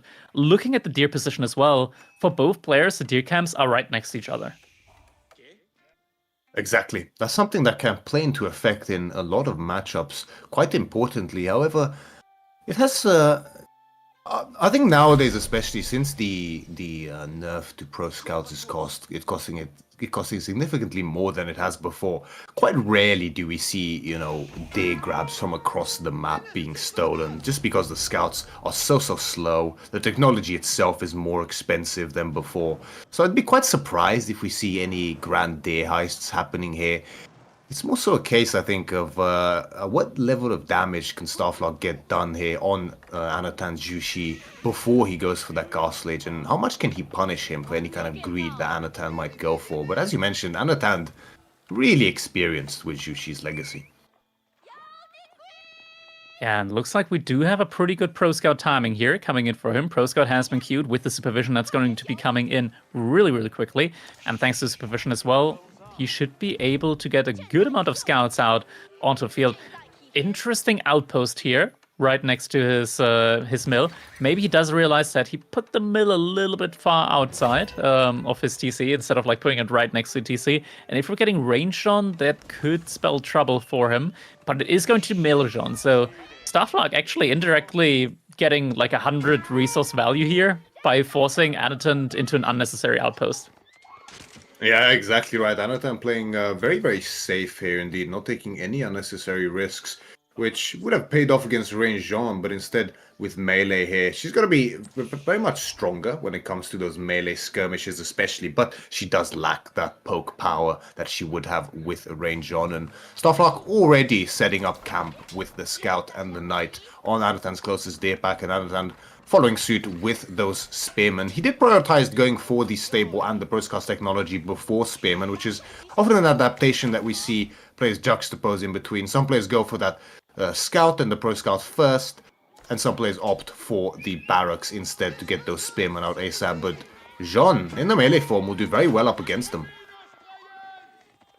Yeah, it's going to do so indeed, and right now, the Spearmen are just giving her a little bit of a runaround. They don't really want to take any straight-up engagements here. Starflock adding in some archers behind this, but Anatan, he did manage to get in a couple of the steer at the moment, so that's going to at least tide him over for a good while. That's like 1,000 food that he just got access to.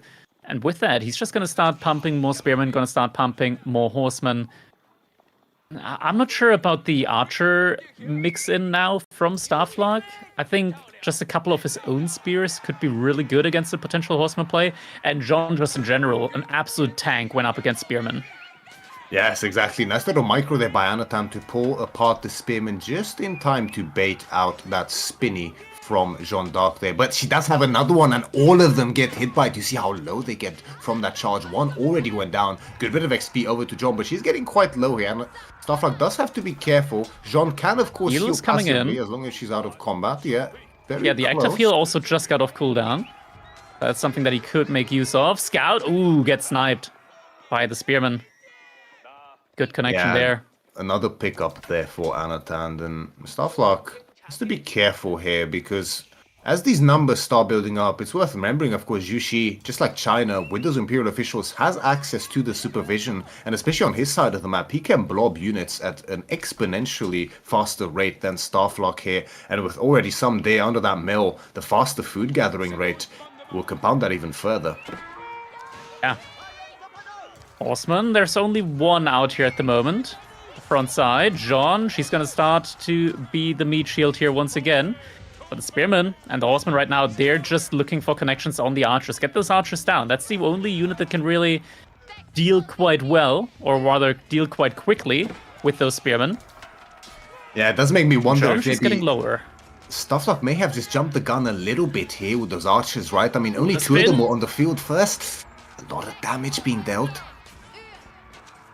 A lot of experience going over.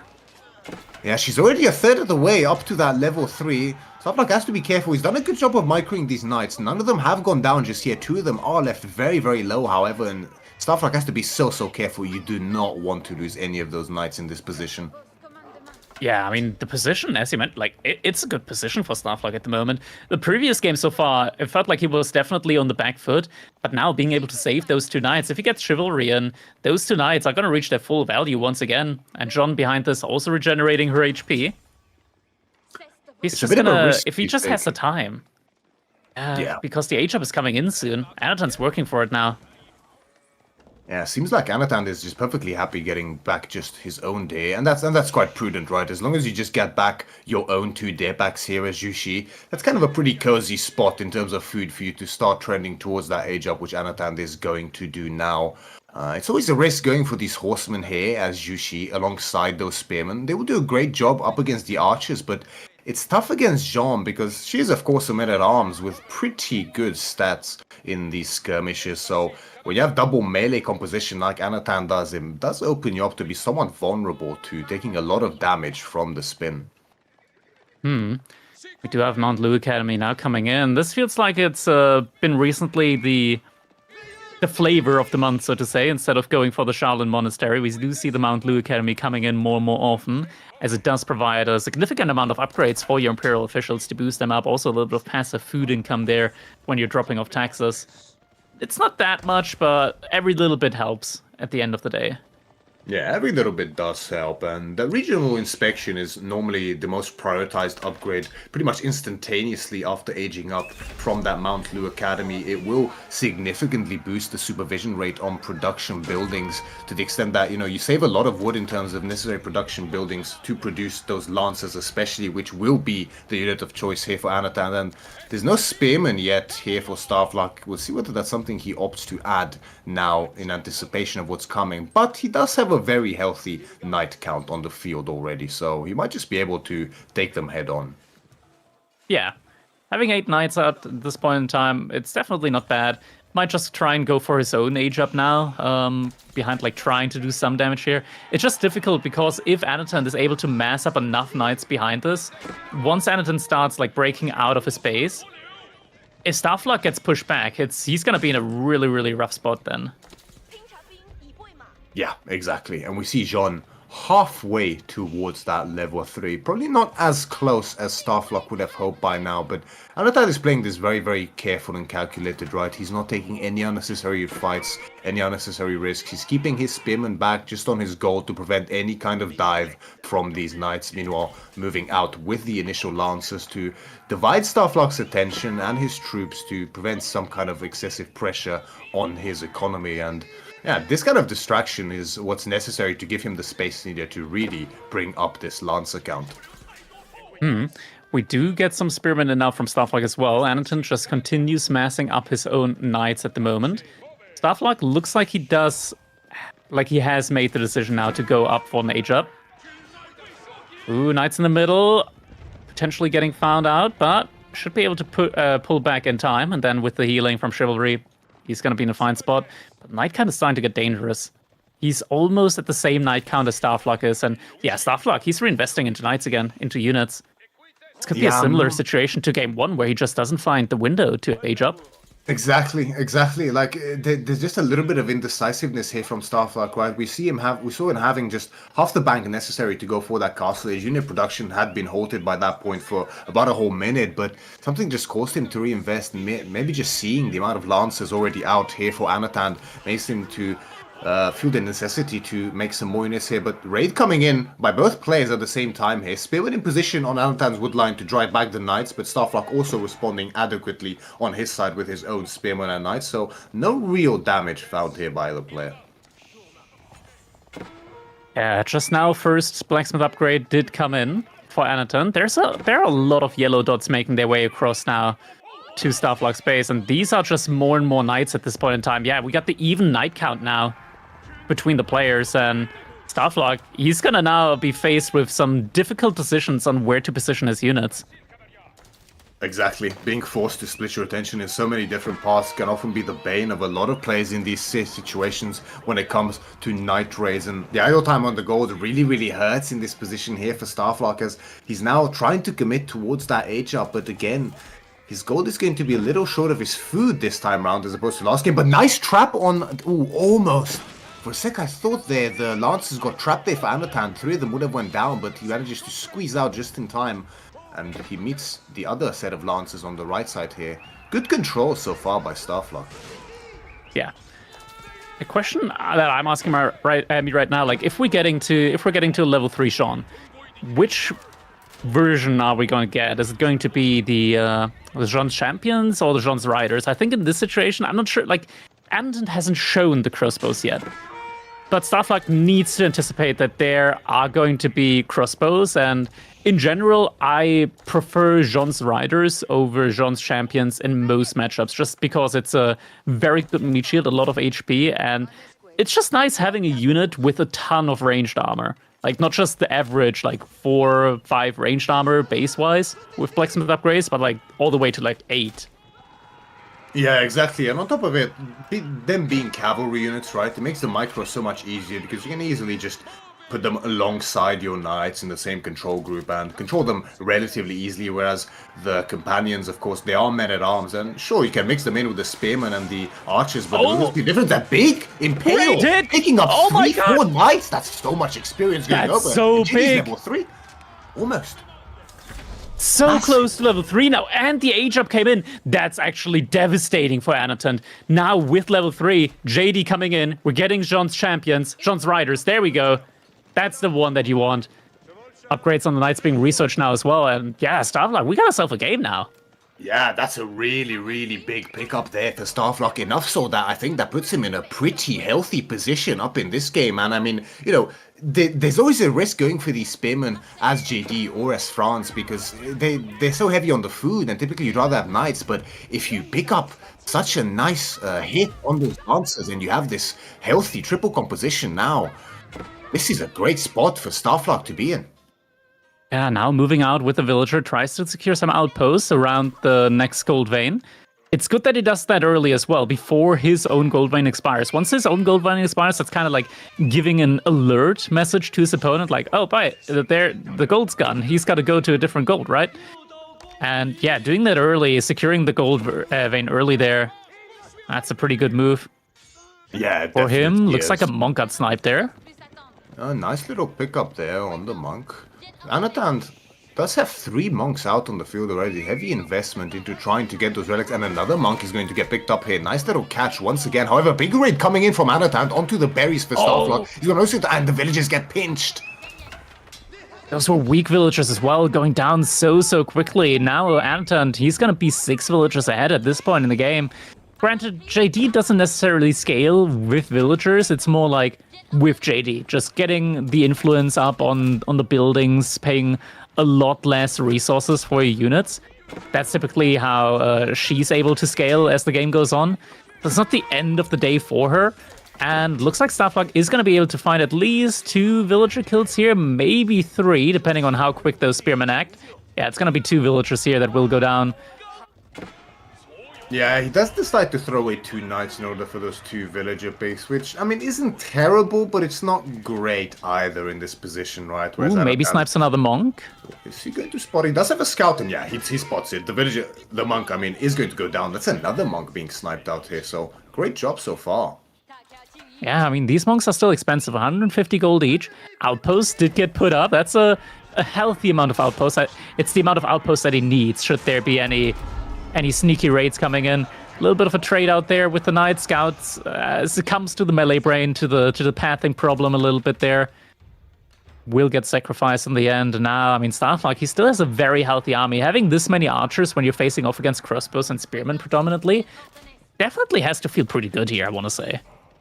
Yeah, absolutely. And especially behind this, it's not like Starflag, you know, got a little bit ahead of himself and just kept massing knights alongside a Royal Institute to try to go for an all-in timing here, which has fallen out of favor nowadays, especially specifically because of the newer weakness of Pro Scouts from how it was in the past. So he's going to have that reliable scaling on the guild hall. The food is going to accrue over time, and that will tide him over either in terms of to prevent an unnecessarily early farm transition, or even just buy himself an Imperial Age outright. We do have the consecration on most of the buildings here at the moment. Could also see some arballetry coming in soon, just because you get a bigger bonus out of them before you research the upgrade from your blacksmith to further increase the savings, I want to say.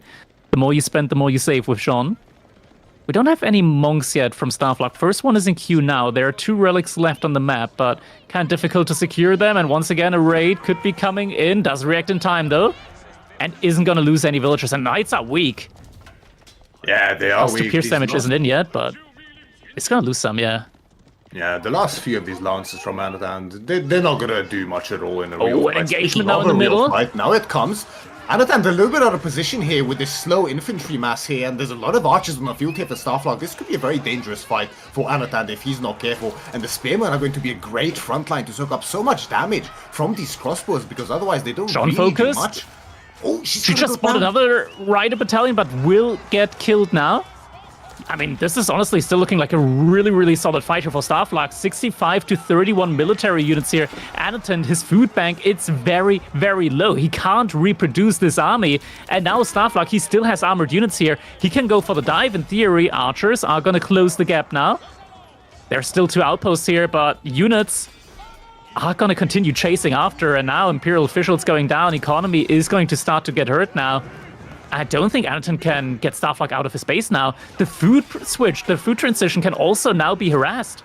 Yeah, I mean, this is the worst time to get caught as Jushi in an unnecessary fight, right? Anatan just a little bit overzealous with his positioning there on the mid-map. That's not where you want to get caught. And yeah, Jean gets pulled back behind this. Starflog smells blood, and there's nothing that's going to be stopping him now from diving even further here.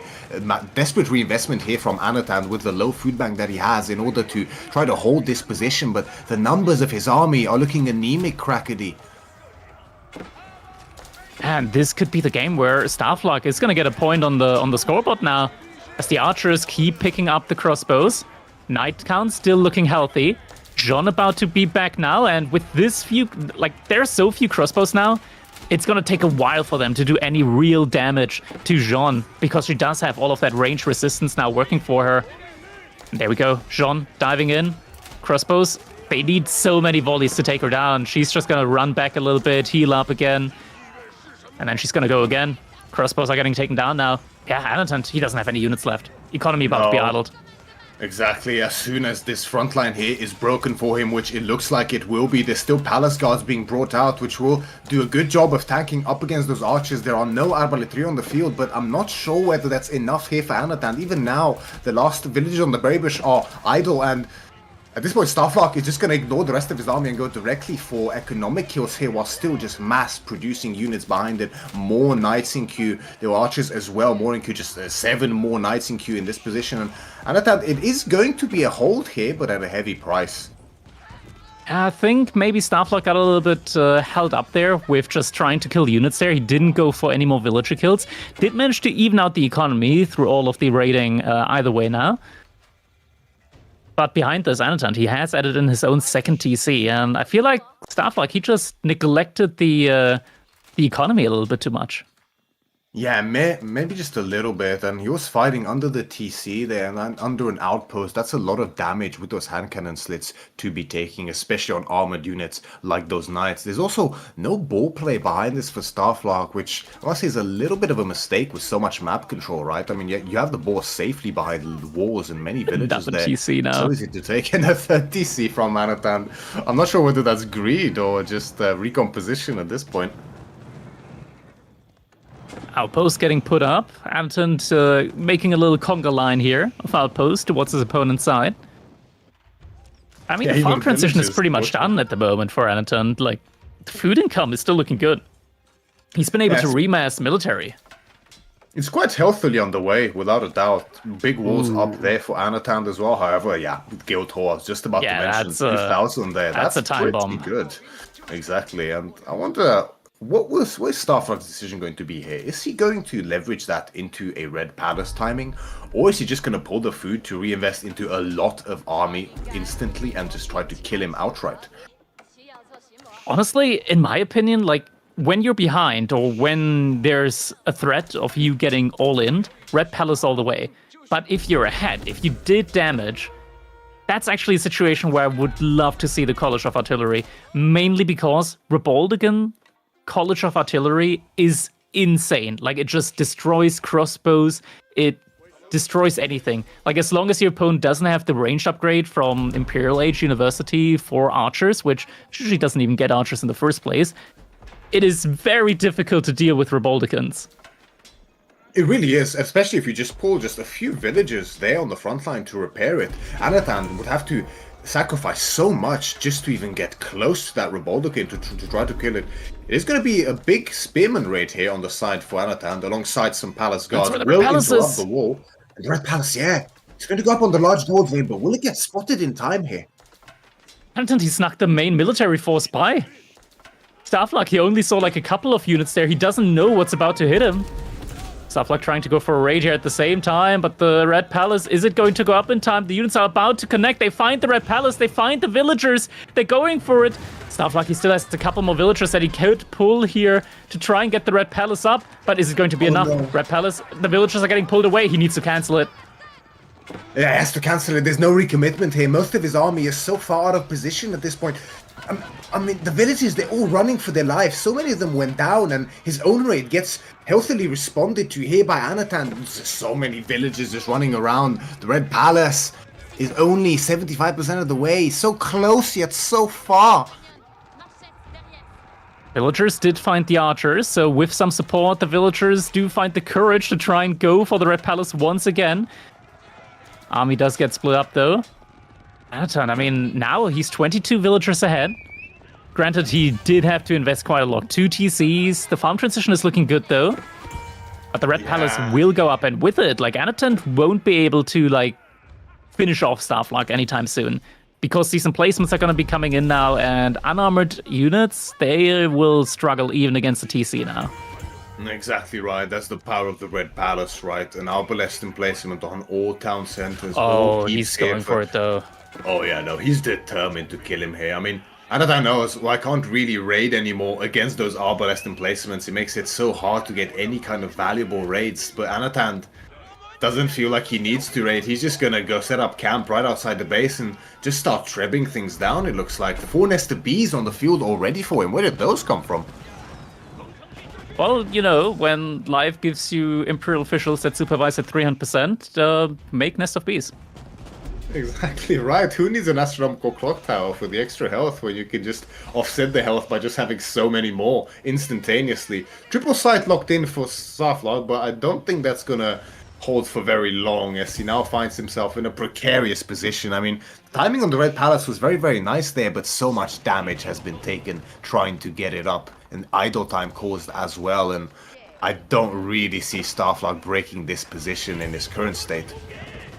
He needs bombards in order to get past this. Bombards to deal with the Nest of Bees. They are not clock tower, as you mentioned, so bombards will do a good amount of damage, but we do have a connection about to be made here. Knights are charging forwards, charging right into the Spearmen, though. The backline is exposed. Great Nest of Bee shots come in. The Knights just got obliterated. And someone, he has to back off. Oh, the pathing there with having all of the units together and moving in formation means that they just clump up so much more than they would separately, and the result of which a big nested bee shot doing tremendous damage to the entirety of Staffluck's army there, and the keep is up now. Anatan's even going to soak up the rest of the few berries that are left there for him. Now Staffluck is Imperial Age, he does have cannons on the way. I was gonna say, if he goes for that, then the Red Palace emplacement from the TC is gonna make mincemeat out of those villagers. But we do have pagodas coming in now. Anatan did age up, or rather did go for the dynasty with the Shaolin Monastery behind us, so is going to be able to put his 3 relics inside the pagodas. It's going to be 750 resources per minute instead of 300. Yeah, the pagodas, although very expensive to get that Yuan dynasty, they will pay back relatively quickly. Only a few minutes necessary there to bring it all back. And yeah, 3 relics, the perfect amount to get into those pagodas. And Siege Workshop being set up now as well on the forward here. I mean, there must be trebs on the plan here for Anatan, but there are already 1 cannon on the field as mentioned, and there's a second one in queue as well here. It's like you mentioned, Crackedy, they'll do great up against the keep and also up against those nested bees. Anatan, he's got a scary amount of spearmen there at the moment. 42 spearmen. It's a lot of mass, which is really good against the knights, but Staffluck still has almost 30 archers. Now, Nest of Bees are going to do quite well up against them. But we're getting to the 3rd cannon. I think with 3 cannons, you should be able to one-shot non-clock tower Nest of Bees. Yeah, definitely those cannons. I mean, out of all bombard and covering variations in the game, they are notably the strongest out of them all. So much damage and a good bit of range on them as well. Definitely a good position to have them here. A Starflock 3 on the field now and a 4th one in queue as well. Does have to be careful though, because his army count is suffering just a little bit as a result. And Anatan, actually, I mean, speaking of army, it's pretty much just spearmen for Anatan. Yeah, Spearman, the name of the game, and the upgrade came in very quickly, courtesy of the supervision there. We do have a lead on those archers, and something to keep in mind, cannons do bonus damage up against the infantry, so once the nest of bees are gone, you can still get excellent usage out of those bombards up against the spearmen, up against the crossbows, and yeah, that's where you can really like start getting a lot of value. And bombard, oh, it's gonna target that villager, right? Nope, it has to go back. So close. That was really close. Yeah, Bombard almost goes down there for Anatan. So those are just 4 cannon shots that's necessary to take down one of those bombards. However, like you mentioned, cannons and bombards and culverins alike do additional damage up against melee infantry. And I mean, these cannons, every single one of them will essentially one-shot one of those elite spearmen, at least until elite infantry tactics does come in for Anatan, which is still a little bit ways off. Quite an expensive upgrade for him. There's going to be another little spearman raid on the side here, but the Arbalest emplacement will definitely help offset that. Starflock, he's got a lot of Jean's riders here at the moment, which is definitely an expensive unit to go into. And he can't get it up to elite status. For elite status, he's gonna need to get Jean to level 4. Maybe he can get there with this next fight. Bombards and the Nest of Bees are gonna be able to provide a lot of experience here. Looks like the Royal Cannons are focusing the Nest of Bees, but at the same time, the Bombards from Anatan are focusing down the cannons. A lot of damage is going out there. We do spread formation here on the archers from Starflock, doing a good job of offsetting. That's oh yeah, they do go down. Level 4 JD is massive. She's gonna do a huge amount of damage, not only against buildings but against these siege engines as well here for Starflock, and that is massive. I mean, I wonder which level did you go for? Is it gonna be the? Is it the aura? Yeah, it is gonna be the Battle Inspiration. So Aura, yeah. Plus 30% attack speed for all units nearby Jean, and Anatan's forward position gets completely cleaned up, and his army's anemic behind this. I mean, more crossbows not in queue now, but Starflock with these cannons can just start marching across the map. Yeah, but looking at the economy, Starflock, he's on 500 food per minute. Anatan has 5 times that. Like, the economy is not even close. There needs to be a farm transition behind this. Anatan, Starflock also just added 2 additional town centers in to get some more economy out on the field. Yeah, Starflock might want to in the bide process of doing so. Might want to bide his time a little bit, right, just to get up that farm transition going. I do wonder, though, if he did switch over the guild hall, maybe we can have a little look just to see after he brought in that food. What is... Oh, so still up food. to 2.4K that's a lot. food He needs again. that right now. He needs that right now. And then maybe switch it over to stone, or... Not stone. Stone gets accrued quite slowly, but like gold, for example, could be the way to play that now, because he will have 3 TCs. He's gonna have a lot of farms then. Gold's the only real issue then later on, so if he can already prep the guild hall for gold, he's going to be in an excellent spot 10 minutes from now. Exactly, yeah. I mean, that's a healthy enough amount of food to call in now to just get up a nice, big, healthy army again and completely smooth over that necessary farm transition that he has to go into now. And as you mentioned, if he gets into gold, that will really, really pay dividends several minutes down the line. But Anatan, like you mentioned, you can see the remass already coming through so quickly for him. Close to 3,000 food per minute Anatan has. However, the army, it's so much better here from Starflock, right? The Jean's riders, as well as the few elite knights that Starflock has, combined with these archers. And the cannons. Oh, look at the wall. Look at the wall there. It actually gets put up. He actually managed to put the wall up. That happens sometimes. I'm not sure exactly what's responsible for it, but he's able to finish off the wall.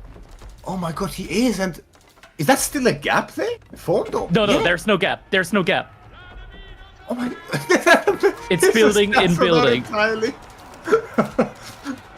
Oh, that's quite insane to witness there. So Anatan's efforts are a little bit in vain when it comes to blocking that wall attempt there from Starflock, and he's now finding himself a little bit on the back foot when it comes to this push. He is forced on the defensive, however, he does have great income behind this. Anatan does, and is getting up, has a bombard of his own, but 5 royal cannons now on the way here for Starflock. Well, not royal, but regular cannons, but they'll still do great work up against this. We're getting to the point now, though, where Antant is starting to mass crossbows, and Juji's legacy crossbows, they can be quite good, especially when you get 1,000 bolts in. That's when suddenly they do like an additional, I'm not sure if it was 20 or 40% damage, and crossbows in general, it's a good unit, so getting more damage to them definitely feels great. If only there wasn't one unit in the game that John had access to that absolutely trampled some crossbows. Yeah, and Starflock has already shown his propensity to really favor those Jean's riders. He will have to, however, get through those spearmen in order to gain access to that massive crossbow backline by now point. Nearly up to 50 crossbows Anatan has. And, I mean, with the archers as well as the cannons, that could be quite possible here for Starflock, but he has to be a little bit careful to not take unnecessary losses there. He did pull that guild hall for that additional food, which is great in helping him to remass here, but the farm transition is still underway. We can see there's only 900 food per minute for Starflock. That's not enough at this stage of the game. Indeed, it is not, and now the spearmen, they've been cleared up. Starflock doesn't quite want to go for the commitment, though. Does have those cannons that are doing an excellent job right now, just dealing with all of this mass infantry. Just every single shot basically takes out a unit here. John, she's getting focused down by the crossbows, but I mean, they need like 4 or 5 volleys there in order to take her down. It's more than enough time for her to react, and now, once again, the army is getting pushed back quite a bit. Can we take a quick look at the guild hall yet? Has it been pulled at this point in time? I'm not sure if it... Yeah, it has been pulled and it has been put on to onto gold. But that does actually mean that Starflock, he's running a little bit on empty as well then. It definitely is. I mean, you know, he maybe got a little bit over-aggressive there in that min-map. We did mention the possibility that he might just have to bide over the time needed to make that farm transition first, which he has been a bit neglective of towards the end. We see even now it's heavily underway. He desperately needs those farms to maintain the mass necessary to contest from Anatan. However, Anatan himself is struggling just a little bit on the food, right? He has the great income, but the trades have not been favoring him very well. I mean, those cannons, getting so much value there for Starflock, reflected in the destroyed value there. Nearly 10,000 ahead. Yeah, the destruction volume does kind of speak for itself there, the value there. We are seeing some markets coming in now as well for Starflock, so could potentially want to go for some trading here in a little bit of time. He's also heavily mining the stone vein here, just to potentially get a keep in and secure that that trade route. Does have enough for another keep, so should be able to place it soon.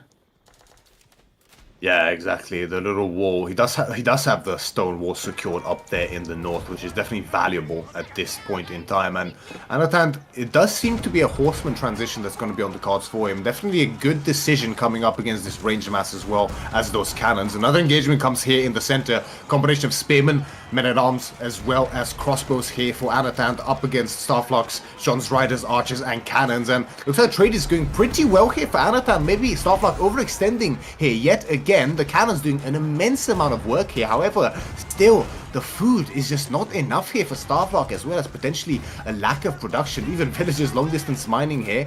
But John did in fact go down, and yeah, it gets rebought instantly, but that's such a heavy gold investment. He has a lot of gold in the bank, but that will quickly start running out here for him. The archer's down now as well, and now Anaton's able to find the connection onto those cannons. First cannon went down, second cannon going down, third one, only the fourth one remaining, and also going down, and that's GG! Yeah, the cannons were just way too expensive of a loss there for Starflock, and he knows it. I mean, with no with no full farm transition behind this, GG is cold. Fantastic effort here from Starflock in game number 3 up against Anatan, but just in the end, couple of mistakes means that it just wasn't enough to break through the Belarusian. Indeed, and that means that we are going to be having a little bit of a repeater set here between CSO and Anatan. Indeed, Starflock, his run in this qualifier has ended at this point in time, but Anatan, after this victory, he does get a chance to rematch against someone that, you know, really made some work of him in the last time they met yesterday. And do you think he's going to be able to do it, Crackedy? Maybe lessons learned. Maybe this time we're going to be seeing a different Anatan than whom we saw yesterday, because it's going to have to be. It's going to have to be, because otherwise, like CSO, he's been looking incredibly solid. He took down Anatan in style yesterday. And Anatan, he's gonna have to go the distance if he wants to qualify for Denmark. Exactly. It's going to be a lengthy and difficult best of 7 for both of our players in the lower bracket finals. And that against CSO, as we mentioned, it has been a 3-0 for CSO last time they met, but Anatan, definitely not a player to be underestimated. And I'm pretty certain he's going to put up quite the fight today to assume revenge over CSO.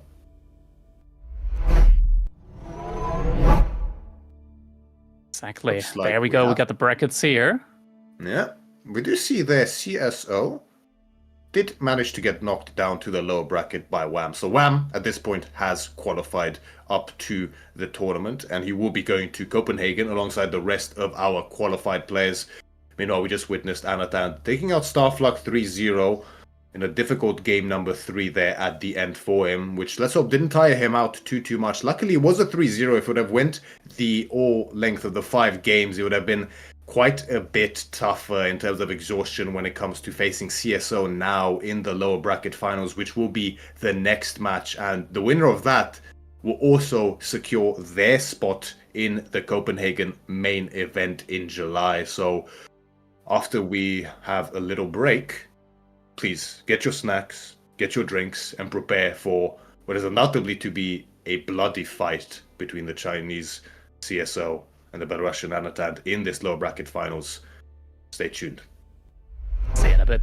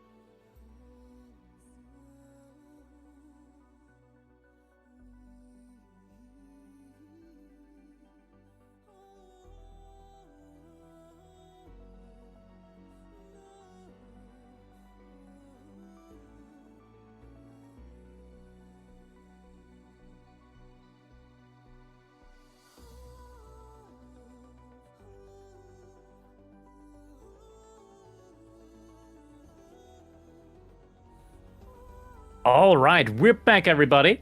Now, it is time. We got a decider match here ahead of us. Anatan versus CSO, a best of 7. They're battling out for one of the last 2 spots to make it to Copenhagen to the $25,000 SteelSeries Age of Empires 4 LAN event that we got going on. And oh, we got quite an interesting matchup here. Regions, Byzantines versus HRE. Already a pretty spicy start to the series right from the get-go in the draft here, as we see a double House of Lancaster ban for both players.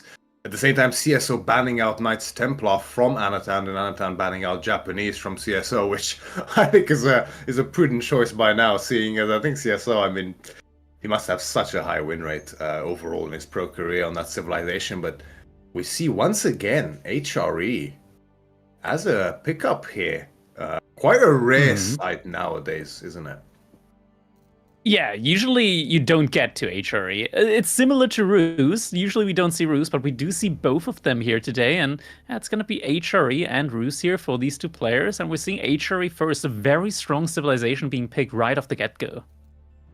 Absolutely. And HRE, I think, is a very interesting one because although everyone agrees that it's very strong, different people think it's strong for different reasons, right? Like, there's no doubt that HRE, well, one of the reasons they are so potent is their extreme versatility, right? There's no map where they are bad, and there's no matchup where they don't feel at least good. So that's at the very minimum. But then some players might think that they're not exactly the strongest on any certain map or the strongest against any particular civ for that matter, whereas some just think that HRE is essentially an auto win against any civ on pretty much any map. Where do you stand, Crackedy? Honestly, I think HRE strength has shifted dramatically over the last couple of patches. It went from a civilization where they kind of start ramping up. They get that very fast tech up, and then they start getting in the relics, maybe progress into an imperial age, pump out a lot of villagers. That doesn't really feel like it's as dangerous anymore nowadays, like without Springles being like and without Culverins being like an anti-siege unit. You can relatively easily push into an HRE base nowadays, but that's where the strength kind of shifted, because HRE has always been decent at massing up infantry in feudal age, and now that's just even more the case, and that's where HRE shines at the moment, of just getting early advantages and compiling on top of that. Exactly right. There's just this rolling tempo that HRE is able to build up from the get-go of the game with the Predator Inspiration, plus 40% gathering rate. Of course, it's only 8 villages at a time, initially at least, with that Predator, but of course, Ark and Chapel is always an option, and in a large radius all around it. 40% gathering rate, Crackedy. That's massive. It's insane. I mean, 26% is what we're going to be seeing here from Anatan with the Byzantines, with the sister network. Not quite as good, but it is active, I want to say, on a lot more villagers throughout the game. It's a different one to call, honestly. But then you also get like the bonus income from the olive oil, which honestly is so crazy. Like when you look at a Byzantines versus any other civilization in the game, both on 1 TC, and you look at the resources gathered afterwards, you just see that even if like the other player went for like 2 TC, Byzantine is usually ahead or at least even in resources gathered, just thanks to all the olive oil that's being picked up there. Exactly. So although HRE often steals the show in terms of their strength, Byzantines is not to be underestimated without a doubt. Once they do get going, if they are just, allowed to just chill, get the systems up, get the olive oil rolling in, they can put up a pretty scary fight, even against something so feared like HRE. Though I do gotta say, I feel like this early game, we've talked in the last series as well, the shaky early game for Byzantines, their most vulnerable point in the game, typically their vulnerability to those tower rushes especially, and the early game is something that HRE absolutely shines at. Yeah, it is something there where they can really shut down Byzantines very early on. And especially like on a map like Regions, where there's actually quite a bit of distance between the players early on. Like we got both the players sitting in the corner, so you will have to walk quite a distance. The Spearman just moving a lot faster for HRE. You save like a solid 5 seconds compared to other civilizations with the timing if you go for like a Spearman rush early on.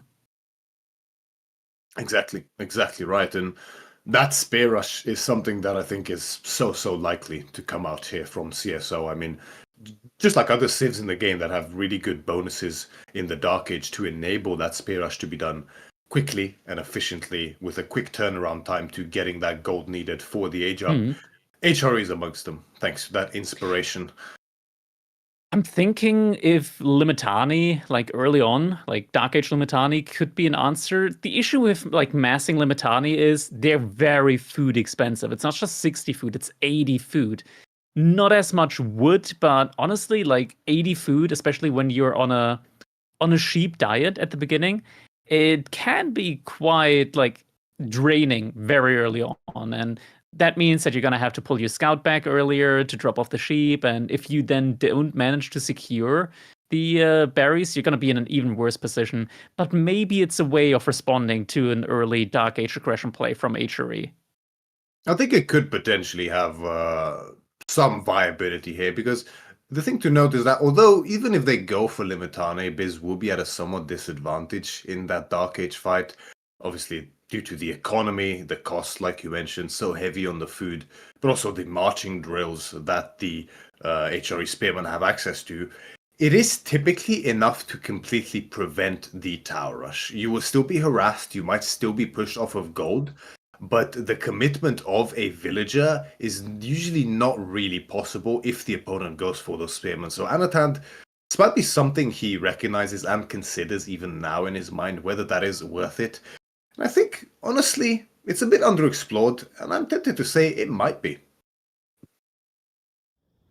Yeah, might very well be. Just a couple of moments now, and we should be just about ready to jump into our game number 1 of the final set of the day, the decider match between Anatan and CSO. And here we go, ladies and gentlemen. Game number 1 is going on right now. We got VS Anatan in the color yellow playing as the Byzantines here on Regions. His opponent in the color pink, it is CSO from Team Elephant playing as the Holy Roman Empire.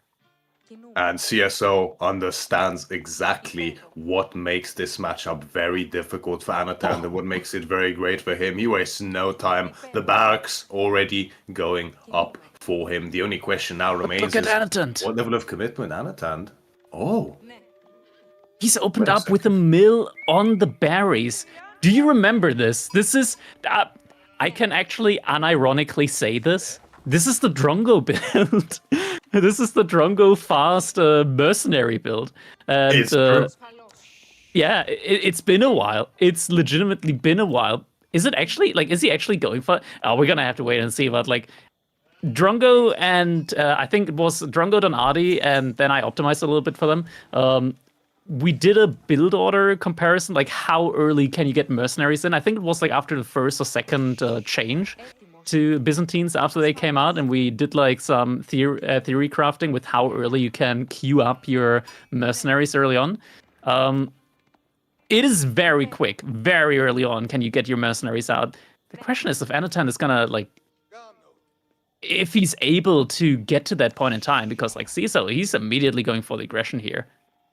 I do remember the build you're referring to exactly, specifically it plaguing ladder for a little while after its inception, leading to a very scary, specifically longbow and horseman timing with the hippodrome that's been used as a result. And hippodrome might be on the cards here for Anatan. We do see the Orvo is coming in. He doesn't quite have enough yet for any mercenaries at this point in time, but using the Akritoi, he might be enough. He might have enough time here and space to gather enough to get the oil necessary to get an initial batch of mercenaries. The question is, which amount of olive oil will he go for? Because that will determine which mercenaries he will go for in turn. Mm-hmm. Yeah, you're gonna need 520 for longbowman. It's not 480, but you do start with 100 olive oil. You don't have to spend that anymore in order to decide which mercenary path you want to go for. And we do see the Imperial Hippodrome coming in now for Anatan, but olive oil, Yeah, he's still a good bit off at the moment. He needs 100 more olive oil, roughly, in order to be able to get some longbows out. And that outpost, it's coming up there. And yeah, I don't think Anatun is going to have it in time. He might actually have to rely on an olive grove there in order to get the necessary amount of oil in for those longbowmen. Yeah, and I think that will be enough as well. Because I mean, he's still able to gather from this close berry patch here that does seem to be in the range of the town center. And just like you mentioned, a single olive grove, even if he does not, will be enough to get necessary for the most expensive mercenaries, which will be those longbows that he might be looking for. And that's normally what works best in combination with the Hippodrome Horseman. But I have to say, I actually really, really like this adaptation here from Anathan, because although we don't see it as often anymore today, the triumph on those horsemen, when they get a good engagement, can be really scary. Yeah, 100%. Just getting +4 damage on them, suddenly they turn into like Sapahi for a little bit. You combine that with the... I forgot the name, the upgrade to do +2 damage up against villagers, and you get a little bit of gold trickle in there as well. You only need 3 hits from a horseman with Triumph and the upgrade in order to kill a villager. Explotaurus, that's the one. Thank you, chat. Exactly, and on top of it, it will provide some additional resources as well. I think it's gold that it gives you for every villager kill. So Yeah, in a +20. way, yeah, if you get enough raiding What's done, going it pays on? off for itself. And What's going Minework as on well in this behind game? Yeah, so I mean, Minework, I do understand somewhat. Minework has seen quite a bit of a resurgence, somewhat, specifically tailored towards some heavy aggression in the feudal age, but even in the castle age, there's some immensely useful upgrades to get. But I must say, I'm a little bit surprised to see it here, because typically it works really well with a horseman spearman composition, thanks to that all pikes technology. But that's not normally what you go for against a civilization like the Byzantines. Exactly. We couldn't be further away, like straying further away from the meta as we are right now. CSO, he already ran out of his sheep inside of his Space Scouts, about to donate a couple more sheep for the cause there in a little bit. Just now, Anatund went out to get some stone for additional cisterns, but it's gonna be a while until he's able to get to level 2 cisterns now. It takes a little bit more because he didn't go for that immediately, right? Like he wasn't on stone until just a moment ago. So goes for a little bit of a slower cistern boom here, I want to say. Man, looking at the map, like Anatund, he doesn't have really access to berries at all right now. No, he really doesn't. I mean, the tower provides so much value here for CSO. The secondary berries is directly behind it. So in terms of berries, it's about as bad as it can possibly get for Anatan in this game. But I mean, even if his berries were at the back, then potentially the gold or the stone might be at the front. So not everything can realistically be safe from that tower. At least it doesn't cover any other starting resource like the wood line, the gold, or the stone here for Anatan. But 2 horsemen on the field already for him, and straight away they're going to move across the map to put on some hurt on CSO. And it would make sense to have even potentially an archer range being thrown down here by Anatan maybe quite soon. He might even look for a ram play onto that tower soon enough, as CSO doesn't seem to be gathering any stone, so no intentions to upgrade that tower just yet for him. Now with the HRE, it can be really easy just pulling like 3 villagers for a single drop-off. That's going to be enough in order to get arrow slits in placement at the very least. We do see the archer range being prepped here at the moment. Also a move out from CSO with an outpost and a mill to the deer there at the bottom, all lured neatly next to each other. Ooh, are we seeing the first villager kill of the game here potentially? The horsemen, they're diving past it. 1 more hit necessary and will get taken down. And only 3 villagers inside the TC. All the horsemen are going to be able to survive. And I mean, Triumph is a slow heal, and you don't want to use it just to heal. You want to use it in combination with Harass, but Triumph is going to get a good amount of value on these weaker horsemen if it gets pulled in. Oh, absolutely. I mean, not losing the horsemen is really, really valuable here for Adatan. Although they are low, it's, horsemen are somewhat bulky units, so focus firing them with something like spearmen in close range is pretty difficult, and every single hit affected by that triumph will deal tremendous amount of damage from those horsemen. So as long as they stay alive, really, at the end of the day, that is all that matters here for Anatan. And getting a villager pick up so early on the HRE definitely will help offset this disadvantage that Anatan initially finds himself under here. But CSO is actually training a secondary prelate here, which makes sense. This is quite common with the minework build in order to inspire separate parts of his economy. Most likely going to be going on the wood line as well, just to further boost the income there. And Archer on the field already. Most likely more archers will be following up for CSO. But I mean, even as HRE, with the marching drills that's now innate to them, it's always scary playing infantry aggressively on a map like this against horsemen. Yeah, 100%. At least the infantry here, in this case, is the HRE one, so it is quite fast. CSO, he does have the outpost next to his deer. I wonder just how many villagers he has there. If it's more than 5, then at least 1 villager should be going down. But looks like it's not. It's only just those 5 villagers, CSO, and he's going to react immediately. Yeah, no triumph being activated here. And this is nice from CSO, right? He's not greeding by going with 8 villages there as well as a prelate to get that maximal inspiration value. He knows that, okay, that's a nice little bit of extra quick food I can have. I'll just throw up an outpost, keep the villages nice and safe, and that will give me value over time. Especially as they are so close together, it means that it's pretty easy to pivot in and out of the outpost as necessary for him.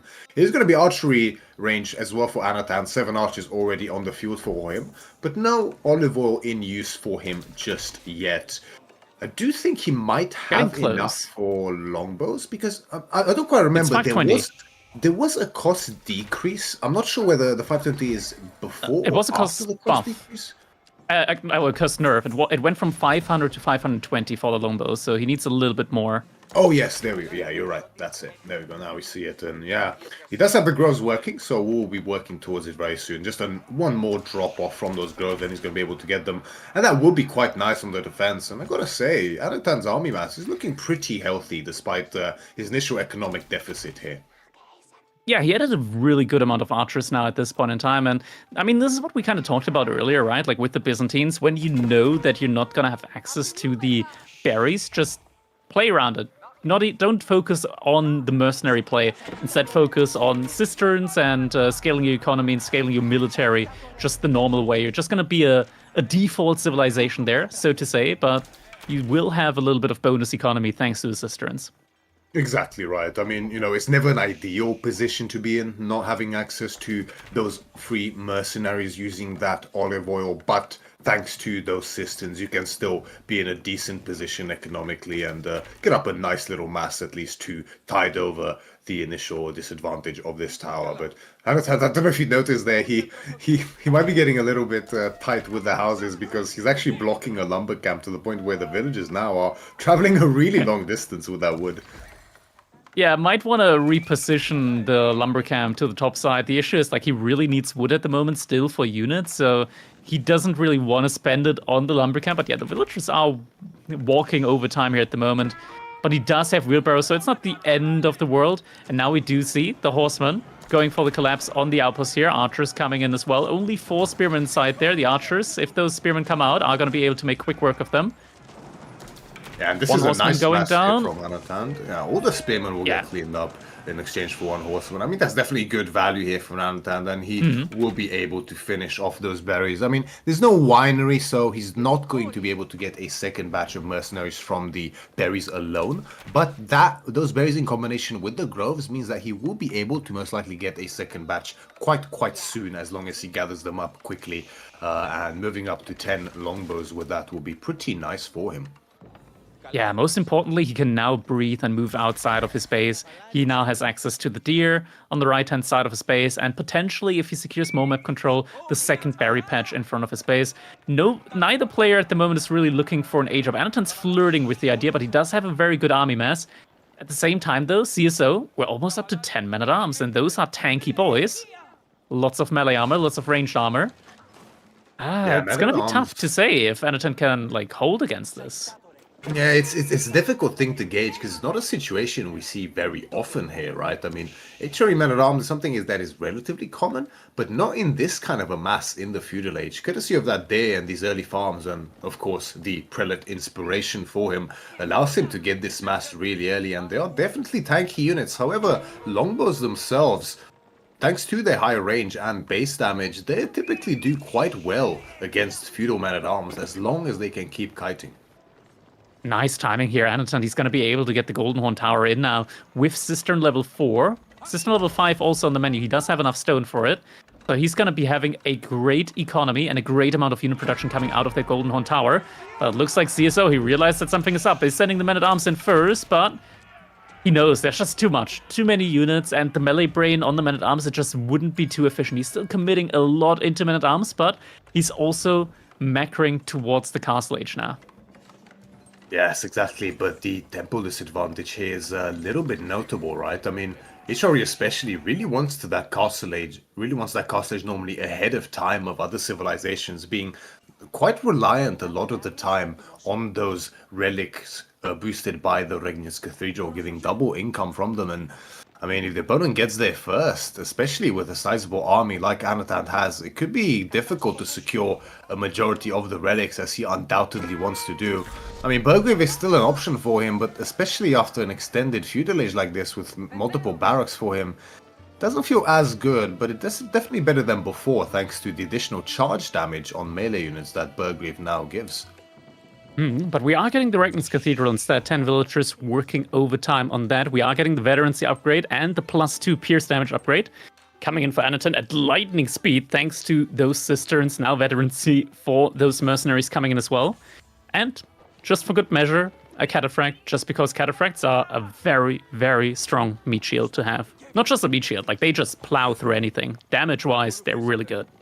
Yeah, very, very scary unit to have on Massa. And CSO does get discovered here with the outpost. I mean, this is pretty safe, right? I mean, it's 5 villagers with an outpost, so that's good. Means that they will survive for the time, but I mean, the horsemen are pushing it pretty quickly. Spearmen will respond, however. Unfortunately, we also just got the notification, though, that apparently the game did crash for one of our players, and at this point in time, they're still so even. Like, they're still very, very even right now. Even military count, about to be even tech as well. So this is actually going to end up as a remake here. And this is actually something that has happened in the past quite a few times, where when a player hits Castle Age, sometimes the game doesn't like that and crashes shortly thereafter. Yeah, it's true. It's a very unfortunate reality of the game that can happen somewhat rarely. It has become quite a bit better. It used to happen a bit more often in the past, but luckily, I think here the game crashed. Yeah, see, so he's no longer reacting. The game must have crashed for him. Yeah, but I mean, you know, at least the game is very, very even, without a doubt, right? So it's not like either player has a clear advantage at this point in time. So, you know, it's not like anyone will be too pissed off about, you know, unfairly receiving a loss or a win here. Luckily, the decision is pretty easy to be made in this position. A bit unfortunate that, you know, some time did get wasted, sadly, but, well, the game will be redone underway shortly. Yeah.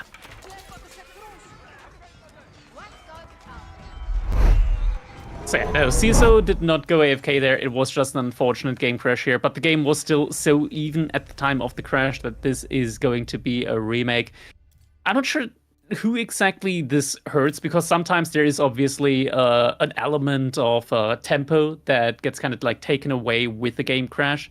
Anatan, he did go for a more unique strategy in this game.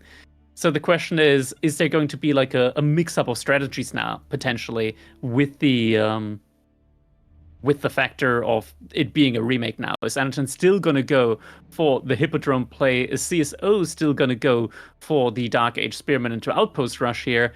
These kind of things could change up now, but it is still like a completely new game. So in that regard, it is still fair. And also at the same time, like the game was still too even to call. So personally, I don't see a big issue with this one when it comes to like fairness of the set here overall.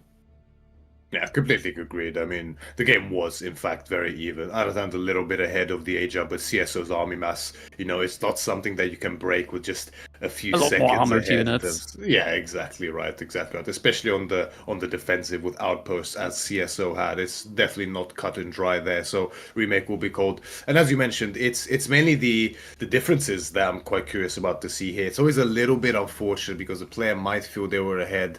Another player might feel they were behind, right? So it's a bit rough when those strategies might adapt with each player now knowing what the other one initially wanted to go for.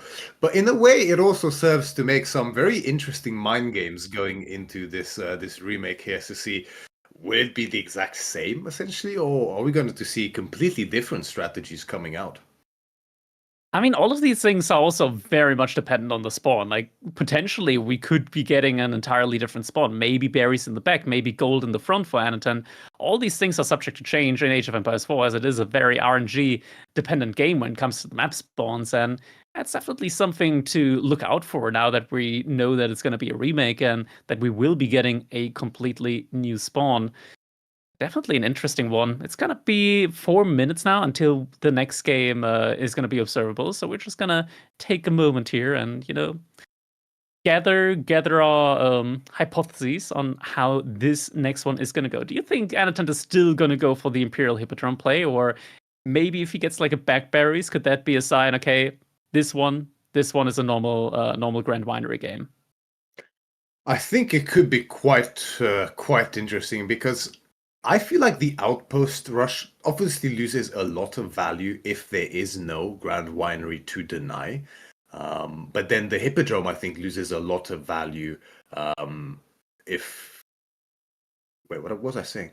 I had a mental lapse there for a second. No, so obviously, if there is an outpost rush from coming from CSO and Anatan does go for that Hippodrome, I think that's a position that Anatan is relatively happy with, right? Because he's not as reliant on the olive oil as he would be with the winery. Whereas for CSO, he's gonna have to make a decision whether if he does not go for that tower rush in anticipation of this, because I'm sure you'd agree, although there was value gained from the outpost, there's not nearly as much as with the winery. So if he doesn't go for the towers this time round, does that then enable Anatan to go for a winery, which unharassed can be very scary, right? Yeah, not just that, but the winery, especially when you're up against HRE, it provides you with so much tempo after the age up because you're immediately going to be able to produce a monk out of the winery. And especially with the level 5 cistern meta that we got at the moment, that monk, instead of taking 30 seconds, only takes 15 seconds to come out. And it's just such a big tempo advantage to gain with that in order to get the relics in very quickly.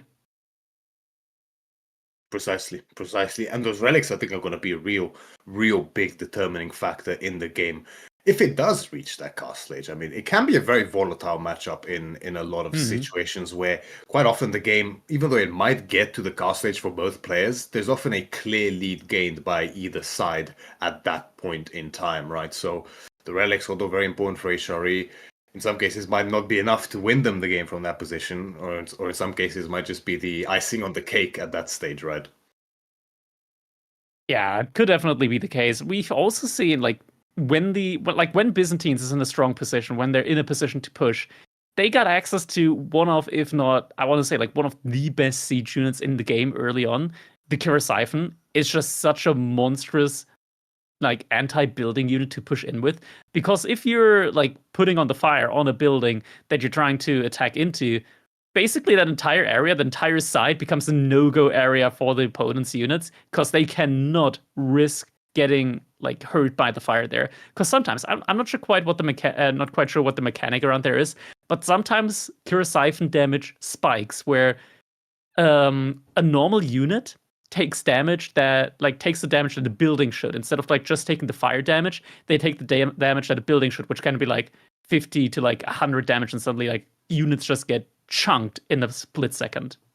I know what you mean, and that can be especially annoying when you have some poor villagers trying to torch that Kairos and suddenly you realize, wait, the villagers are just gone out of nowhere, and you just see bunch of robed bodies on the floor, and that can always be a very, very painful position. But I definitely agree about the Cairo Siphon. It's such a scary, scary ram in the early game, not only because of the fire, like you mentioned, but also the range. The range itself means that normally a ram, of course, is quite vulnerable to being torched thanks to its melee range, but the Cairo Siphon has a good bit of reach, making it even harder for the villagers to get close. And if they do, they often tend to have to pass through that fiery field. All right, it is now time for us to jump once again into our game number 1 in the set between Anatan and CSO. Let's jump right into that one. We did have a remake, but now we're back. It's a clean new game, and anything can happen. Let's jump into Regions game number 1. Indeed, as we load There we are. into game number 1 again here. Oh, that's illegal. remake. CSO picked look at orange that. against yellow. That's illegal. Oh, my no, actually, I'm the victim blamer. I always blame victims when it comes to color blindness. That's on the colorblind people to correct their monitor on. That's on them. Well, Shame on you, colorblind people, complaining in chat when you don't calibrate your monitor for color blindness. honestly, you make a decent point here, somewhat. And I think another thing worth mentioning here is the little spawn difference here for Anatan. I think he's probably, well, I say much happier with this. I was going to say he's much happier with this than before. But the issue is here that the berries are right next to the gold as well. So if CSO did opt to go for that spin rush, which he in fact didn't this time round. So we have our very first switch up besides the spawn. So CSO foregoing the tower rush entirely, but Anatan's still going on those initial berries. Yeah, but I mean, in this situation, right, like, it makes total sense for CSO not to go for that early rush. And Anatan, he's just been dealt the best spawn you could possibly have with Byzantines. You got the gold and the berries both in the back here for him. And now, this might actually be the point where we could see the Drongo build coming in full effect. Exactly. CSO, the sheep pathing. Look at the scout. He's about to trail no. CSO scout. Yeah, that could be quite painful in this situation. I don't know if maybe CSO spotted Anatan's scout earlier and Anatan was just looking away and did not do so. But if Anatan does not realize this, which he definitely could if he, wanders for a little while and notices that there is no sheep anymore to be found at this point in time, and okay, he's going to switch around, so he's going to go through the center as opposed to going all the way to the right side of the map. So, it could have been a lot worse. Question is still if he's going to find enough sheep here in the middle. Only 4 sheep at the moment. Now, he did start up on berries, so he's not, exhausting sheep at the moment. He is potentially going to find at least one brother sheep. I know? 2? Oh, no. Like that 2? Yeah, there we go. Now he's fine. That's 400 food. That could be the difference maker. And we are going to be seeing the Imperial Hippodrome coming in now from Anatan. Yeah, so once again, it could potentially be going for that Drongo build, like you mentioned, the super fast horsemen into super fast longbows, right? Which obviously the timing will be a little bit different nowadays than it will be before, but you can still get it out around that just over 5-minute mark, right? Yeah, I mean, roughly just before 5 minutes, you can queue the mercenaries, which honestly is quite fast. Now, there is also the factor, right? Like with the longbowman cost increase, with the longbowman cost increase, the timing could be slightly delayed, but it shouldn't be that big of a deal. It's still going to be a very, very strong and early push here from Anatan with a lot of units very, very quickly. Yeah, exactly. And if that's something that CSO is not ready for, it could be quite scary to deal with. However, I mean, CSO instead opted for the Aachen Chapel in this game as opposed Is he to the going Mine pro Road. So scouts? it Look could at be the the case, resource right? split here. Yeah, 4 villagers on gold. This looks like a pro scout play now from CSO. He already has the mill up as well. Yeah, this screams pro scouts at me. Exactly right. I mean, quite often we see that 4 villagers on gold for the HRE when going for that pro scouts if they cannot be inspired. Instead, CSO opting to inspire the woodworking villagers as well as the sheep villagers under that town center. Now the Aachen covering the entirety of his economy at this point in time, so must be feeling quite good about that. But behind us, of course, nice early wheelbarrow here from Anatan in combination with that hippodrome, and yeah, I mean, So not this quite a time around, Drongo build. Not quite, right? He's still actively gathering gold, so he's not going to go for that super fast sharp timing in terms of units, as well as units, of course, being the horsemen in combination with the mercenaries as the longbowmen. And I think this is fine, right? I mean, you don't really want to skip those, I think, economic upgrades in the feudal age if you do foresee a slightly more extended feudal age. There's a lot of value to be gained over time, especially in combination with that cistern gathering raid bonus that Anatan will have under his belt, now working his way up towards level 2. Yeah, with 3 villagers on that means that he is going to get a lot of cisterns in very, very quickly. Does also have enough now for his mercenary house, so mercenaries will be on the menu here fairly soon. I'm wondering, like, in this situation, maybe he doesn't even need to go for Keshiks, and not for Keshiks, I mean for Longbos, and could instead opt for Keshiks, as they also do benefit from the Triumph. Indeed they do, and the Keshiks themselves, in combination with that Triumph, they're definitely a force to be reckoned with, even up against Spearmen in low numbers, thanks to that healing in turn, right? And in combination with just regularly produced archers, that leads to a pretty reliable horseman Keshik archer composition here with that Triumph, right? That's not a comp to be underestimated, even though they is not quite as potent as French Knights, of course. It can definitely be very scary to face for an infantry player. However, I think from CSO, yeah, we do have the stable, so it's definitely going to be plus here on the card for him, which does make some sense on this map, right? Especially against a civ that cannot really contest them, like the Byzantines initially. Anatan, I mean, I was gonna say we have seen Pro Scout shenanigans from his Byzantines in the past, but yeah, that's not gonna be on the cards this time around. And it looks like we are just going to get longbows here from Anatan, so yeah, we'll just be the normal longbowman play here. Makes a lot of sense, right? 5 longbows are gonna be able to 2-shot a spearman.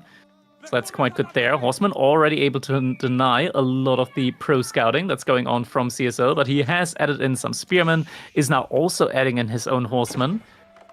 It's not quite the cleanest execution of the Drongo build, but it is a variation here with the new Cistern build. And yeah, already Cistern level 3 about to be coming in, already has the resources for Cistern level 4 now. And yeah, his economy, even without the Grand Winery, is going to be looking really, really clean. And looks like Anatan now also working on a Castle Age timing behind this. Indeed, a slightly more economic focus here from Anatan. And this Pro Scouts here from CSO, I think normally can pay a lot of fruit for HRE, even nowadays after the cost increase for the Pro Scouts and the slowdown on the Scout movement speed when carrying those day carcasses. However, up against these Hippodrome Horsemen, it's very annoying to secure that deer, right? And as you mentioned, while CSO is going to be worried about securing those deer with the spearmen, get some deer luring. Working towards the Castle Age, and yeah, deer luring as well behind this. So if Anatan this could be so great. Under, yeah, that's huge if he gets that under those systems. 2,000 food for the Byzantines here with level 5 Cistern. That is going to be tremendous value gained there if he's able to get them all the way back into his base. Also going to be able to pick up... Oh, hello, sheep. We're just getting a little peekaboo from the sheep, the Steel Series sheep over there, with donning the headphones. But with that deer coming in under the TC, this could enable and expedite a nice pickup there from CSO. Almost picks up one of the horsemen. The charge does get, in fact, braced by them. But as I was saying, with the deer under that system, which is definitely going to be secured here, CSO is in no position to challenge this as the Golden Horn Tower is dropped down. The food income that will be gained from these deer can really expedite a cataphract play here for him. Yeah, very much so, and we are getting the Golden Horn Tower in now. Only on Cistern level 4, but yeah, I mean, we can already see, like, there's enough resource to go up to Cistern level 5 immediately with the age up, and Golden Horn Tower just provides you with so incredibly much value here upon reaching that. It's a little bit obscene, and yeah, Anatan, he's looking to be in a great position here right now, honestly. Like, very early age up timing. The only thing that he's not going to be able to do immediately is he's not going to be able to secure relics immediately just because he doesn't have the monastery, so will need to actually be active here on the map, and it looks like he's a little bit fed up there with the deer luring, just decides to kill him off now. They're close enough to his base. Yeah, I mean, as long as they're under that cistern and somewhat in TC range, then it's not really worth it.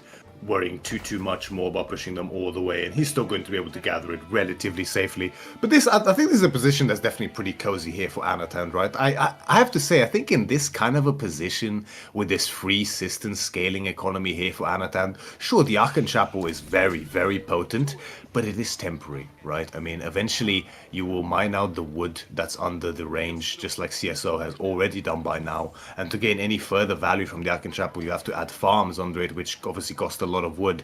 And I think the economic tempo here for Anatan is really going to pick up to a point where it will exceed CSOs in this mid game. And, you know, HRE strength against Byzantines, I think, is in that early game. And if that's ignored, then I think HRE can find themselves slightly struggling.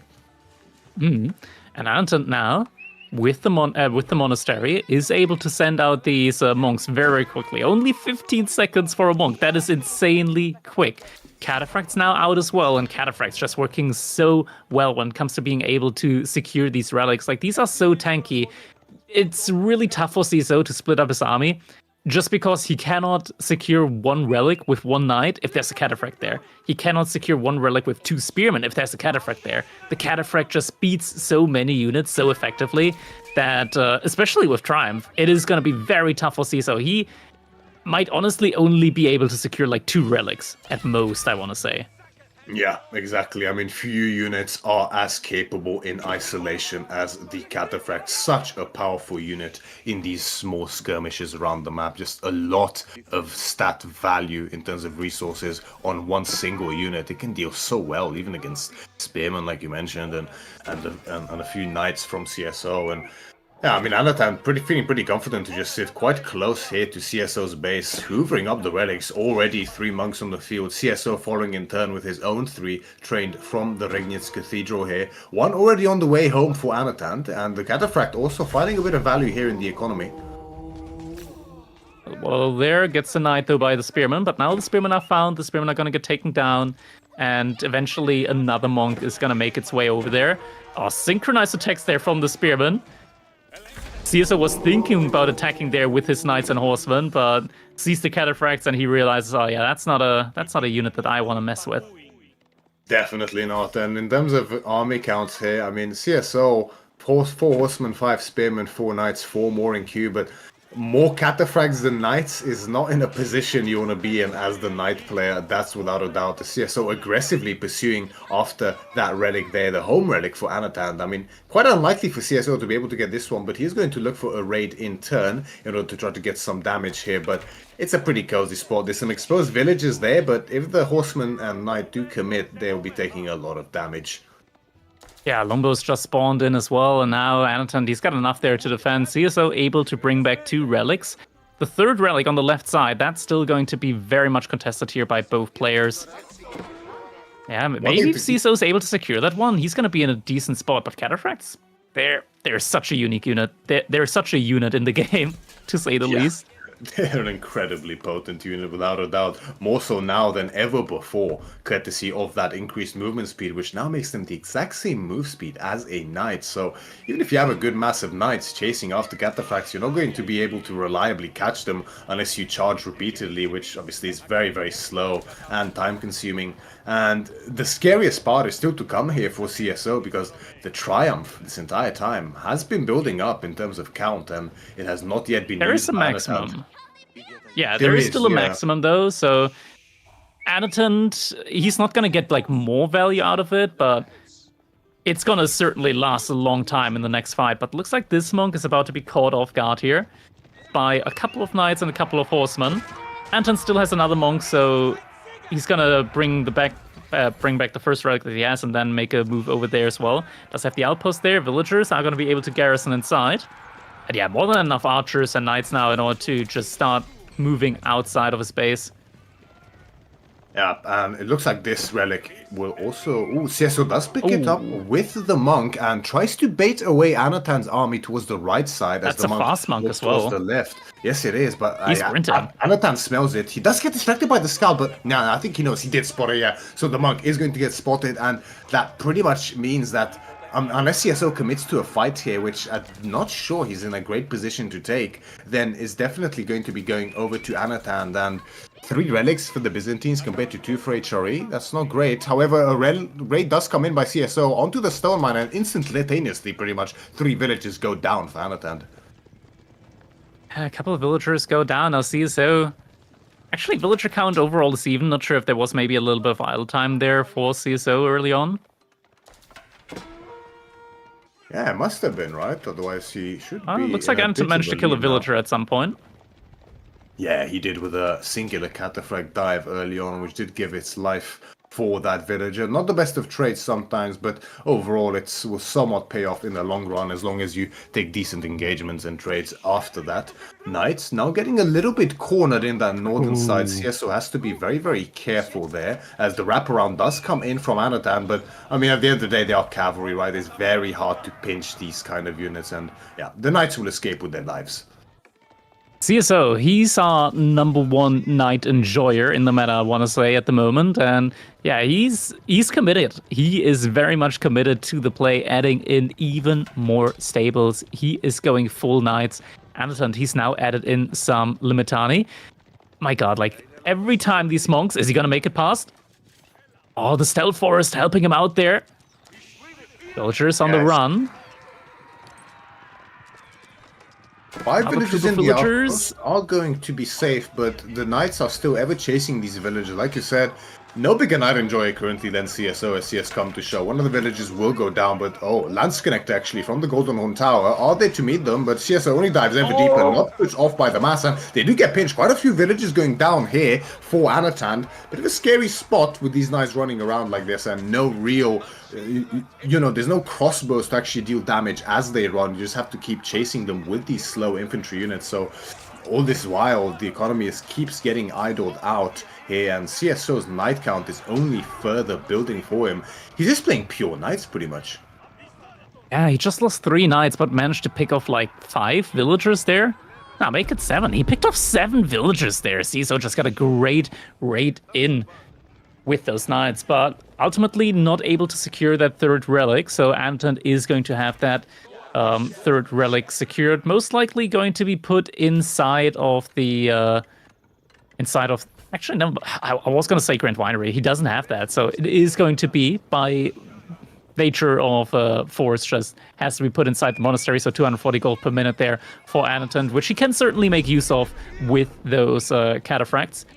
Second TC definitely. gun up, and Anton, CSO immediately spots that.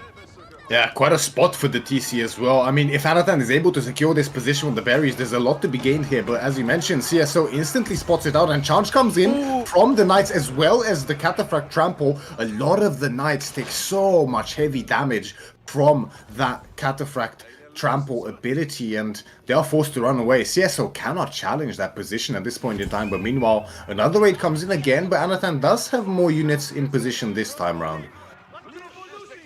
And CSO, I mean, looking at it right now, he's switching into archers, but that doesn't really feel like a confident play here from him, because like that doesn't really answer most of what Anatan has to offer right now with this army. Yeah, I mean, this is just an army composition issue right now for CSO. Like, how does he deal with what Anatan brings to the table here in the fights? But look behind this, right? 8 on stone for CSO. The food is building. The gold is building. This must be a play towards Swabia, eh? It could very well be. He did see that second TC, so Swabia definitely an option here for him. And with this much stone income, getting just a couple of cannon placements would mean that if Anatan dives, he would lose a lot of units for it. And especially since CSO does still have a good enough force to help defend. Yeah, precisely. Typically, however, I mean, these knights, although great raiding units, they're not the most optimal in a defensive position, as HRE often finds themselves when going for this Swabia timing in that imp, right? And he did gather a lot of stone, right, in preparation, so emplacements will be coming up. But there are only 2 relics for CSO here, so not as much income as he would like, and on top of it, not as many empowered outposts as he would most likely like. There's still a couple of day coming in for him, so food is still looking pretty good here for CSO. But Anatan, I think, is in a very good position with his army to actually challenge this timing directly. Exactly. Now Swabia are just about to finish. Anatan feels like he might know that something's going on. He's pulling his army a little bit further forward. CSO's done a great job of just raiding with a couple of units, trying to push Anatan further back inside of his base, but now the age up has been revealed. We see the first cannon placement coming in. Elite upgrade on the Knights queued immediately. Oh, but okay, never mind. For a second, I just wanted to say Anatan may be out of position here, but the Knights are going to find some troops there to defend the berries. But still, night raids going on, and yeah, I mean, this is just what CSO is so well known for. He is merciless when it comes to raiding with knights. Yeah, always able to find an angle, no matter the map, no matter the situation of the game, and all this little raiding is chipping away at Anatan. You see, he's had that 2TC for a fair few minutes now, but still is actually behind in villages. That Swabia is now online and starting to work overtime for him. And Anatan himself, with a Cataphract, saying he had enough of these raids, time to get some of my own, as he dives directly in with the entirety of the 12 Cataphract mass, and that's a pretty scary mass to have running rampant in your economy here. Meanwhile, challenging the gold as well on the right side, Anatan is. The outposts here are fortified with emplacements, so the infantry mass is not going to be enough on its own to take it out. But I feel like Anatan, the question is here, is this just an all-in maneuver from here on out, or is he just going to go imp himself? Looks like he's a little bit hesitant right now about further engaging. We're seeing more and more cannon placements coming in behind this in order to further secure the base here from CSO. See little skirmishes here on the left side as well. Anatan trying to poke from multiple angles here, as he normally should, right? Because the more angles you poke from, the more outposts CSO needs, and the more outposts he gets up, the weaker his economy gets in terms of units and other investments. We do have that elite knight upgrade in for CSO. I mean, again, it's just still more knights here for CSO, right? He's not letting up.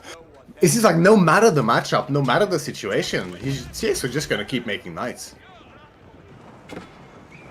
Yeah, he's thoroughly committed on the night play at the moment. Outpost is going to get completely surrounded. No emergency repairs coming in on that one. And with that, that's one cannon placement going down here. The house, it just wasn't in range for the emergency repair, but I doubt that emergency repair would have even been able to out-heal this many units there, attacking onto the outpost. Yes, and Anatan, I mean, his army is looking very, very healthy at this point in time, but I gotta say, with the tech disadvantage like this, sure, he has a lot of Limitane up against these knights, but the lack of crossbows, especially as now CSO is prioritizing archers as well as a reliable backline to this, it could become quite scary here. I would really love to see some crossbows here from Anatan in order to offset this, but CSO again, with these knight raids just running past all these reinforcements, not caring, as long as he buys himself time, he seems to be happy. Behind this, though, Anatan, he's managed to secure the middle, so gold definitely a finite resource here, as CSO is in the last real accessible gold mine for him now at the moment inside of his base. Anatan behind this, he's got a cozy gold bank that he can rely on. Yes, he does, and with that center gold secured, like you mentioned, that's going to be a spot for CSO that's going to be quite hard to challenge, especially up against those Byzantine Mangonel towers, notorious for being so difficult to push into, almost serving as mini keeps at this point in time. However, CSO using this distraction with the raid to outright start torching that tower in the center. And I mean, you know, out of all units in the game, Elite Knights can somewhat withstand any kind of Mangonel emplacement damage, but in fact takes it out before the emplacement even comes through. And a single knight over here, able to find a lot of weak villagers as well. Gonna be able to pick off quite a few, and that means that villager count suddenly has been evened out between the two. Army value really close as well between them.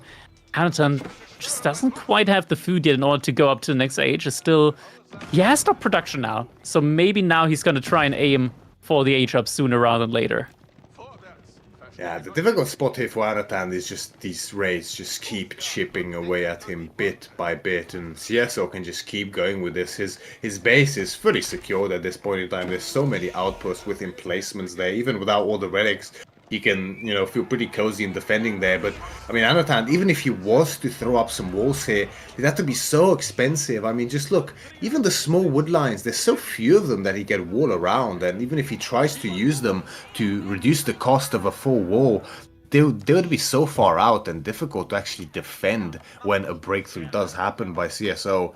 Swabia starting to edge out quite a villager lead now, slowly and steadily. These raids also paying dividends for CSO. And Anatan, pretty content to just age up here. It seems 28 on the foreign engineering company, which will be quite a significant boost to this massive longbow mass that he now has. Not only will they get the elite upgrade from the Imperial Age, of course, but arrow volley will also be enabled on them, giving them a tremendous amount of attack speed for a short period of time. Yeah, it's a very short period, but for that short period, they are better than English longbows. They fire at 1 attack per second. Makes them pretty much equivalent to gilded archers. Exactly, which in combination with their base damage higher compared to regular archer and the range can really be quite scary here, but there's still a lack of crossbows, right? And with 30 elite knights, sure, there's a lot of Limitane frontline, but the archer mass is also building for CSO, and another raid discovered on the ball here. CSO always able to find some type of damage with these raids, and again another group from the other side catching the wall from Anatant as it's being built. Always such a painful thing to happen. I can very much attest to this from my own games, right? As you're building the wall, the knights just swarm in right past it, if not killing the villagers building the wall itself. A couple of lance connects here to meet the knights, but they're not going to be enough to hold out against that mass, as CSO now getting firm control of the center of the map behind this as well. Yeah, he's still heavily on stone, so what he wants right now is he needs a keep in the middle. Right now, Anaton also just doesn't have that much olive oil income, so it's not really realistic for him to get any, like, royal cannons anytime soon.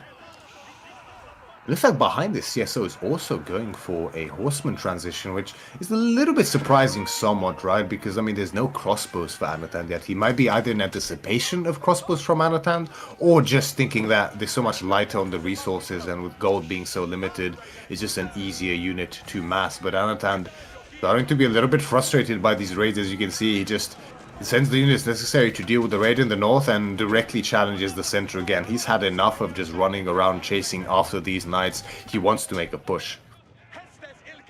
Yeah, exactly. And now keep does get put up by CSO here, but oh no, there's too many. There's too many units, and they're attacking now. CSO cannot finish that keep. Still splitting off units, still trying to go for raids. Mass horseman raid now, going around the side. But he still doesn't really have an answer to this big mass army here from Anatan in the middle. I'm thinking at the moment, like, maybe Springles against this many Limitani, but that doesn't really feel that great. It's a big investment in the gold as well. Not that big, as Springles don't cost that much gold anymore, but it might be too big for him to really warrant at the moment. Wall is gonna come in just in time. Oh my god.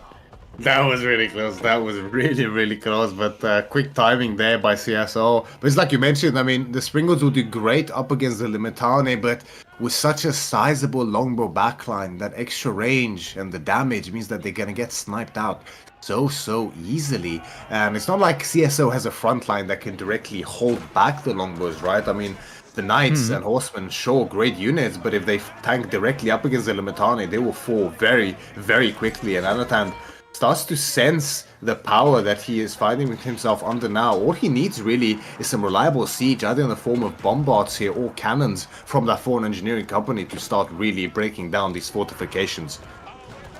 Double siege workshop now coming in, so we're getting some mangonels now. As CSO actually finds himself population locked there for a second. No, there we go. Mangonels now on the field. Not upgrade, though. You need a lot of gold for adjustable crossbar, so it's not something that he can get anytime soon. Behind this now, Anatan managed to get a cistern up in the middle with a keep. So Anatan's position in the middle of the map, definitely a very, very solid one on those two main golds. Yeah, exactly right. That gold in the center, there is so much of it. 24,000 gold in gold mines there, 3 large ones. I mean, that is a game-deciding amount of gold without a doubt. Mangonel shots do come in, not the worst connection, getting a decent bit amount of damage onto those longbows and Limitane. Quite a few of them do go down. Not as juicy as possible, but definitely decent value there. As more and more horsemen and archers in queue here for CSO. Not exactly the composition he'd want to commit to here, but the lack of gold we're getting some stone kind walls of forces him, and yeah, the stone was in. And that is clearly had enough of these raids, right? And he knows that CSO is in no position to really move out of his base with any siege or some kind of sneaky ram play. So he knows if he gets the stone walls up, these horsemen can't really get too much value. Looks like Editon's also just fed up with trying to fight around the middle. Right now, we just gotta keep outposts and potentially some Mangonellan placements coming in soon. Horsemen also not able to break through as there are Limitani there, able to just completely eviscerate all of the horsemen that just got sent out there. And CSO, he's just pumping horsemen like he had infinite food. But if we look at the income, it's anything but infinite at the moment for both players. Yeah, not quite as healthy as you would expect from something like an Aachen Chap, although of course it's not as impressive as it has been in the past with HRE. And big pinch on this cavalry here from Anatan. Very nice catch there. A lot of the knights and horsemen do go down, which in combination with the earlier horsemen that went down for CSO, suddenly a lot of army deficit here for CSO, double the army population here for Anatan, and now royal cannons on the way for him as well from the foreign engineering company. Longbows, however, do get caught a little bit out of position without a front line here, so these elite horsemen might be starting to do some work. And we do have a keep blueprint placed for CSO in the front line. There's already a royal cannon in queue now at the moment, though, for Anatan, and CSO, he's hemorrhaging units. He barely has enough archers here. 21 archers. Anatan, he's on 41 longbowmen. By comparison, no adjustable crossbars. We're now also seeing a switch into men-at-arms, but it just feels like CSO, he's stretching himself far too thin with these raids. Longbows just able to snipe down all the villagers there. Limitani on the mangonels. Shot comes in. Keep gets cancelled. Now not enough resources left in order to build another keep up at this point in time. There's just not enough army here from CSO, right? And whatever army he does have, it's just low value trash units, non-gold units. He just doesn't have the gold to make a real army that can challenge this significant infantry mass here from Anatan, which, I mean, once the center is secured, there's no real worry of any kind of severe raiding or flanking maneuver here from CSO, and he knows it's just too little too late for him, as GG is called at Anatan takes game number 1. Game number 1 indeed, going over to Anatan here. What a game, man. This was a very interesting one. Very interesting one. New strategy, or well, not really new, an old strategy revisited here from Anatan with the Hippodrome opening, and especially with the new Cistern meta, where even if you don't go for a Grand Winery, Byzantine economy still looking strong.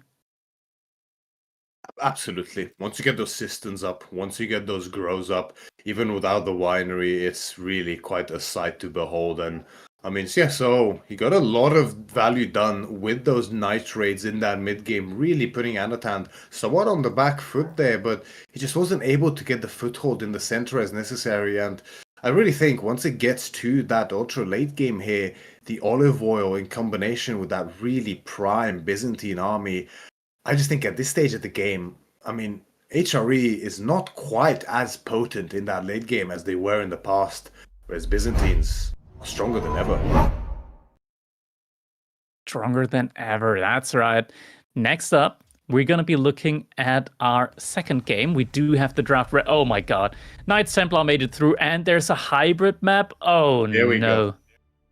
Oh no, Knights Templar on a hybrid map. That's a rough one. Anatan, he's getting French, and French has been has become a little bit more popular on these hybrid maps. But honestly, we're looking at Knights Templar, and we're just thinking, okay, yeah, that's a civilization, all right. At least, to say the least, here, the sacred sites where you can deny the pilgrims, they're in the middle. They're not behind water. It could be so much worse. That's one thing, and it's true, right? So not only the sacred sites. Okay, well, first and foremost, Knights Templar on water is just on another level, right? It's a combination that's, I mean, there's no civ that can hold a candle, in my opinion, to the economy, and it's really exacerbated specifically when there's naval fighting going on, because the ability to gain 20% of wood as food, it's just so smooth on the economy. You can train land units effortlessly at the same time as building numerous ships on that water as well. which does mean that on this map in particular, because you do have those 2 home pawns on either side of the player, out of all hybrid maps in the game, I'd say this one, other civs have somewhat of a chance, because typically there's not as much naval fighting going on 4 lakes as something like Kawasan, right? Like Kawasan, I think Knights Templar is virtually unbeatable, but here maybe Anatan can make it happen. Maybe indeed. We'll see right now as we're jumping into our game number 2 now here on 4 Lakes between VES Annotant playing French in the color yellow up against our Team Elephant CSO playing Knights Templar here. Oh man, yeah, I'm just getting goosebumps thinking about all the passive, well, not really passive, but like the generative manner in which the wood comes in for Knights Templar here. You can just take a look at the wood count in the top left side here at the moment for CSO as it just trickles in all the time. No drop-offs needed. You will always have exactly the amount of wood that your villagers are picking up. No drop-off needed, no walking time needed, no batched income. It's all trickling in so smoothly. It's like I don't know if you remember that, Crackedy. There was this website like BillGatesNetworth.com or something like that. I don't know, and you would just see the number keep climbing. It reminds me a little bit of that. Hey, it's free real estate here for the Knights Templar. They're just banking up on the value that they get there with the wood. Like they're investing into infrastructure, and it's it's interest is rising. Let's put it like that. Yeah, that's certainly an apt way to put it here. But let's talk a little bit about French here, right? As you mentioned in the pregame, specifically after one notable change for them, which has been that dock change, which means that any dock placed by the French does also act as a house, which in turn essentially means that their docks are in a way 50 wood cheaper, right? Because every dock you make will also give you 10 population as if it's a house, so a fair bit of value to be gained there for them, right? And especially on a map like this, where there's a very short crossing distance, Royal Knights can really pay a lot of dividends, so French is not to be underestimated on 4 Lakes, and there's a fair few players that are of the opinion that, well, at least before Knights Templar, French is definitely one of the scariest picks on this map. Yeah, not just that, but they also still benefit from having faster villager creation, meaning that they will naturally just get more resources on land as well. On top of that, just being able to produce a lot of knights early on means that you're not even forced to go into fast castle age. You can immediately put pressure on your opponent in feudal age, and that makes it just very hard for a civilization like Knights Templar on a map like this to secure the Templar routes for that passive gold income. Exactly right. One notable thing, however, here, specifically in the way Chevalier Confrères interact up against those French Royal Knights, I think on your typical land map, like 1TC against 1TC, we can probably both agree it gets pretty rough for the Chevalier. Sure, they're cheaper. Sure, they build faster. Sure, they have the scaling with the HP. The more of them are together, every Chevalier Confrère in proximity to another one gives them both an additional health per Chevalier Confrère, or 2 for that matter, if there's 2 of them. But on this map, with the income that Templars have access to from that food on the fishing and from the food from wood as well, you can get to a point where you can blob so many Chevalier Confrères, and when you get up to those really high numbers, any isolated knights can really get pinched and surrounded by the Chevalier to the point where the strength of the knights just gets completely offset by the sheer number advantage. Yeah, it's not just that, but the Chevalier Confrère also, they do have that passive. Never forget about that passive, where for every other heavily armored knight that's out there or like nearby, they get more HP. And suddenly they start becoming as tanky as normal knights, and then you add in like a couple of Templar brothers with it. When all of them start charging and the Templar brothers charge with the upgrade, suddenly does like 80, 90 damage with a single hit. That's when you know, okay, critical mass is achieved, and that's where taking fights becomes really, really dangerous. Really dangerous indeed, and I'll go so far as to say that if you do not have that bloodlines from that Royal Institute in the castle age as the French, then you might suddenly find yourself in a position where you, as the prime cavalry civ, what you have been known for ever since its inception, French has suddenly just completely outclassed in terms of cavalry up against this new kid on the block, the Knights Templar here on 4 legs. But I don't know, interesting little situation there with the mill on the shoreline fish. Love that play. Likely to prioritize a bit of an early wheelbarrow here for him, but it's not in queue just yet. But it's also a great way to get some scouting. He had it in queue earlier, but he did cancel it in favor of faster age up. The reason why he also wants to get this mill up here on that side is to block a potential dock play from CSO.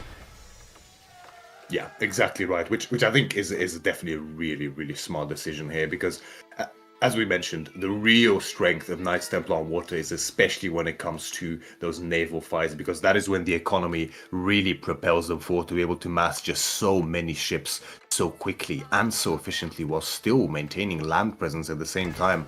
So Anatand, even though he has decent bonuses as well, courtesy of those docks and the population increase, contested ponds is something I think he definitely wants to avoid. Yeah, for sure. But getting stretched thin, especially against Knights Templar, it's not really something that you want to see there. We have an early extended fishing alliance here from CSO. Not something I see very often, I must say, even with Definitely the abundant not. amount It's, of fishing. Yeah, and it's an important he upgrade to prioritized get, it though. before. Absolutely, especially as you get up in those higher fishing counts. But even prioritizing it before his secondary dock on his pond, that's quite an interesting innovation. Getting a move out to the next gold as well. So this is something that is most popular by team game players, spreading out different resource nodes early on. Just because you have so many players in a lobby, usually there is a lot of raiding going on. So not just relying on one gold mine, but having 2 gold mines at the same time. Where in 1v1s, typically players try to be as efficient as possible, so they tend to stick to just a single gold vein there. But yeah, double gold vein here from CSO means that he's gonna be able to just have active gold gathering all the time. Exactly right, and on top of it, right, I'm gonna say this is also very something very commonly that Whameqt does, which I'm sure CSO has practiced quite extensively against as well. Quite often we see just a spread out in terms of economy on the sides with those outposts, 5 villages per outpost, on gold mines especially, and just like you mentioned, it's so useful up against those raids, especially in matchups like this where you're both making very similar units that are very reliant on a specific resource, gold for this matter, where, if one just gets there earlier with the raid and idles you out, suddenly you might have downtime on your production, and having that secondary gold there secured really will help offset that. Exactly. Behind those both players, they're just massing up their knights. Eventually, Anatant, if he's able to get a big night ball going, and is able to age up, get royal bloodlines in, his knight count is going to be way more threatening in Castle Age than CSO is going to be. Yeah, absolutely. And I'm particularly curious to see specifically whether he does opt for that royal bloodlines. It's, as we mentioned, it's something that's fallen out of favor a little bit recently. It just feels a little bit all in. I mean, it's such a clear sign that you want to go for the kill maneuver, which is not always easy, especially with such strong food economies as can be found on a map like this with reliable fishing for both sides. And the guild hall is always something that, doesn't feel great to pass up on, especially if that all-in doesn't work. You often find yourself thinking, oh, I really wish I had a 3,000 food guild hall right now.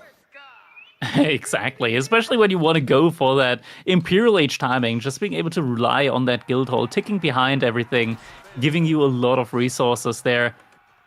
But yeah, at the moment, still both players making knights, but Anatant is inching closer and closer to the Age of Time. CSO so far, he has not started the pilgrimage yet, so no passive gold income for him there. He's spreading his resources, he's keeping his resource bank very, very low at the moment. Meanwhile, Anatant even investing into a couple of spearmen now, just to be able to defend up against raids, which we know CSO loves to do.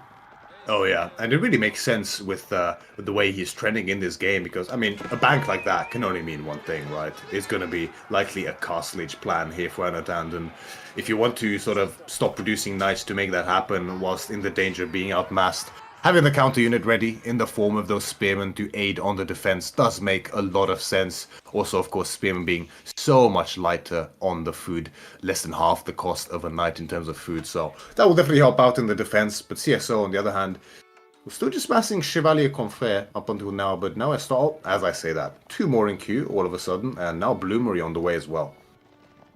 Royal Institute now on the way here for Anatan, so it is going to be that Royal Bloodlines play here that we will see from him. Knights have to be really careful. They are behind now when it comes to the numbers game. Takes a little charge from charge here, but at this point in time, like the Chevalier Confrère, they start stacking up when it comes to the HP. Right now, in that big army stack, like having plus 14 health on these Knights means that they're going to survive an additional hit there. Exactly right, and the Knights, you know, definitely stronger than a Chevalier Confrère in the situation. However, you know, double the number of Confrère compared to the Knights, that's not a fight you want to take, without a doubt. And Anatan knows this. He just wants to do a little poke there, keep CSO at his base, feign the fact that he's still investing, and right now, the surprise does come in, I'm sure, for CSO. Age up in for Anatan straight away. Upgrades on veterancy for Royal Knights as well as for the That was a Spearmen. raid from CSO. Arbaletria. Oh, raid coming in, but the wall is up for Anatan, so that will be spotted and stopped. So very nice value war here for Anatan. Yeah, and he's already got the Spearman in the woodline, so right now, CSO, he's out of position while Anatan's about to be able to dive into the base of CSO. Wall is about to get destroyed though, and the Spearmen, they're running a little bit in the wrong direction. Point blank charge, lots of villagers going down on both sides now, as we do have a little bit of a base trade going on here right now. CSO though, he is committing up against the Knight, up against the Spearman, up against the one Arbaletria there, and Anatan, he's gonna have to evacuate. Yeah, you're gonna have to evacuate the position. However, CSO is taking so much more damage behind this, and he is essentially full committed. He must have been thinking of a castage behind this, but instead queues up another 5 Chevalier Confrère. But now Anatan is judging the situation a little bit. Not quite enough on the defensive here after that wall breaks through. A lot more villagers going down for him as well. One single Arbaletria trying to make a stand. So insignificant that CSO ignores it entirely instead to go for the economy. More villagers getting trapped on the woodline here for CSO, but still, Anatan still quite firmly in the lid here in the eco count, but a lot of villagers running around idle, rampant. Wheelbarrow definitely like working out here quite well for him. Couple more villagers do get found out, but now CSO after this raid has to say goodbye to the base of Anatan. There is no way he can stick around longer. At the end of the day, Anatan, he's still in a very fine position. Economy has been a little bit more equalized between them, but tech advantage firmly in the hand of Anatan. And yeah, CSO, he got the Bloomery upgrade like you mentioned earlier, but he didn't have the Iron Undermesh, he didn't have the armor upgrade.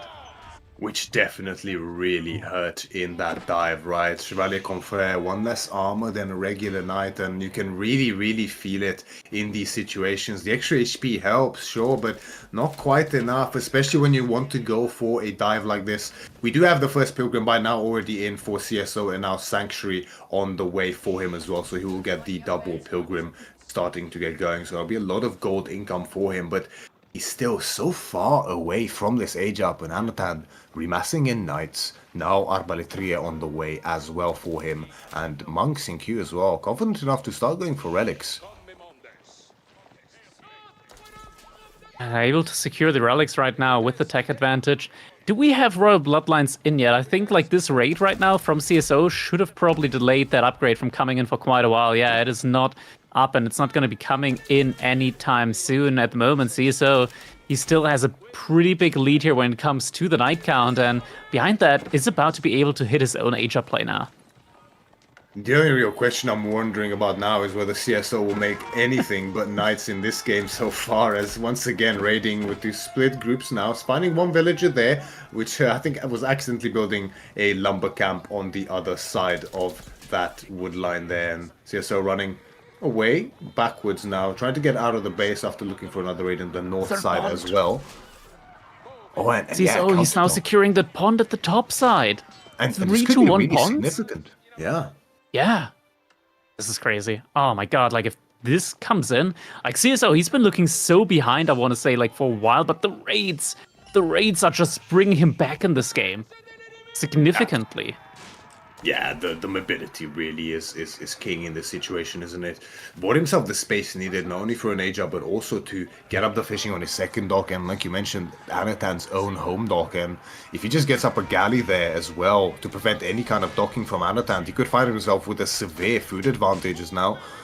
Still a very good number of Confair here, but the veterancy on the Knights, even though there's a heavy numbers disadvantage, I really feel like these Knights would do very well up against this massive Confair here. Age up is finished, Republic of Genoa is the choice for CSO, so additional gold income from those Pilgrims, which is going to be definitely the greedy choice. Fight is taken here by CSO way before the upgrade, and it's actually enough. A few of the Knights and Arbetia do get pinched. Very good trade there for CSO. Yeah, and even without the veterancy, the timing just wasn't there to be able to like wait for it. But yeah, Anatan might have been a little bit too greedy there when it came to the attack. Pilgrims look like they're about to, at least one is going to get caught off guard here by those Knights. Yes, Yeah, with the Genoese allies, he's going to get a lot more gold now as well. But yeah, could get a Knight. Yeah, it's definitely something he wants to protect right now, isn't it? That gold income severely needed at this point in time. At the end of the day, I mean, we're talking earlier about Byzantines and their necessity for olive oil. Similarly, Knights Templar, if they don't have access to those pilgrims, their economy really starts to fall somewhat behind. The wood income can only take them so far, right? And we do have a Genoese crossbowman follow-up here by CSO, which is definitely going to be useful up against the spearmen, but I think notably the Genoese crossbowmen are somewhat of a lesser choice than regular crossbowmen when it comes specifically up against those armored cavalry. Yeah, I agree. Now, they do have a little bit more HP and a little bit more range, so they should be fine against the mass arballetry here. But they're so expensive to make, right? Absolutely, extremely expensive and very slow as well, not only in movement speed, but also attack speed makes it so difficult to kite with them effectively. Ideally, they're very good in entrenched positions, especially with a fortress for that additional range, giving them a significant boost to their power. But, you know, that bonus damage that they have up against melee infantry makes them really effective, even against spearmen, unlike regular crossbowmen are. But, you know, they trade definitely worse up against armored cavalry here from Anatan. Specific, you know, big part of it is that mobility and kiting potential that is so much lesser than a regular crossbow here for CSO. But still, despite their heavy price, he's going to continue massing them, which, as long as he can start to slowly creep fortresses, which might be the plan for him, with now 5 villages being on the stone as well, could maybe pay dividends in the long run, as we have to remember Anatan, he did go for that Royal Institute, so there's no reliable Guildhall scaling behind this for him. Yeah, you're absolutely correct. Having 5 on stone now, yeah, if he's able to get a fortress in, that could help him a lot. Ooh, Wolof even gets denied now by that one ship there, courtesy of the pond that CSO did take. And behind this, he's still ahead in economy overall, but the difference is starting to get like closer and closer, especially as more raids are coming in. Now a couple of Chevalier Confrere in 2 different groups starting to take on some of the villagers here. Finding another big group. Oh, this could be a devastating raid here as more villagers are going to go down here underneath the damage of the Chevalier Confrere. Suddenly, Anatan behind 4 villagers has to back off now as there's reinforcements coming in, but damage has been done, idle time has been caused, and now CSO looking like he's in a very good position at the end of the day. CSO must be feeling very cozy in this position. Somehow, Crackedy, he just keeps doing it. He just keeps finding these entrances to deal damage, distract Anatan, cause idle time, massacre villagers left, right, and center. Now feeling confident enough to even move up with a small group of Genoese crossbowmen now, and the stone is building up. Very shortly now, he will have enough for a fortress, and the only question really is how aggressive and bloodthirsty he is feeling with that fortress. It's always very safe to drop it on one of those sacred sites to secure that income from the pilgrims, as well as the lock-in on the sacred site for additional income unlocked by the fortress if he does go for that upgrade. However, Anatan does have 5 relics in behind this, but the bank for CSO, Crackedy, what am I seeing? That's a good amount of food and a good amount of gold. Fortress is going to be coming in on that sacred site next to a large gold vein, and CSO could be thinking about Imperial Age. Like, what do you even go for with Imperial Age? Are we going to see maybe Kingdom of Poland coming in? We could be seeing the Teutons, the Order of the Teutons coming in. Maybe even Venice. I mean, actually, Venice. He's got the pond right next to Anaton's base. The trebuchet ships. Oh, I would love to see that right now. As soon as you mentioned that, my eyes lit up really, really brightly. It might not be the most effective choice, potentially. They do have tremendous range. I think even more than a trebuchet, if I'm not 18 mistaken. tiles. Oh, yeah. Yeah, no, 18 that is compared to massive. 16 tiles. Yeah.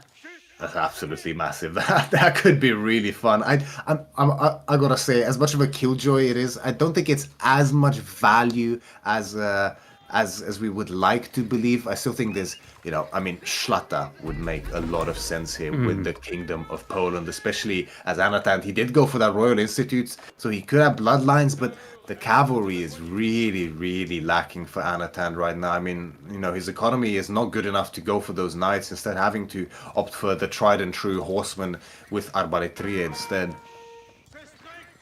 Looks like Anaton did manage to get a keep up inside of his base, so now the units that he produces are going to be very, very cheap for him. He even gets the upgrades in order to further boost the discount there on these units. Now start spamming in horsemen. These horsemen, they're so cheap.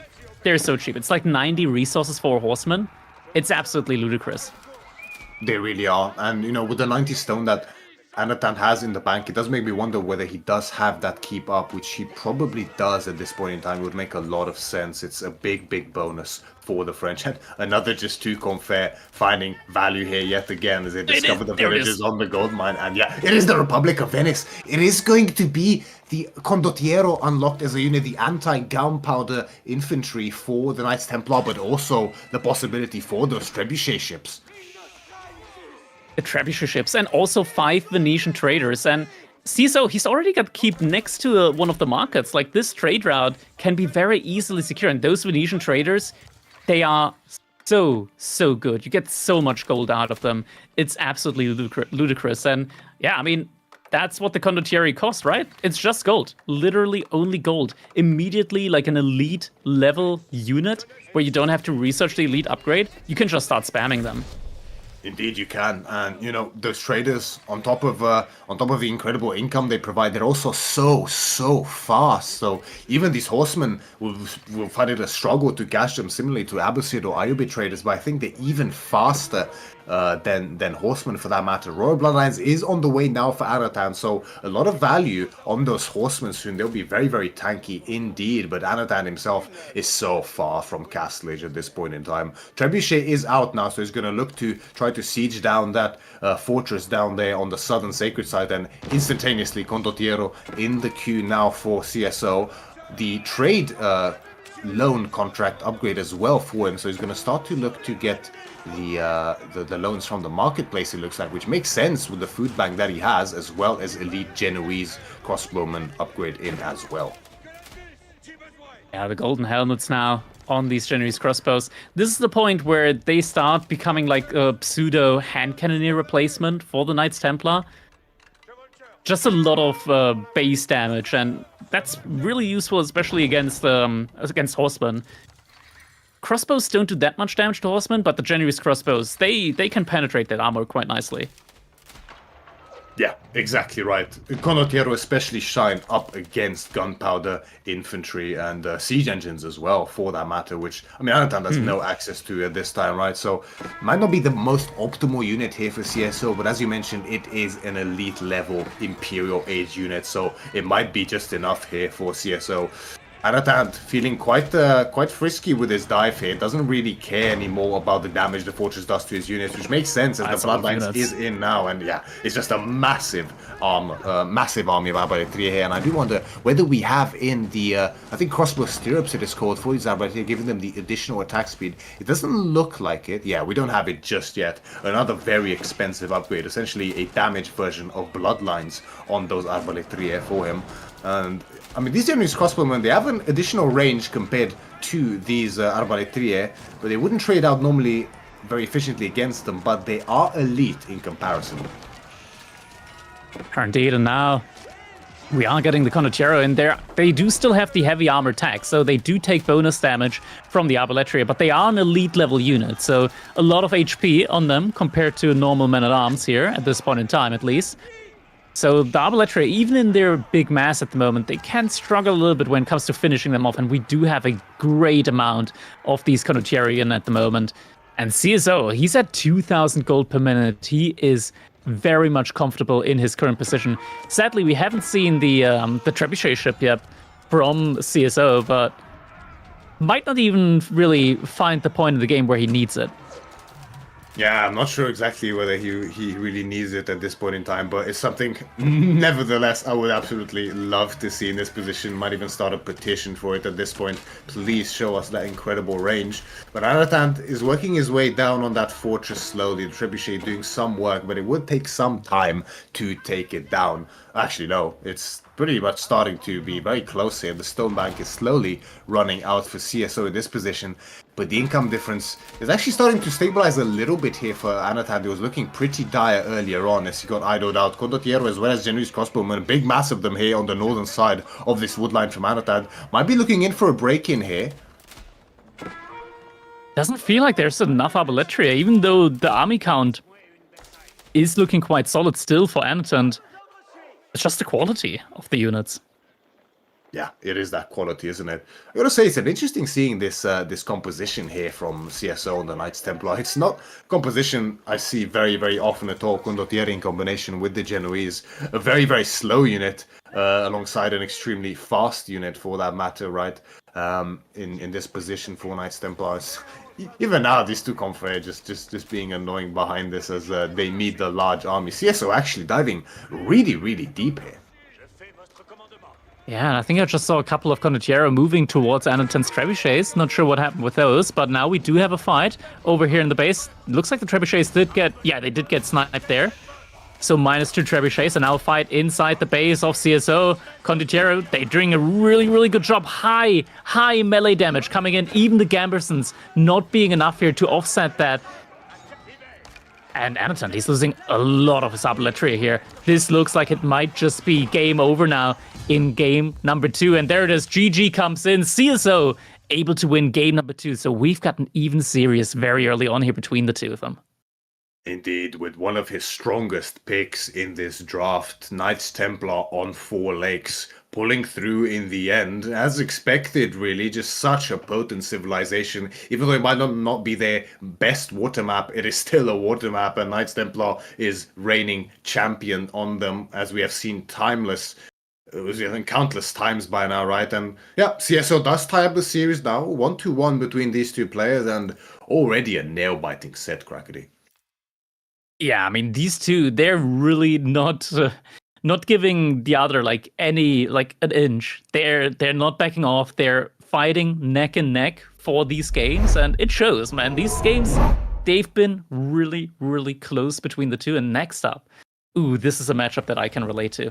This is a matchup that I can really relate to. China up against Mali. Dude, oh my god. I've had so many painful experiences in that matchup, dude. Mali, with their supreme, I want to say, army mobility, they can just annoy you to no end when you're playing as China there with your slow-moving army up against them.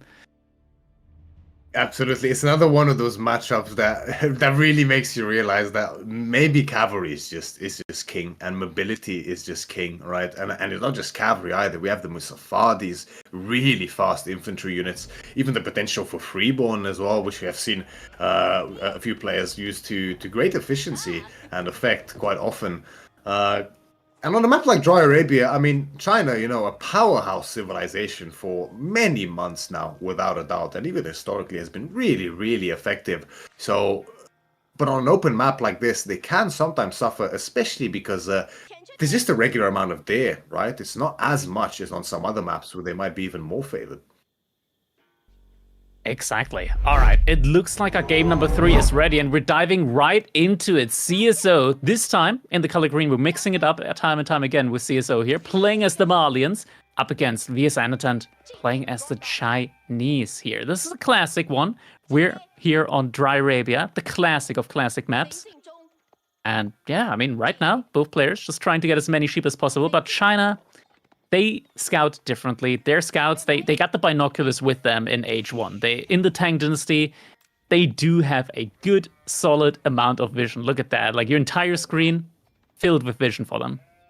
It's a beautiful bonus for China, isn't it? Often allowing them to, I mean, it's one of those things like it's a similar situation to Rus. If China is able to spot the enemy scout quite early, just on the edge of vision, you can see them, but they can't see you. So you can somewhat adapt your scouting pattern somewhat to offset their pattern there in a way that you just get way more sheep than them if you're able to do it quite effectively.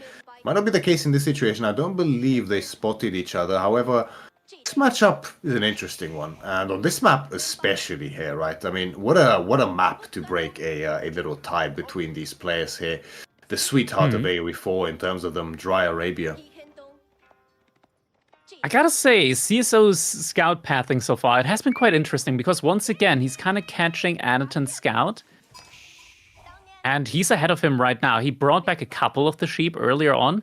And Anaton, he's going to have to adapt his scout pattern here once again, but it's so difficult to realize what your opponent has done. Yeah, we see Anaton right now just trailing behind CSO scouts, so might not actually find that many more sheep here early on in the game. Yeah, I wonder to what extent this might be something that CSO may have potentially studied up against Anatan. We talk often about, preparation between players leading up to sets in tournament games, and especially as you get to these higher levels, right? Players like to eke out every possible advantage over their opponent, and often that means reviewing their past games, observing their scouting patterns alongside their build orders, and oftentimes, that additional knowledge, if utilized properly, can just net you an advantage straight away. Imperial Academy now coming in for Anaton, so we did have that no IO opening, as is, at the moment, I want to say, still very much established. Personally, my opinion on this at the moment is that whenever you go for pro scouts, you don't open up with IO, but whenever you want to rush up Song Dynasty, that's where the earlier Imperial official kind of just pulls ahead when it comes to the timing of Song Dynasty and the additional villager that you get in with that faster Song Dynasty timing. Also just a lot more flexibility when it comes to being able to react what your opponent does. Exactly right. The IO is also really effective, especially when you do expect some potential Dark Age aggression, maybe even a tower from some civs, which can still be the case nowadays up against China, right? Having the taxes unlocked by the Imperial officials that you can then gather will really enable you to not be too far behind either in the age up gold or any upgrades you may need after, like Hardened Spearman, or maybe even additional IOs from the Imperial Academy that you then go for instead. Mazakori on the other side for CSL, no real surprises there, quite standard by now for Malians. And I mean, Pro Scouts is very, very likely here for Anatan. It's what really made China a powerhouse civilization for many, many months now. A feared pick for a lot of players in a lot of matchups on a lot of maps. Malians, however, they have dabbled quite often with Pro Scouts themselves. They have significant bonuses for them, namely in the form of their warrior scouts, beating out other scouts with some ease, and also giving them additional move speed as well as damage. But they don't always go for those Pro Scouts. Yeah, that's true. They don't always go for them, but especially when you're up against a civilization that goes for pro scouts, I think that's when really it makes the most sense to go for it. And it looks like CSO is prepping for it. He's already got a lot of gold in the bank, and that's just courtesy of having that early pit mine in and just generating a lot of passive resources. Does open up with the barracks here, though. Yeah, it looks like to be a bit of an aggression play here from CSO instead, right? He wants to get out those Donzo nice and quick time in order to start pushing towards Anatan, which I think could be a good choice up here, as Anatan, his day packs aren't exactly too far forward, but they're a little bit forward, right? So that might be enough here for CSO to deem it prudent to go for some early poke damage with those Donzo, but Anatan also himself opening up with the Spearman. I mean, Chinese supervision at work here, right? He already has 3 out before CSO even has his halfway in the queue. Yeah, it's kind of funny if it wasn't so sad in some situations, right? But yeah, already 5 Spearmen out. He's gonna now push across, and there's the pit mine that he can start hitting now. And I gotta say, this is something I've seen Anatan do a lot. He, against Malians specifically, as a lot of civs, he loves to rush out a lot of spearmen like this to put immediate pressure on that pitman. He does this a lot and to great effect. And I think it makes a lot of sense, really. I mean, Malians, they don't often tend to go in those feudal archers, and especially with the wood necessary, not only for production buildings initially, but of course those houses as well as pit mines. It can be quite difficult for them to pivot into those archers quite early, and obviously, archers are then vulnerable to horsemen, which with Anatan stable already up for those pro scouts, it's very easy for him to go into straight away, aided by that supervision. And behind all of this, Anatan is going for the pro scout play. He is getting additional scouts in, and this just forces CSO to just stay inside of his base. He is getting some javelin throwers in now, so not going for the archers immediately. Instead, we just will see javelin throwers, which do fine against spearmen. And right now, the Donzos just on stand ground here, every now and then are going to be able to throw their javelins as well. Follow up with archers as well for Anatan, but honestly, when it comes to melee and range compositions in Feudal Age, few civilizations stood better than the Malians. Exactly right. I mean, the javelin thrower, one of the best anti-ranged infantry unit in the game, without a doubt. Obviously, the only one that can do it better, and some people would argue doesn't do it better, is the horseman, for that matter. And even up against spearmen, for that matter, javelin throwers with the additional movement speed and potent range, they can really put a lot of damage in on those spearmen thanks to their high base damage and kiting potential, despite their lack of bonus damage up against them. In combination with the Donzo, their spear throw means that cavalry has to be very careful with the way they engage. Getting a first couple of cattle in now as well. So CSO is looking for a carbon behind this. Second pit mine is being built up right now as well. So it's starting to get a good amount of passive gold income here as well. Up to 4 javelin throwers at the moment, but Anatan, he's got a good amount of archers. But the javelin throwers, fast movement speed, gonna be able to run away. Yeah, almost pinches 2 of those javelin throwers, just they're slightly out of position. And looks like CSO is going to be playing very classic Malians here. No pro scouts on the cards for him, just good old reliable javelin Donzo here for him. He does opt to go for that forward pit mine, which, he does have another one towards the left side of his base. I'm a little surprised he didn't go for this one, considering the large wall that he pivoted towards it. But this one is very close to the first one, which can be scary at times, but if you are able to maybe get up an outpost here, this could be a very defensible position for him. Yeah, might just also always buy him a little bit of time as well when it comes to, he's going to be mining on the first gold vein anyway, and having the second gold vein forward means that he's always going to know when Anatan is going to start aggressing onto him. And if he needs to fall back, he will always have that pit mine in the back that he can fall back to. There's definitely reasons for it, I can imagine. And Anatan, he's going full pedal to the metal here. Horseman now coming as well, full triple composition. But still, this feels very difficult when you're up against the Malians. Just those javelin throwers able to do so much damage here. We're getting close to the critical mass as well, at which point the javelin throwers will be able to start one-shotting the spearmen. But right now, definitely one-shotting one thing, and that's the archers here. Taken down really quickly. Yeah, that's a really unfortunate skirmish there for Anatan. I mean, not the value he was looking for, without a doubt. So much of his forward army just falling down without taking out almost anything from CSO outside of a couple of Donzo. Not the trade he was looking for, without a doubt. These spearmen here from Anatan, I mean, they're very great initially just to force those archers, all those range units prematurely from the Malians and aggress onto that pit mine. But continuing to build them, I think different players have different opinions.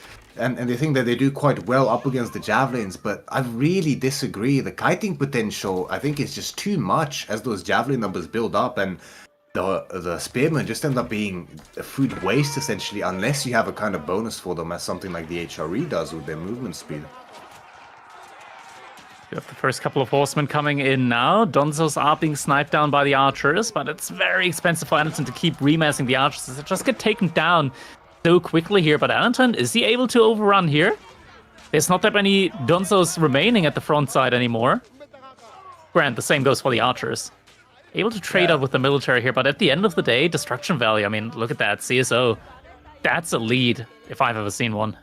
Yeah, the javelin thrower is one of the best trading units in the game, especially in these early low number skirmishes, without a doubt. Just able to eke out so much value with the kiting, with the bonus high base damage up against archers especially, but also against regular units, as CSO is beautifully utilizing here. Also out on the day behind this, so it's going to extend the lifeline of the sheep that he has whilst getting superior income in behind it. And the cattle, as you mentioned, he did add those 3 early on, didn't opt to add any more just yet. Also actually eating one of the cows. More ranches coming up now. But the positioning on these ranches makes me believe that this might actually already be a thought about Farimba. Could be Farimba, could still be Grand Filani Corral. Both things definitely an option here for him. The Farimba definitely adding to the value of those javelin throws, and Annotant not giving up yet when it comes to the aggression. We're seeing more horsemen coming in, but we're also getting to the point where javelin throwers able to pretty much two-shot them. Archers pushing forward, trying to take down the Donzos here, trying to make room for the horsemen to try and connect, but it's just so difficult, man. The archers are just dying way too quickly here for Annotant. Yeah, it just doesn't really have the mass to overwhelm here, right? The one way you can offset this reliable composition here from CSO's Malians is by having just that massive blob with the opposing civilization, Chinese in this case, but Anatan just not fighting it. Those early skirmishes just did not go his way at all. He is managing to steal CSO's second deer pack, the one further away from him, undiscovered yet so far. So it's got to be an extra bit of food that, you know, he normally shouldn't really be able to get in most positions here. So that will definitely help him out. But I feel like the skirmishes already went quite awry for him to a point where, I mean, this food is something he really needs as opposed to a luxury. Little brain tickle here. Annotant. Reinvest everything into military, pull like 10 villages and go for a Barbican drop in between the 2 pit mines. Definitely a bold strategy, without a doubt. The question is, I mean, you know, I can see it. I can see it, especially if this was, you know, someone like Wham and Papipo. That's something they're definitely very adept at and do with great effectiveness. We have seen it time and time again.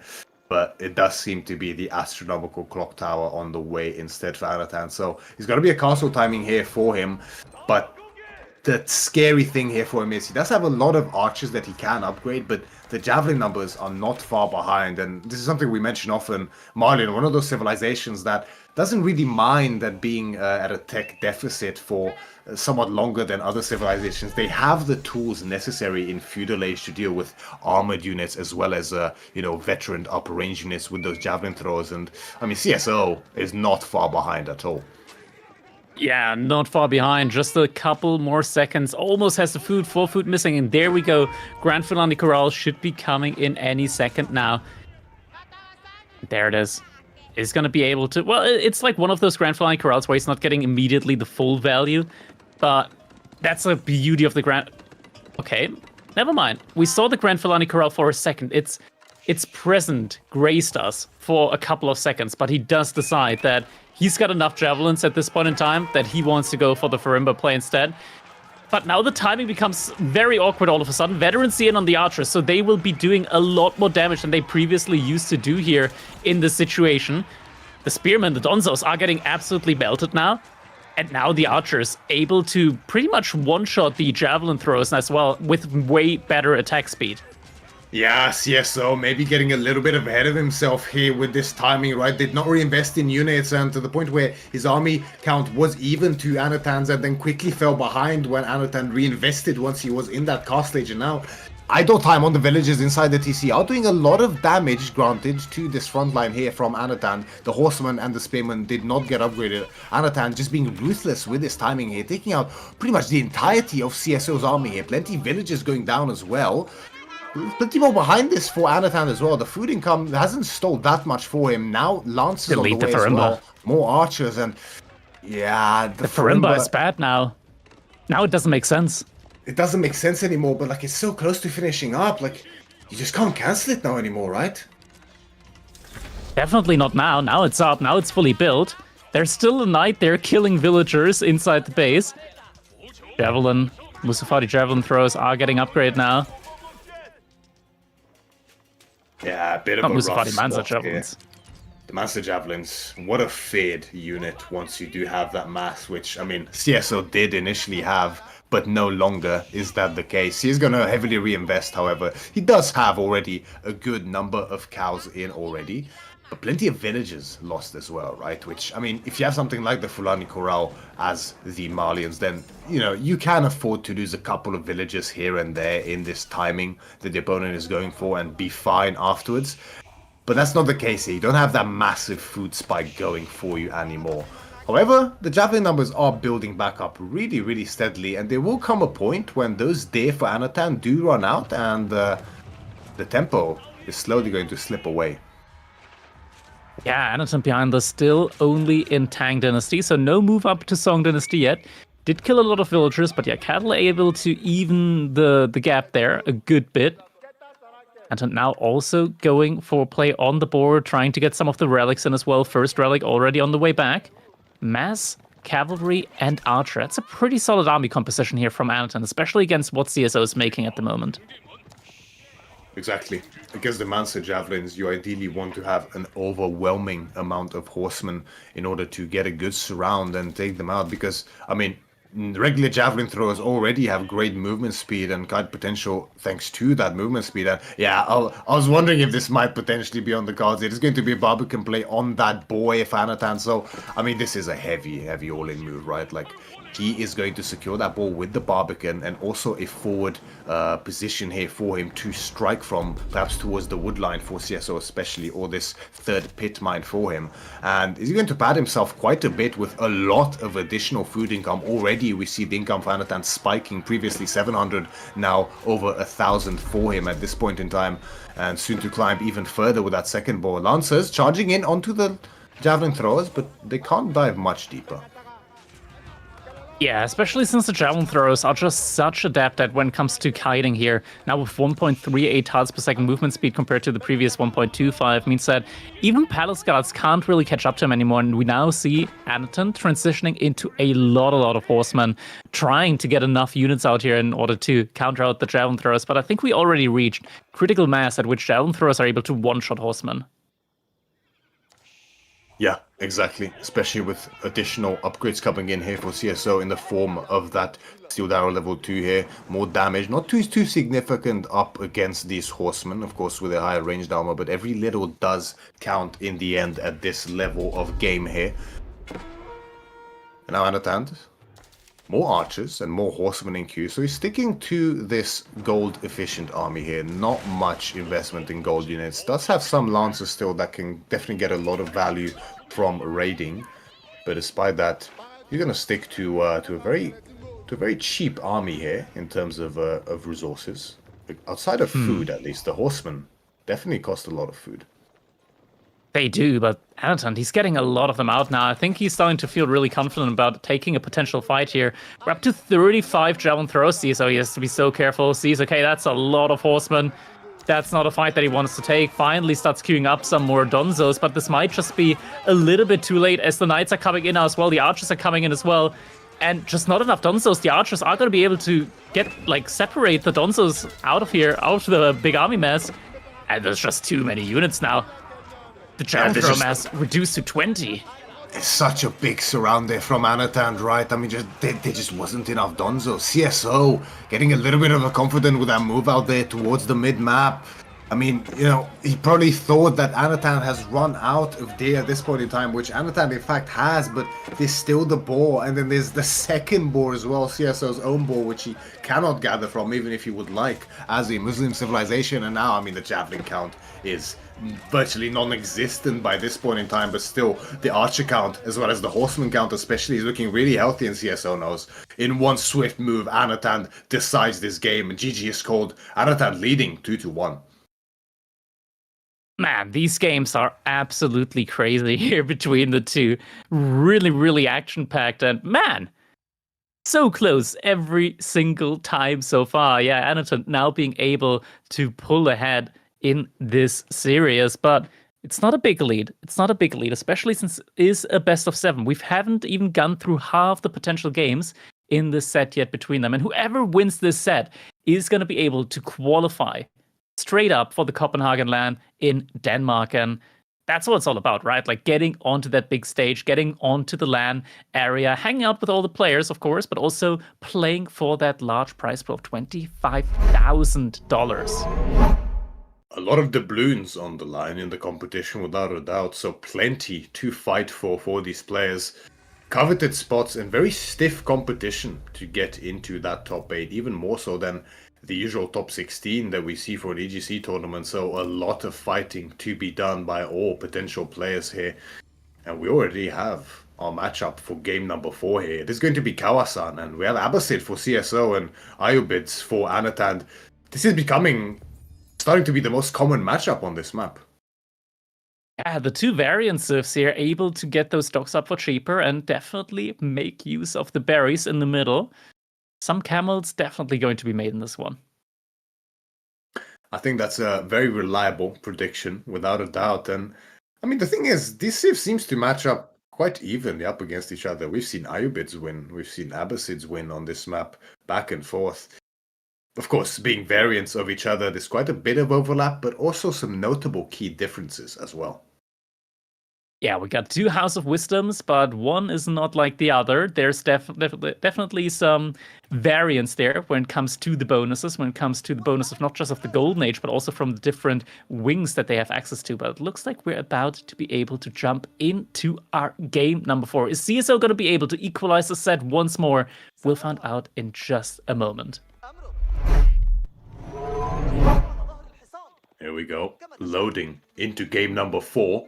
Between Volta Esports' Anatan in the color yellow, spawning at the south side of the map as the Ayubids, and his opponent, Team Elephant CSO, all the way from China, as the Abbasid Dynasty in the color orange. We are on Kawasan. Notable 2 pawns on this map, both normally up for grabs. But the interesting thing here, Crackedy, is that spawn, isn't it? As it can be quite varied on this map sometimes.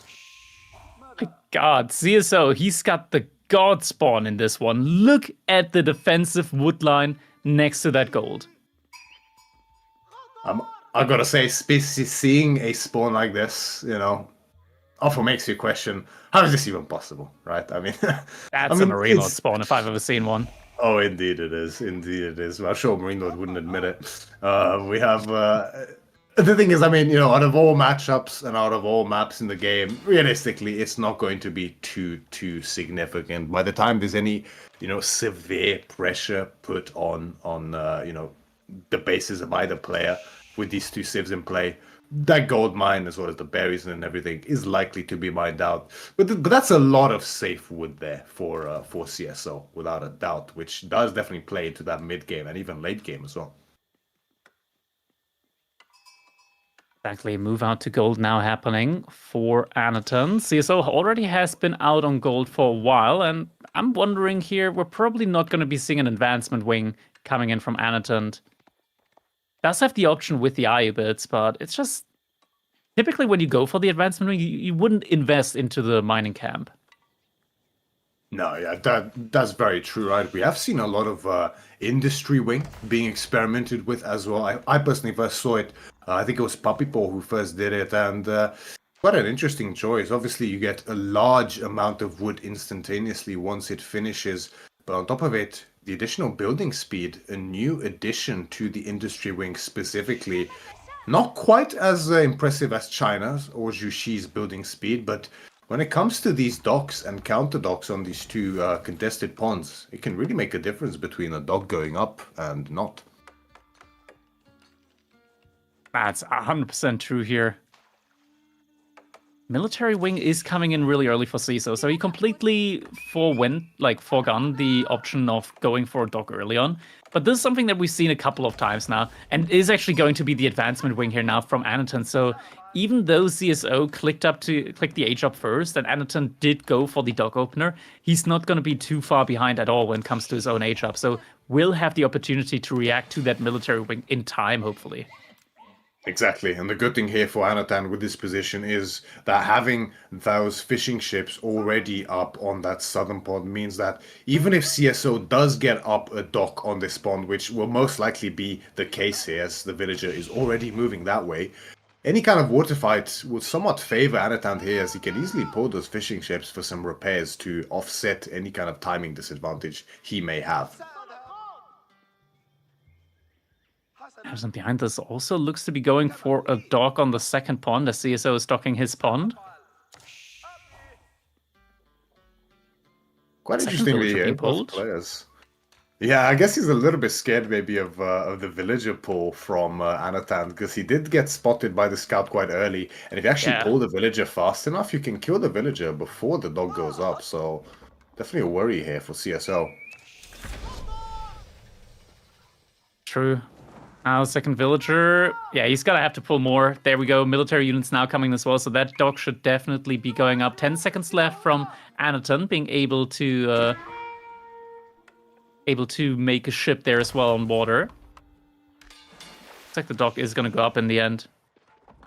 Yeah, we'll go up. Nice little delay here, however, caused by Anatan doing some decent damage onto that villager. Buys himself a good amount of time. Straight away, we have a springboard ship, a Bagla, queued up here for both players, actually.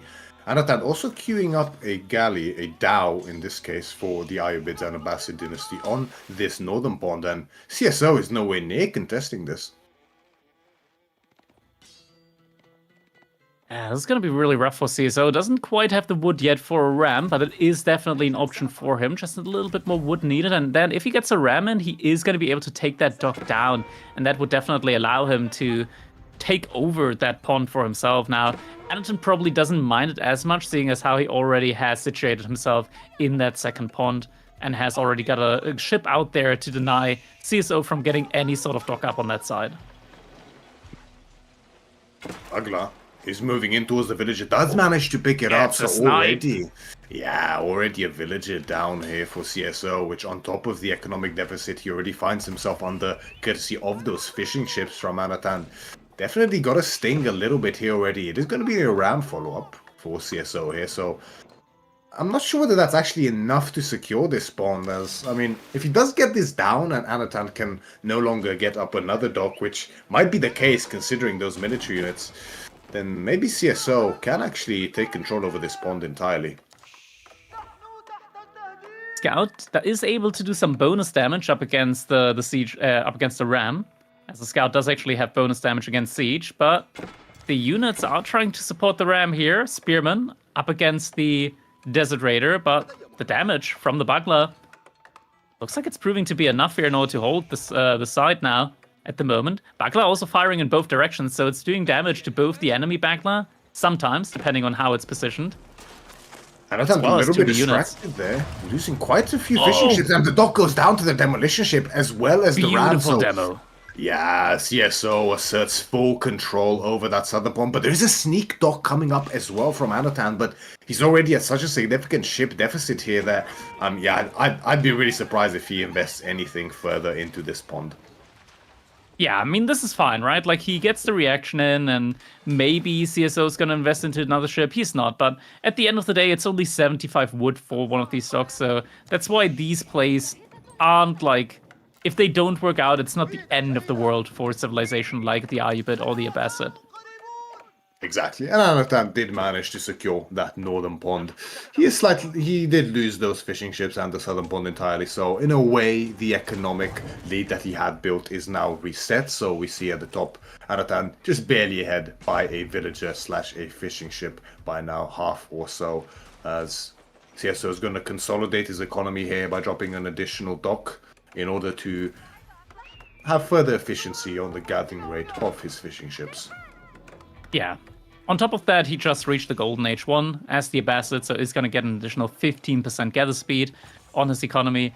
Ayyubids, they get 10% for the first Golden Age, and Anton's fairly close to that as well, only requiring 2 more houses for that, or 2 more buildings in general. A natural Castle Age follow-up would make sense here for both players. Anatan already used that advancement wing in the Feudal Age, which, I mean, it makes sense to use it in the Feudal Age because the bonuses you get from the other wings are so much greater in that Castle Age that, you know, Advancement Wing does get you that faster age up, but that is all it does at the end of the day. So if you don't get a lot of a lead from that earlier timing, then a lot of the time it can feel a bit wasted. Yeah. CSO now with a lot of villagers on gold does signal, like, that that does signal that it's going to be a Castle Age follow-up behind this. Addington doesn't have quite as many villagers on gold, but still a good enough amount to where he should be able to get Castle Age at a reasonable time. CSO and both Addington also grabbing some economy upgrades on the way there. Yeah, a quick little sneak in for the economy just to boost it that little bit further here. Anatand also consolidating this northern pond, and it's quite funny how this often ends up being the situation on this map, how, you know, there's a home pond with this kind of a spawn on this map for both players, and they both look to contest the other one's home pond to the point where they end up that the home ponds end up getting switched around. Yeah, a little switcheroo there when it came to the ponds. Camelon is definitely helping CSO there with that Desert Raider. CSO not going to be able to... CSO not going to be able to regress there anytime soon at the moment, at least. Addington's still investing into Desert Raiders, actually. That's quite expensive overall. And means that he's getting further away from Castle Age. It could be a little bit scary once CSO does get in that Castle Age, which, I mean, he's already getting close to being halfway there to the resources necessary. Also investing in some walls for extra safety. Prudent choice considering those Desert Raiders, which CSO has a decent answer to in the form of those Camel Archers. But I gotta say, this is about the third or fourth time I've seen this matchup on this map. I haven't seen a single Camel Archer yet from the Abbasids. Yeah, Camel Archer, they're good, but they're just so expensive as well. They're an option. They attack quick as well. They're a little bit more tanky. It's just so expensive. It doesn't really feel great mixing them in. Like, once you get up a good amount of them, they're really, really good. But the food, it's all about the amount of food that you need there at the end. Yeah, it's true. And when it does come to that Castle Age, they do become quite vulnerable to those Camel Lance's charges, right? I mean, you know, they take a lot of damage if that charge does come in while running away, because they're able to put good distance. Oh, as we say that though, nice little raiding coming in here from Anatan. Does take out one villager as the outpost is rushed up by CSO. So he's going to push away enough, but, you know, decent value gained here already from Anatan, as the investment into the outpost is forced as well as the villager picked up. And I mean, without arrow slits, he can actually sit here and another villager goes down. Yeah, wrong villager got put inside of that outpost, and look at these sneaky walls here from CSO. He does that every time on this map. He secures a wall on the side from his opponent, and that makes the raid so much more effective when he starts coming in for them. Looks like another villager got picked off though for CSO, and Anton, he's diving deep into the base. He knows that the age-up is coming in shortly here, and he's getting the maximum use out of his units. Yeah, Anatan looking to really get value out of the additional army investment he made over CSO here. And behind this, no surprises here. Again, a hallmark by now of Anatan. It is that military wing reinforcement. We have seen this really pay dividends in the long run, especially for Scatterbrained up against Wham in the previous series from yesterday, where once they got to that late game and you got that university for those Desert Raiders, it really feels incredibly potent and oppressive. True, and our culture wing about to finish. Military wing reinforcements coming in though for Anton, and we've seen that wing come in quite strongly recently, like time and time again, just getting those 3 Desert Raiders in Castle Age every couple of minutes. It just supplies you with so much passive military income there. And we do have a little rager from CSO as well. Is going to be able to find that... No, not able to find that one villager kill. Wheelbarrow definitely paid off there. Yeah, absolutely. Counter raid attempt by CSO does get eked out just by that wheelbarrow advantage there for Anatand. In that case as the reinforcement. Only 40 seconds out at this point. Preservation of knowledge coming in for CSO before any further tech investments for him. Once again, we see the Camel Rider prioritization here from the Abbasids. They will do great work up against any kind of Camel Lancer investment from the Iobids, as the Camel Rider is just very much favored in a direct melee engagement as long as the charge cycling isn't utilized to its full extent. However, Desert Raiders, they are able to go into range mode and actually kite those Camel Riders, as the Camel Riders, unlike the Lancer, they have no charge. Yeah, additionally, I mean, the camel, both of them do bonus damage against each other, but never forget that without upgrades, like the Ayubits, they do have 5 melee armor there, which is quite significant. Yeah, we see it here. Damage just both doing bonus damage. It's the mass that counts. Yeah, absolutely, as already one of the first Camel Riders instantly gets pinched here by Anatan. Blacksmith also interrupted, as well as a house, just as CSO was attempting to move towards that southern woodline, and another village is going to go down here for him. Already Anatan is eking out quite a significant lead in this game, already a 14 villager economic lead here, combined with the fishing ships, but on the same side, CSO, finding a raid of his own, takes out one villager and idles out the entirety of the woodline for Anatan. Yeah, this happens time and time again. Just courtesy of having that little wall there means that the pathing is going to be very, very difficult for Anatan there around it. And yeah, I mean, CSO, he is effectively getting kited now by these Desert Raiders, as he said, could potentially happen. Looks like that is the case here at the moment. Desert Raiders, they're trying their best, but yeah, it's just too much damage coming in there. Yeah, the kiting can be quite effective, but the movement speed is completely even between these two units, right? So every time you stop to shoot, the Camel Riders get closer and closer, and when they smack their sword, you really do feel it on those Desert Raiders. Meanwhile, on the backline, more harassment on this gold mine, almost picks up another villager there, but CSO, quick to react, saves it just in time. Horsemen also get found out by the Desert Raiders and Camel Lancers from Anatan, and yeah, I mean, he's just gonna play mass camels here. Has Camel Lancers now coming as well. Desert Raiders as a support unit, still getting passive Desert Raider production coming in as well, courtesy of that House of Wisdom with the advancement wing, reinforcement wing. And the issue for CSO is these Camel Riders, they're, for one, pretty expensive, but mostly they just take so long to make. They do. A military academy, although not the most expensive tech, you know, at this point, it's another investment that you have to make just to even try to match your opponent's army. And just like we highlighted already, the reinforcement wing, every 2 minutes an additional 3 free Desert Raiders.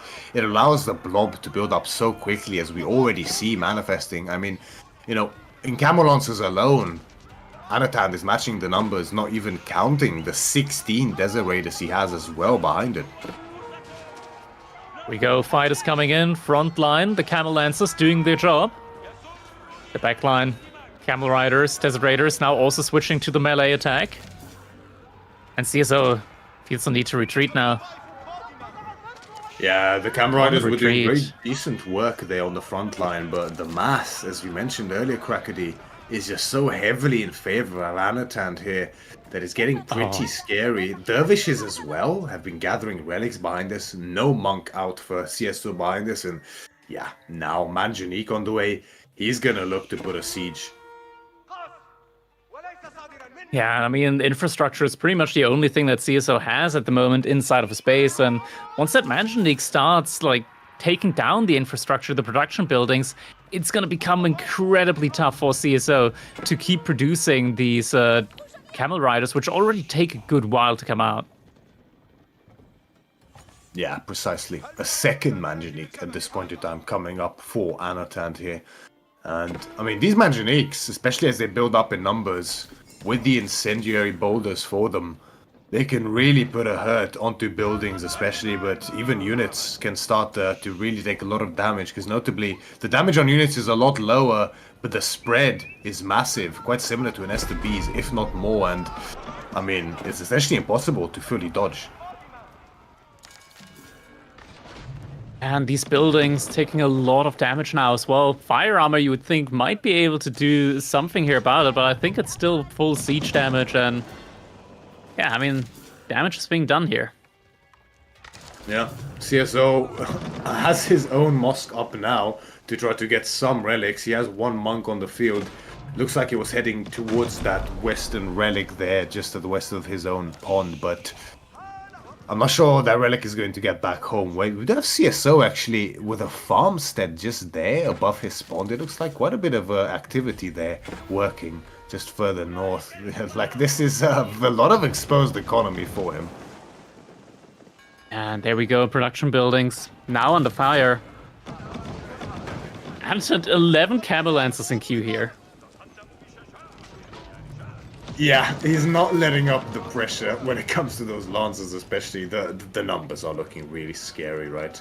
The army value especially tells kind of all you need to see. Getting close to double at this point, Vanatan. CSO like knows he just can't keep allowing this sieging at the end as the clash does come in. Manjanik's firing off in melee range. They won't do too much damage up against the Camel Riders, but it's mainly the army that Anatan has to worry about here. But the Camel Riders actually, in this count, we can see that once the numbers do build up, they actually trade really effectively up against the enemy Camels, and this is something we've highlighted before. So Anatan, although he has the army count lead, the Camel Riders are really, really potent. As CSO finally able to take at least some favorable engagements here now. The Desert Raiders in big enough mass. I'm not sure if we got the upgrade when it comes to the movement speed, because I understood they can upgrade the movement speed on those Desert Raider Camel Riders here from the Blacksmith. And no, it's not in yet. They get up to like faster movement speed than Horsemen even. Right now, still just being kited back here. Still getting some good connections in every now and then. They have a ton of HP, but it's not the entire army here right now at the moment, so he's gonna have to pull back. Doesn't want to get outmassed now and trickle troops in.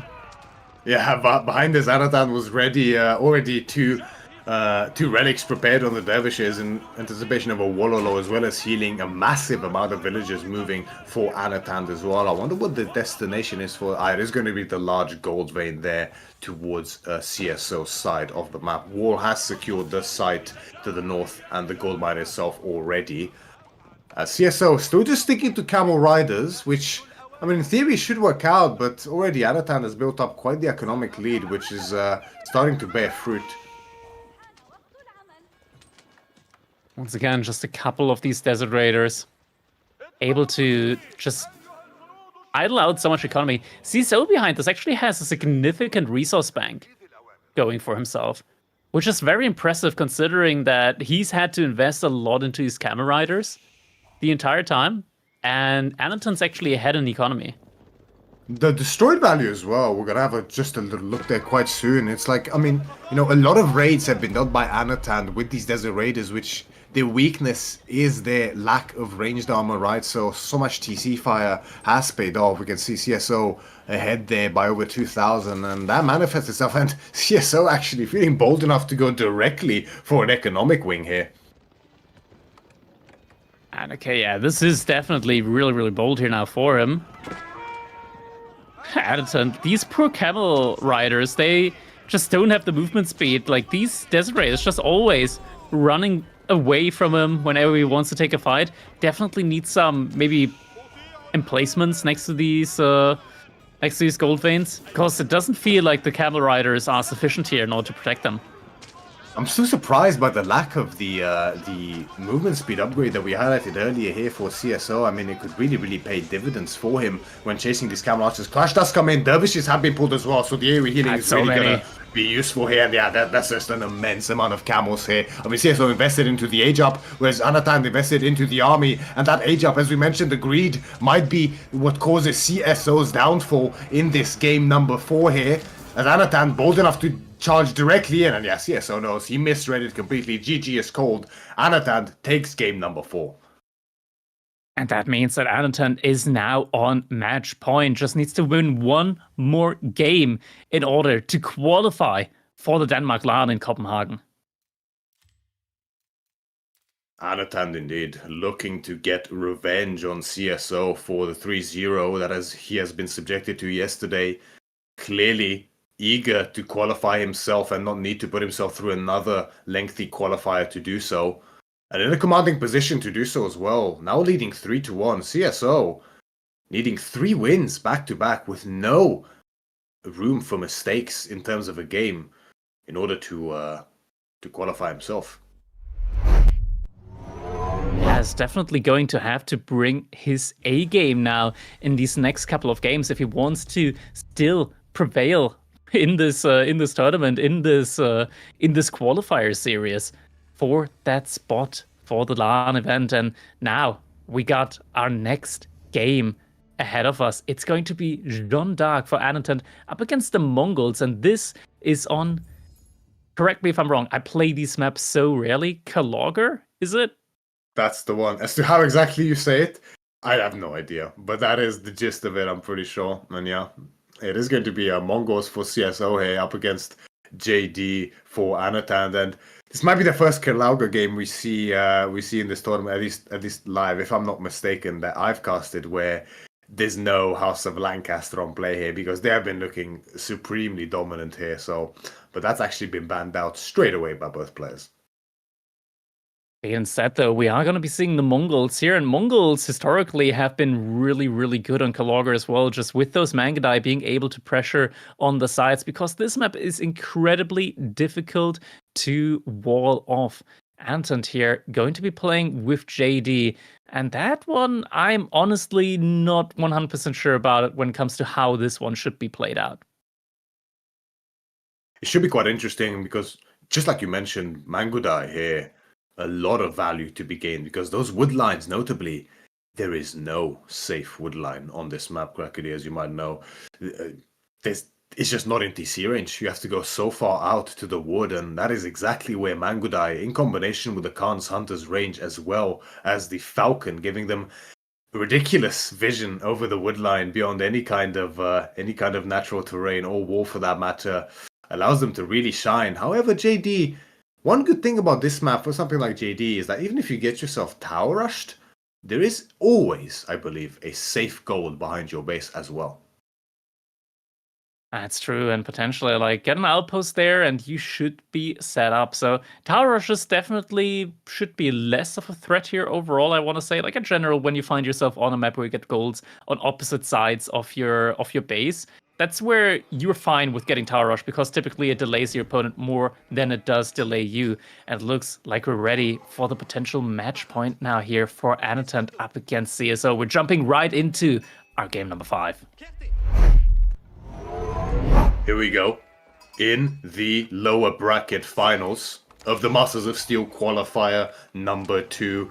CSO finds himself on the back foot up against Anatan here, who is on match point, spawning into the south side of the map on Kalauga in the color yellow, playing Jeanne d'Arc against CSO in the color pink as the Mongols here. And straight away, wood gathering by CSO could indicate either an early pasture at least, or maybe still a barracks play, we've yet to see. But notable here as well, it's the deer, isn't it? You always have a safe deer pretty much right up against your TC, because there's a very tiny amount of sheep on this map.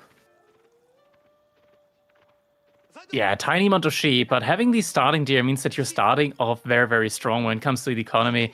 Just the difficulty of being able to have the upkeep there once those deer run out, but we do see the barracks coming in from CSO, so with that, CSO is going to be able to put some aggression early on up against JD here. But yeah, as you mentioned, Gold Vein in the back there of Anatan's base, and that's actually a beautiful spot. Combine that with a little wall there next to a large wood line, and he should be able to have a very secure gold and wood spot there to gather from. Yeah, it is going to be barracks here for CSO. So, you know, a tower rush normally very effective up against gold line civilizations like JD, like French, but the map here, right, really working in Anatan's favor with the way it spawns, because even if CSO does get up a gold on this, Anatan can pivot down to that southern gold, and you can't really control both gold mines early on as the Mongols, especially when one is so far back. So even if this forward one gets towered, then Anatan can move to the back, and, you know, if CSO then moves his spears there, then that maybe opens up the tower to being torched by villagers. So Anatan has room to maneuver here, even if his gold is denied. School of Cavalry now going to be coming in for Anatan. Also deletes his mining camp. Doesn't want to give any bounty over to CSO there. Gonna gather up that last little bit of gold remaining, or at least everything that those villagers are going to be able to carry. Doesn't have enough for a knight, unfortunately, so is going to have to pivot into some other unit early on. Yeah, and usually a common response from JD or French in this situation that historically has worked somewhat well is, with the lack of gold, but the tempo lead in terms of age up you can just directly go into as many units as you can. You can go for a barracks and an archery range, as well as horsemen, archers, spearmen, to try to put pressure straight away upon the Mongols, most normally Uvu. However, that's not going to be much of an option here, as the Uvu is pretty firmly in that TC's range. Ooh, Anatan, he sent a villager out to the gold. Spearman already on the way. Villager is going to have to retreat. Khan already buttered that one up, so already lost a good chunk of HP there. But actually no pressure at all at the moment on Anatan's main gold. Yeah, interestingly enough, CSO only investing in those two initial spearmen with the double production from the Uvu and no tower investment. So I gotta say, I really like this here for CSO because he knows that even if he gets a tower up, I mean, there's just another gold at the back and it sets him so far behind in that age up. So instead, going for an age up as fast as possible, and I think this is quite valuable. Yeah, he also wants a spearman anyway, so this is a completely fine investment for him. Up against JD, spearmen are going to be necessary against the knights anyway, so you want to get it up anyways, and yeah, so there it is. You got the spearman able to defend up against that horseman easily. You already forced JD to delete that mining camp, which is not cheap compared to the French mining camp. That's already value gained right there. Indeed. And Anatan, he knows that he can't put any pressure up on that Uvu, but that gold, both of them, in fact, are way exposed here for CSO, who is going to prioritize the stable as a follow-up. Keshiks will do tremendously good work up against these horsemen here from Anatan, of course. The healing, making them take virtually no damage in these low numbers. Up against JD, who is herself getting very close to the level up. That level up coming in just a little bit. We'll see if she's going for the range path or the melee path. Both definitely an option here for her. Looks like she's just trying to build a lumber camp now. Lost a little bit of experience in. Should probably just finish the lumber camp and then transform. I did like that long distance gathering right there from Anatan, just with one singular villager, enough to get himself a wheelbarrow here early, which very good choice, I must say, as we can see he's moving out to that gold and to that faraway wood line. Wheelbarrow is really going to give a lot of value in the situation, and there's going to be range AD, which I think is a very good choice up against Geshiks, as well as potentially Mangudai from CSO. Those high value quick units, you really want to be able to snipe them out when they get low. Yeah, we do have the, as you mentioned, range AD now. Against the Keshiks, definitely very good. More of them coming in. So far, no knights yet from Anatan. Doesn't have an outpost here as well. So this is definitely timing where Anatan might be vulnerable once those Keshiks come in. More and more Keshiks in queue here for CSO. That seems to be the unit of choice for now. There was a barracks blueprint priced down for Anatan, but instead he opts not to go for it instead. He wants to use that wood to reinvest here onto the gold instead, but there's no outpost yet. This could get a little bit scary for Anatan, maybe a little bit too much greed potentially, as the Keshiks do get into position. They're met by the horsemen. That will buy Anatan a little bit of time here. Archers as well in position. He's got to go for the snipe on the Keshik. He might be able to pick him up and... Ooh, very close, yeah. 20 XP already going over to JD. Nice big little catch there in exchange for one horseman and look, a scout as well, potentially. Oh, does just manage to get away. So good trade there for Anatan. Great indeed, and now able to get his own knights up as the gold axis now, and already a little bit of experience gathered up. And we are seeing pro scouts now behind all of this, coming in for Anatan, so he wants to secure some more food from the map safely inside of a space. Yeah, and this is, I think, a pretty good choice on this map. There are a lot of deer indeed. Not only do you have your starting ones, but there are packs on the map, all that can be contested. Now, they are all mid packs of deer, so we have 7, we have 5, and we have 3. These are all 5 packs of deer. So not as much as on a map like Borderlands, for example, but still plenty to be gathered here. And CSO instead is going to opt for a dock to ascend his food income. Yeah, dog play definitely very nice here. Just getting that additional scaling in. Was next to deer pack as well, so he's just going to be able to gather from those deer with some villagers there as well. JD doesn't really, like, unlike French, doesn't really have too many options of scaling the economy. It just happens passively through JD consecrating some of the buildings. More Keshiks coming in once again for a little raid there. Only 2 knights, but that's enough for CSO to not want to really push this right now. Outpost is coming up as well. With JD nearby is going to be put up even quicker than normal. Second outpost also coming in, so definitely wants to secure that gold vein there. Anatan does spot the dock play there from CSO, but loses his scout for it in turn. Additional spearman investment from CSO, so he did make an extra one as well. Just maybe in fear of a little knight run by a singular knight can gain a lot of value. And CSO by now must know that Pro Scouts is on the cards here for Anatan. I mean, he killed 1 and now he sees 2 more running around with their bows out. So clearly they are rallied onto there to bring them all the way back home. To play behind this now for CSO. It looks like he's trying to go up to Castle Age next up. And we know CSO, he loves making heavily armored cavalry. We already got a good amount of Keshiks in, and once he gets those up to veterancy, if Anaton's still in Castle Age, Feudal Age at this point in time, they're going to be able to even take decent fights up against the Knights. They really will. That healing in combination with the veterancy will pay so much dividend here for CSO, and yeah, he's getting scarily close already. The fishing as well as the deer paying real fruit for him already, which, I mean, for Anatan, he invested not only so much resources into the pros card, but those deer take a long time to get home here, so he might find himself at a pretty scary tech disadvantage, especially because his knight count has suffered quite a bit from being pushed off of the gold so early by the spearmen and being late to go back onto it. And there we go. Age Up should be coming in any second now. Step Redoubt surely around the corner now. Deerstones also gets replaced at that point in time just to bait me into thinking that's the Age Up. But there we go. Step Redoubt now coming in for CSO. Yeah, Step Redoubt. Additional 50% gold drop off for any villagers gathering from a mine. Very, very significant extension on the gold lifespan here for CSO and a great economic boost. He can essentially afford to have half of the villagers that he normally would on gold to get the same amount of good. Well, I say half, almost half. As the knights start building up in numbers again. 8 on the field, 4 more in queue. No play into spearmen here for Anatan.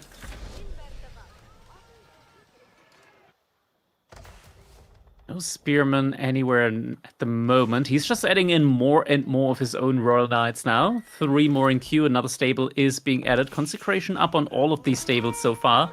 Now has to also move out to the berries. Veterancy on the Keshiks is coming in behind this now. CSO, relatively even numbers at the moment. The issue that's still there, though, is when there's a fight going to happen, if Jean's present, that's going to be a lot of experience potentially going over to her. And level 3 Jean, like, even if Jean is in Feudal Age, with level 3, she can take fights up against Castle Age opponents. Yeah, she definitely can. And with the Divine Arrow, 4 of them built up now. So Anatan is definitely eager for at least a little bit of a fight here, just to use at least one of them or a few of them up to keep gaining value from that Divine Arrow. The thing for CSO is that even if JD does level up, none of the units that JD gets access to are really effective up against these Keshiks. However, of course, the Divine Arrow will gain a significant amount of bonus damage. The healing as well will be more potent. And Consecration as well. It's going to be quite effective here for Anatan in the long run. Who he himself might be thinking of an age up soon, but no. But it's always scary, right? Again, we're in this position where you're an age down by quite a bit. Do you reinvest or do you risk the age up? I mean, especially for a civilization like French, where you already have access to knights, it's not like the worst at the moment. I think for JD especially so, just because you can hold out when you're an age behind. Ooh, has to be so careful though. Losing a knight like that out in the field, that can definitely hurt you there. That's like the only advantage really that you have is the mass that you get going on the field at the moment. And also reinvesting into a couple of scouts, invested into a dock there, try and get some more economy going. With the scouts, we'll want to get some more of these deer pro scouted into his base. One knight has been thrown away there by Anatan a little bit uncautiously, as another one almost goes down as well, left very, very low by the Keshik charge. Has to pay quite a bit of close attention there. Could be very, very scary to start losing this Knight mass now. CSO about to exceed with Keshix. Certainly, like you mentioned earlier, Crackedy, there's one thing CSO enjoys, and that is armored cavalry, without a doubt. There's no attempt to play into anything else at this point in time. Anatan does have his own dock up now on that mid-pond fish. At least a little bit scaling going on there. CSO behind us, though. He's already got 3 monks out on the field gathering up those rails. We do see the Royal Institute coming in now. And that is going to make these knights that Anton has out at the moment here very, very strong. And CSO, he's seeing this. He sees the age up coming in right now. The Falcon spotted it. This might be the moment in time now where CSO is going to go for the strike. That looks for the gold mine villagers there, but the wall is there to block the pathing over. Yeah, great wall there, just cutting off that raid by CSO. The idle time could have really, really hurt there for Anatand. Now CSO is preparing crossbows behind this, right? As well as getting quite a few more economic upgrades. All of his tier 2 fertilization, as well as lumber preservation and specialized pick coming in for him as well. Veteran seeing Q here for Anatand. Bloodline's definitely on the menu for him as well, but very expensive upgrade. He's gonna have to find the time to squeeze that one in. Yeah, behind all of this as well, I mean, doesn't quite, Royal Bloodlines, it's still a little bit away, roughly 100 gold. But Anaton's working for it. He didn't make any more knights just because he wants that upgrade in as soon as possible. There we go. Did just get queued up. Anaton, look at that. He sees CSO's main army, or rather his infantry army, and does know now that CSO is moving towards the gold in the middle, in front of his base. Yeah, if he did pay attention in the center, he might have also spotted the crossbow bolts as well as the crossbowmen that have been the downfall of that spearman. Keshik's moving in towards the back, towards the wood line there.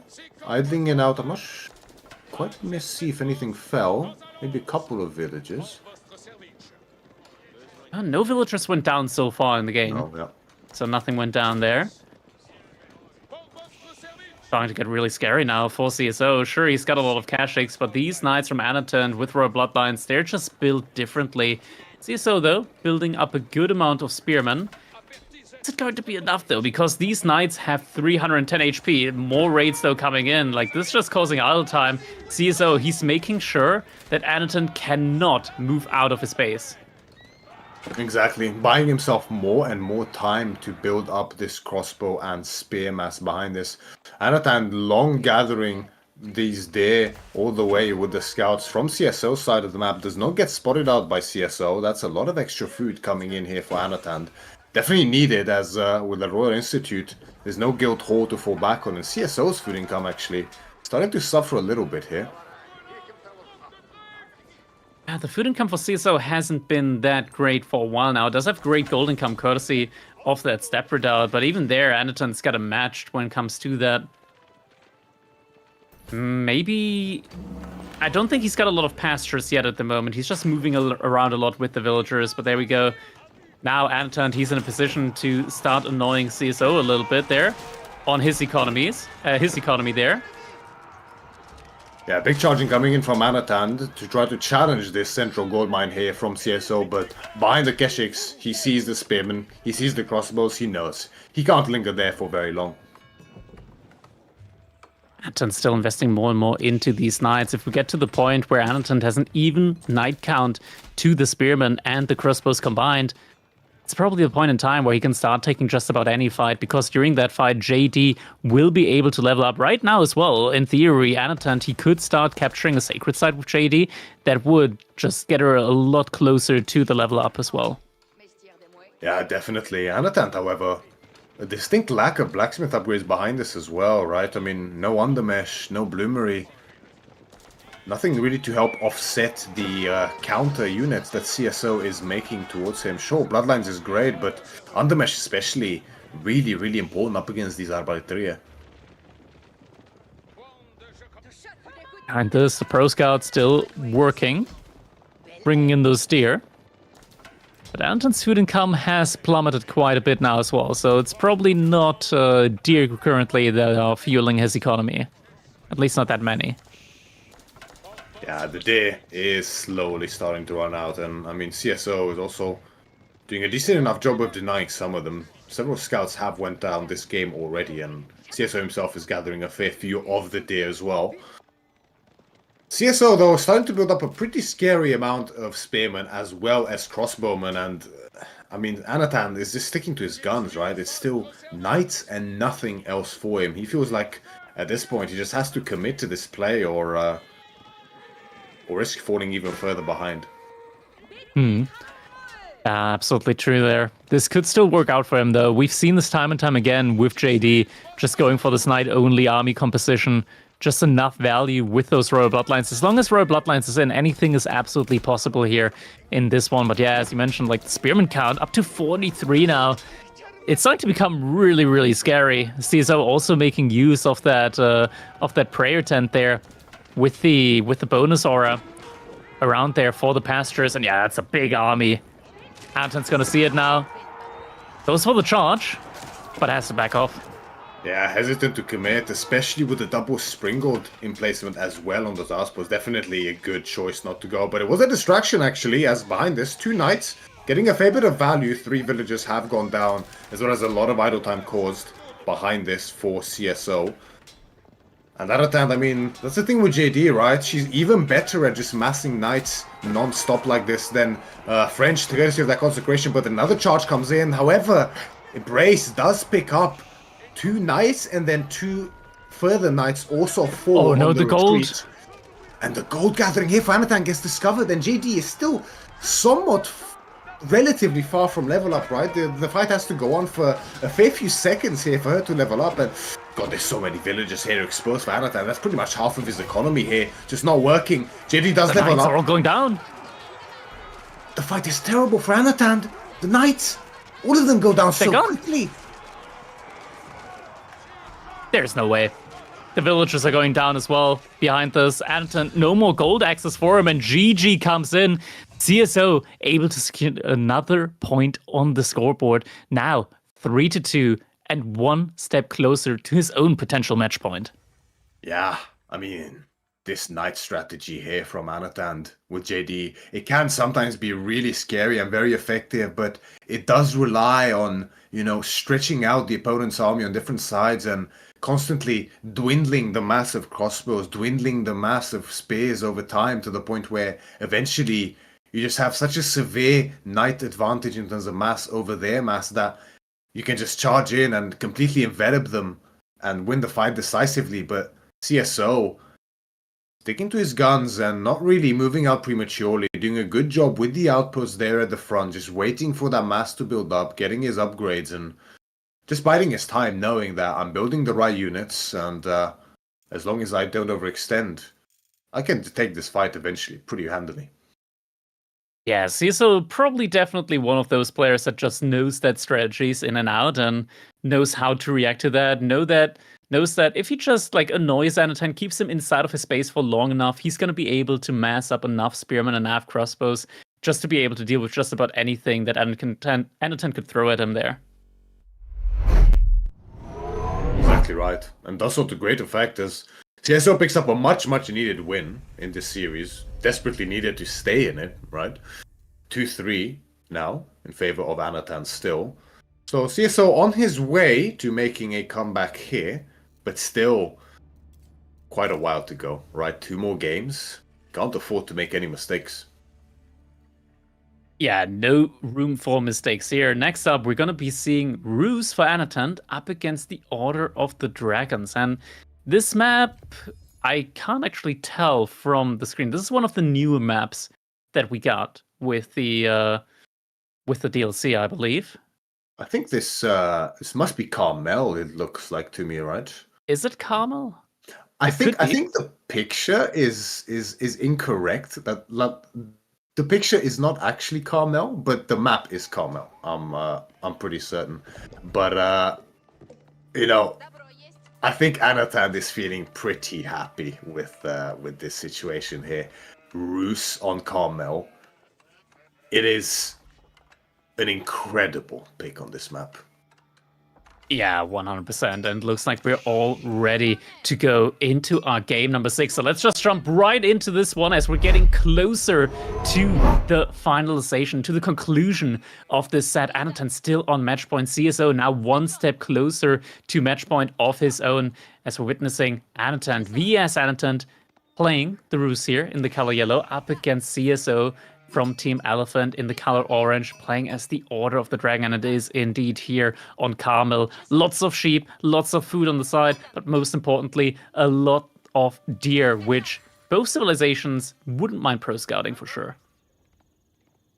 Yeah, without a doubt. In the past, especially, Order of the Dragon has joined the Pro Scout Club, but lately, not only have they fallen a bit out of popularity, but also, of course, Pro Scouts is becoming a bit more of a luxury.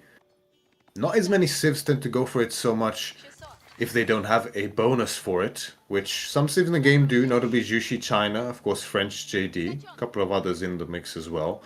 Order of the Dragon, however, doesn't have any direct bonuses towards it, so I'm quite curious to see if CSO will go for it.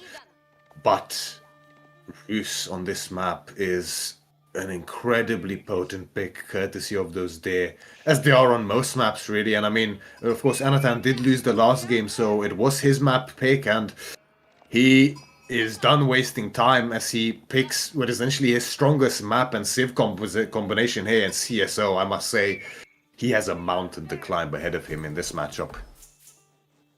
Yeah, I mean, that's just the core strength of Ruse here at the end of the day, is that they do have access to that cavalry archer, and that unit is just incredibly strong, has so much base damage. It is able to deal with these premium units that the Order of the Dragon have access to so well. Just because you mass so many of them, you tend to typically overkill, but a civilization where you're actually fine overkilling a lot against, that has to be Order of the Dragon. Exactly right, and especially on a map like this, even more open than a map like Dry Arabia. Not often do we see that being the case, but mobility is so useful on this kind of a map, even more so than others. And Order of the Dragon can often play towards mobility, but against a civilization like Rus, it will be a tough thing to do, specifically because of those horse archers, just like you mentioned. It's CSO will have to be on his defensive A game here, which it might... I was about to say, it looks like a 2TC play for him here. However, it is a rush on the Aachen Chapel, maybe to get the inspiration on the wood quite early, and then focus on the stone instead. It's only one villager on stone right now. It would be kind of weird if this is just for an emplacement, mainly because for an emplacement, like, just 3 villagers dropping off once is going to be enough. You don't really need the mining camp for it in that case. This could be the slowest... Never mind, he is pulling more villagers over there now, so yeah, he's actually going to go for a second TC play.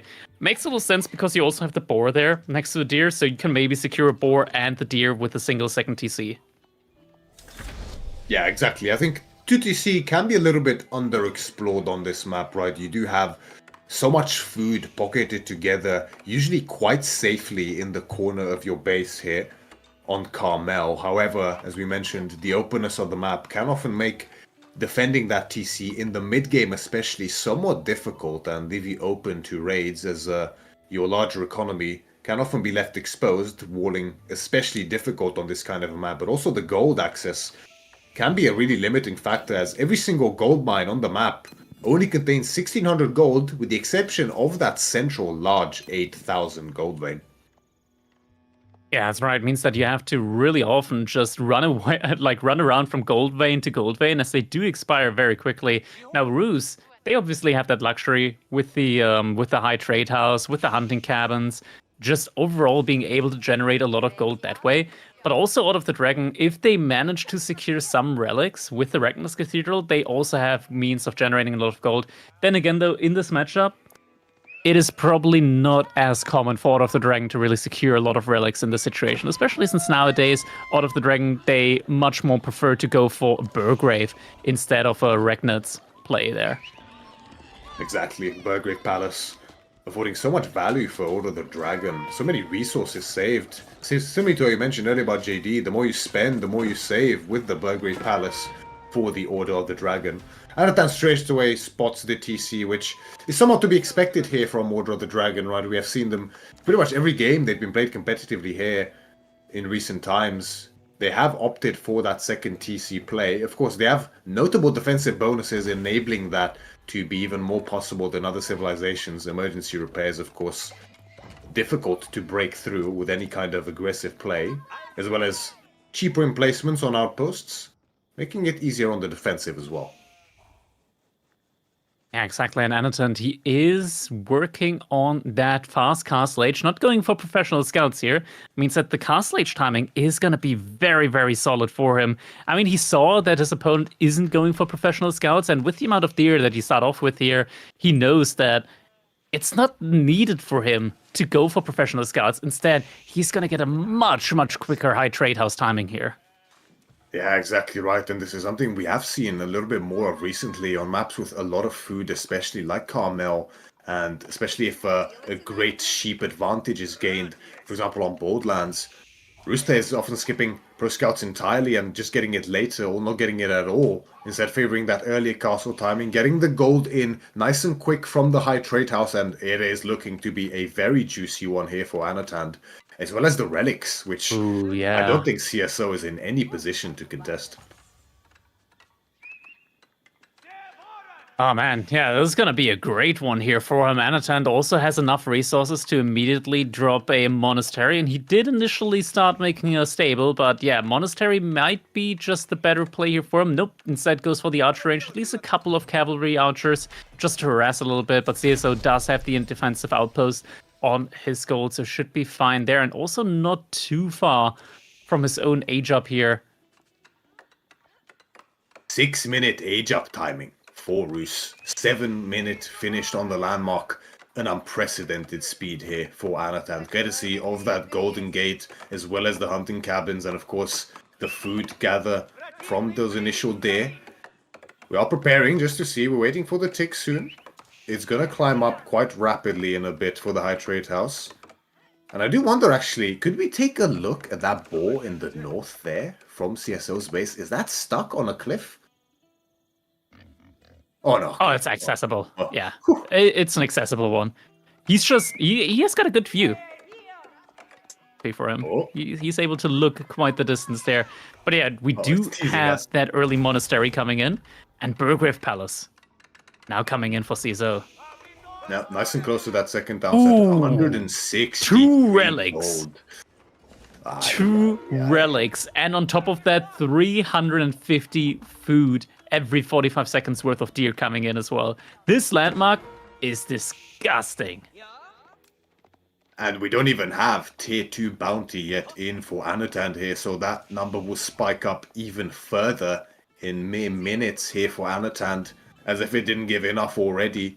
Already warrior monks on the field, prioritizing them over additional archery ranges. Prudent choice here by Anotand, knowing that this timing he should use to his advantage, soak up as much of an advantage as he can possibly get, one already on the way in home for him. Third warrior monk in queue for him as well. Right now, CSO, he's starting to make some spearmen, but against the cavalry archers, that's not going to be too effective here. Second relic now also already on the way back for Anatan. These warrior monks are really, really fast when it comes to the pickup of these relics, so chances are CSO isn't really going to get any of them here in this game. Exactly. Even with the spearmen coming out now, I mean, the horse archers will make pretty quick work of those spearmen, even though they are of the gilded variety. One trap that players can often fall into on this map is due to the sheer abundance of food. As that food starts running out, it makes you a little bit too comfortable with just making a lot of units and not transitioning to farms behind it, to where suddenly, especially on 2TC like this against 1TC, you can often find yourself in a position where you're just out of food completely with 0 farms to speak of and also no gold access. So CSO has to be very careful with that. Cavalry archers able to do a great job of just kiting away the spearmen.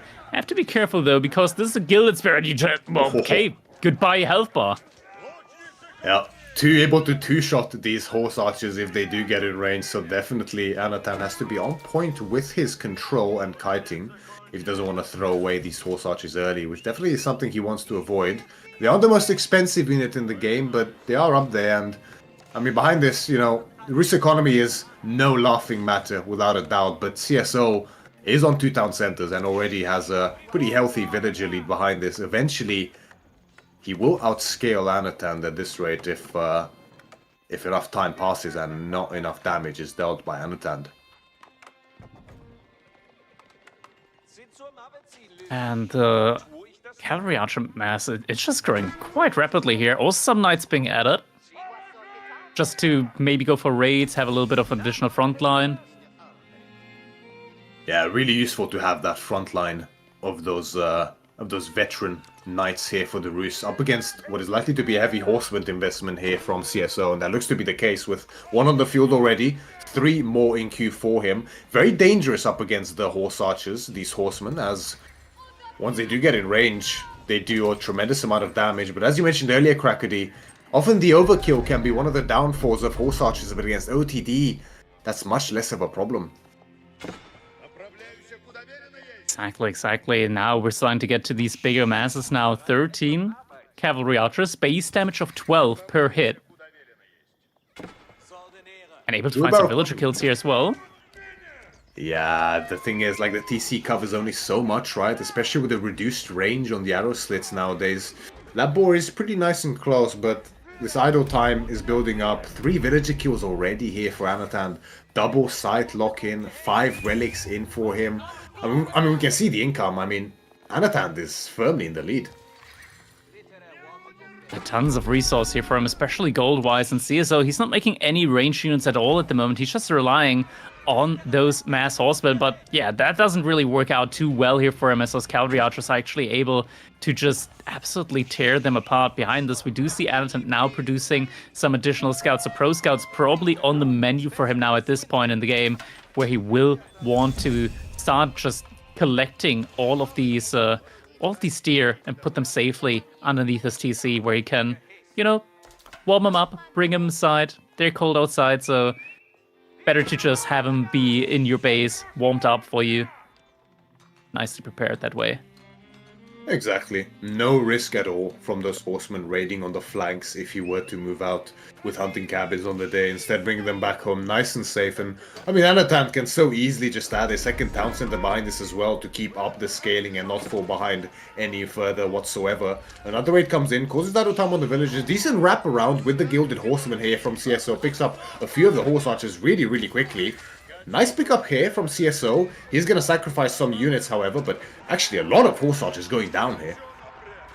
Yeah, quite rapidly. Saint's Blessing does help the Cav archers a good little bit. Only 1 horseman here remaining at the front line. More reinforcements coming in, though. And yeah, actually, overall, CSO able to take a very decent trade. More reinforcement knights coming in now, and now the Cav archers, reinforcement coming in as well. Now CSO has to retreat once again. Problem is, right, that the composition he's going for, horsemen, spearmen, incredibly effective composition in these small-scale skirmishes, but as the numbers build more and more, it's going to get tougher and tougher for him. It's not a composition that scales very effectively with in this mid-game, especially, as the more horse archers there are, the more knights there are, it becomes easier to snipe out those spearmen and for the knights to frontline very effectively up against those gilded horsemen. CSO now moving out boldly onto the berries as well. On the challenge again by Anatan. Anatan does have to be a bit careful here. Needs to keep kiting. Oh, the formation working against him there a little bit, as more horse archers are starting to fall here. Yeah, formation is always such a fickle thing to play around with, but yeah, now we're starting to get to that mass once again where the gilded horsemen die relatively quickly to those cavalry archers. Boyer's Fortitude also in queue at the moment for Anatan. Once that comes in, those gilded not gilded archers, those cavalry archers are going to be able to survive an additional hit from those gilded horsemen. Means that's going to be even harder to take them down. Anatan does have to be careful here. He's spending a lot of his micro focusing down those gilded horsemen. Could probably potentially use the knights instead to frontline for them whilst picking off the spearmen instead. But, I mean, he has so much damage on those horse archers that any gilded horseman picked up is huge value for him instead. Now we see a market being added, more stables being added as well for Anatan. He's just full committing. There's no plan for a second TC behind this. Although he could very well if he wanted to and slow down the game just a little bit further. But he doesn't want to give CSO any room to breathe, knowing that his food is even more limited than his at this point in time. And CSO, he does still have a very solid villager lead behind this, so income definitely looking good for him. But yeah, this is a big mess now for the cavalry archers. Just have to be really careful. Don't want to get too close now. Because the spearmen, they do pack a punch here at the end of the day. They do indeed. CSO still pushing forward. Those units do get in melee range. Very, very scary here for Anatan in this position. But they're just getting ripped apart now by the cavalry archers. Even the Gilded Horsemen, 2 shots, 2 volleys. That's enough to take them down. If we get to 35 cavalry archers, they're going to be able to start one-shotting all of these Gilded Horsemen. And now all the infantry clump here from CSO is just getting absolutely shredded. They just can't get the connections in. And behind this now, Anatan with a firm military lead, able to potentially start pushing across. He's got a lot of wood and gold in the bank as well. Maybe time to send some villagers forward, get a siege workshop up in the front of CSO space. Some Gilded Knights now as well, but yeah, I mean, Gilded Knight, it's gonna be the same fate as for the Horsemen. Yeah, even worse. I mean, sure, if they get in melee range, they'll deal tremendous damage to the horse archers, but the trouble is that they're even slower than the horsemen, right? And yeah, CSO instead is going to use them just to try to gain some semblance of map control here by trying to force Anatan's attention to be split somewhat, at least, by going in for a raid. It's kind of a necessary move, but a bit of a desperation move as well, as Anatan firmly looking to deal even more damage here to CSO. Outposts are up, so some of the villages are saved, but there's not enough space for them all to seek shelter as more villagers go down here. Still firm lead here for CSO in villages, but I mean, the income, again, still heavily in favor here for Anatan. Able to start one-shotting these Gilded Spearmen here as well now. That's just so many units, so many expensive units going down pretty much instantly here under the fire of these cavalry archers, and it's just not really something that you can sustain production-wise, throwing away all of these units time and time again. The Gilded Knights also weren't able to find too much value, and with Boyar's Fortitude, Anatan, he knows he's got the health pool to start diving underneath the TC, not all the villagers inside as well, meaning that the villagers on the retreat can get caught out by those cavalry archers. Even more villagers just went down. CSO still has a lead though, and the cavalry archer mass is getting reduced significantly by the fire here, but still enough of them remaining on the field. Yeah, and besides the villager kills, so much idle time here for CSO, especially on that Aachen Chapel is not a position you want to be in. I mean, you ideally want to always be working under it with the farms, but that's not the case. And again, CSO going out of the outpost prematurely, distracted as more villagers go down, still microing those 2 Gilded Knights that he had behind this, harassing the economy, but Anatan responds in turn. He managed to pick up 3 villages, but I'm not sure that's enough, as the mass from Anatan reconnects here in his base. The reinforcements have arrived. Behind this as well, raids on multiple fronts. CSO is just falling apart at the seams. Too much damage dealt here to CSO as the build doing a great job here, honestly, though. He's no longer kiting. Yeah, the Knight's getting another charge in here, dealing decent damage. Emplacement's going up now as well, slowly for CSO. So I mean, yeah, he's starting to get some more control over his own base with his emplacements now, bit by bit. Still feels really bad, but he's only 3 villagers behind in a situation where he has the better villagers, and the deer are gonna run out eventually. Like, this is not over yet. No, definitely not over yet. I mean, once the day is out for Anatan, then CSO might have a little moment of respite, but he gets discovered on the stone now in the far north. More villagers going down for him. The villager count is now tied up evenly here for CSO and Anatan. I mean, CSO's villagers are superior, of course, being of the gilded variety, but still, I mean, Anatan is now adding in a second TC as well behind this, deeming that enough damage has been dealt at this point in time to just start his own scaling quite safely here. And I mean, 28 horse archers, 15 knights. I mean, the Knights alone can clear out CSO's mass entirely, even with the 6 Spearmen. Yeah, though Gilded Spearmen are very, very scary. We do also have a keep here from CSO, able to secure a small gold vein. Although, yeah, it doesn't really... It feels really bad when you're investing almost 1,000 resources just to secure a 1,600 gold vein. Yeah, it really does. And especially so knowing that if you do not, then there's a risk that, I mean, so many villages will go down that it will just lose the game completely outright in turn. I mean, emplacements and outposts are the most effective way really to deal with horse archers on the defensive, but there is a limit, right? Especially with knights being somewhat impervious to it as well, and being able to, of course, torch it down, which is the one weakness of horse archers, that they cannot, in fact, torch anything down. Pretty much useless up against buildings. But Anatad, yeah, I mean, he's content to just secure the entirety of the map to himself by this point, with that massive wall going up in the center of the map. Yeah, incredibly army composition advantage here now for him as well. Keep does get spotted out. Does Anatan feel confident enough to take that keep down? He does have Boyar's Fortitude Knights. But nah, it might be a little bit too ambitious here for him. Cavalry archers, yeah, we're at that point now where with this many cavalry archers, if all of them are present, he can start one-shotting all of these gilded horsemen. Exactly right. Plenty more upgrades coming for CSO behind this as well. More emplacements. But it's just the army that's becoming a little bit of a problem here for CSO, right? And yeah, he understands too much damage has been dealt, too much of a disadvantage, and GG is called. Anatand takes the last game in decisive fashion and secures his spot in Copenhagen.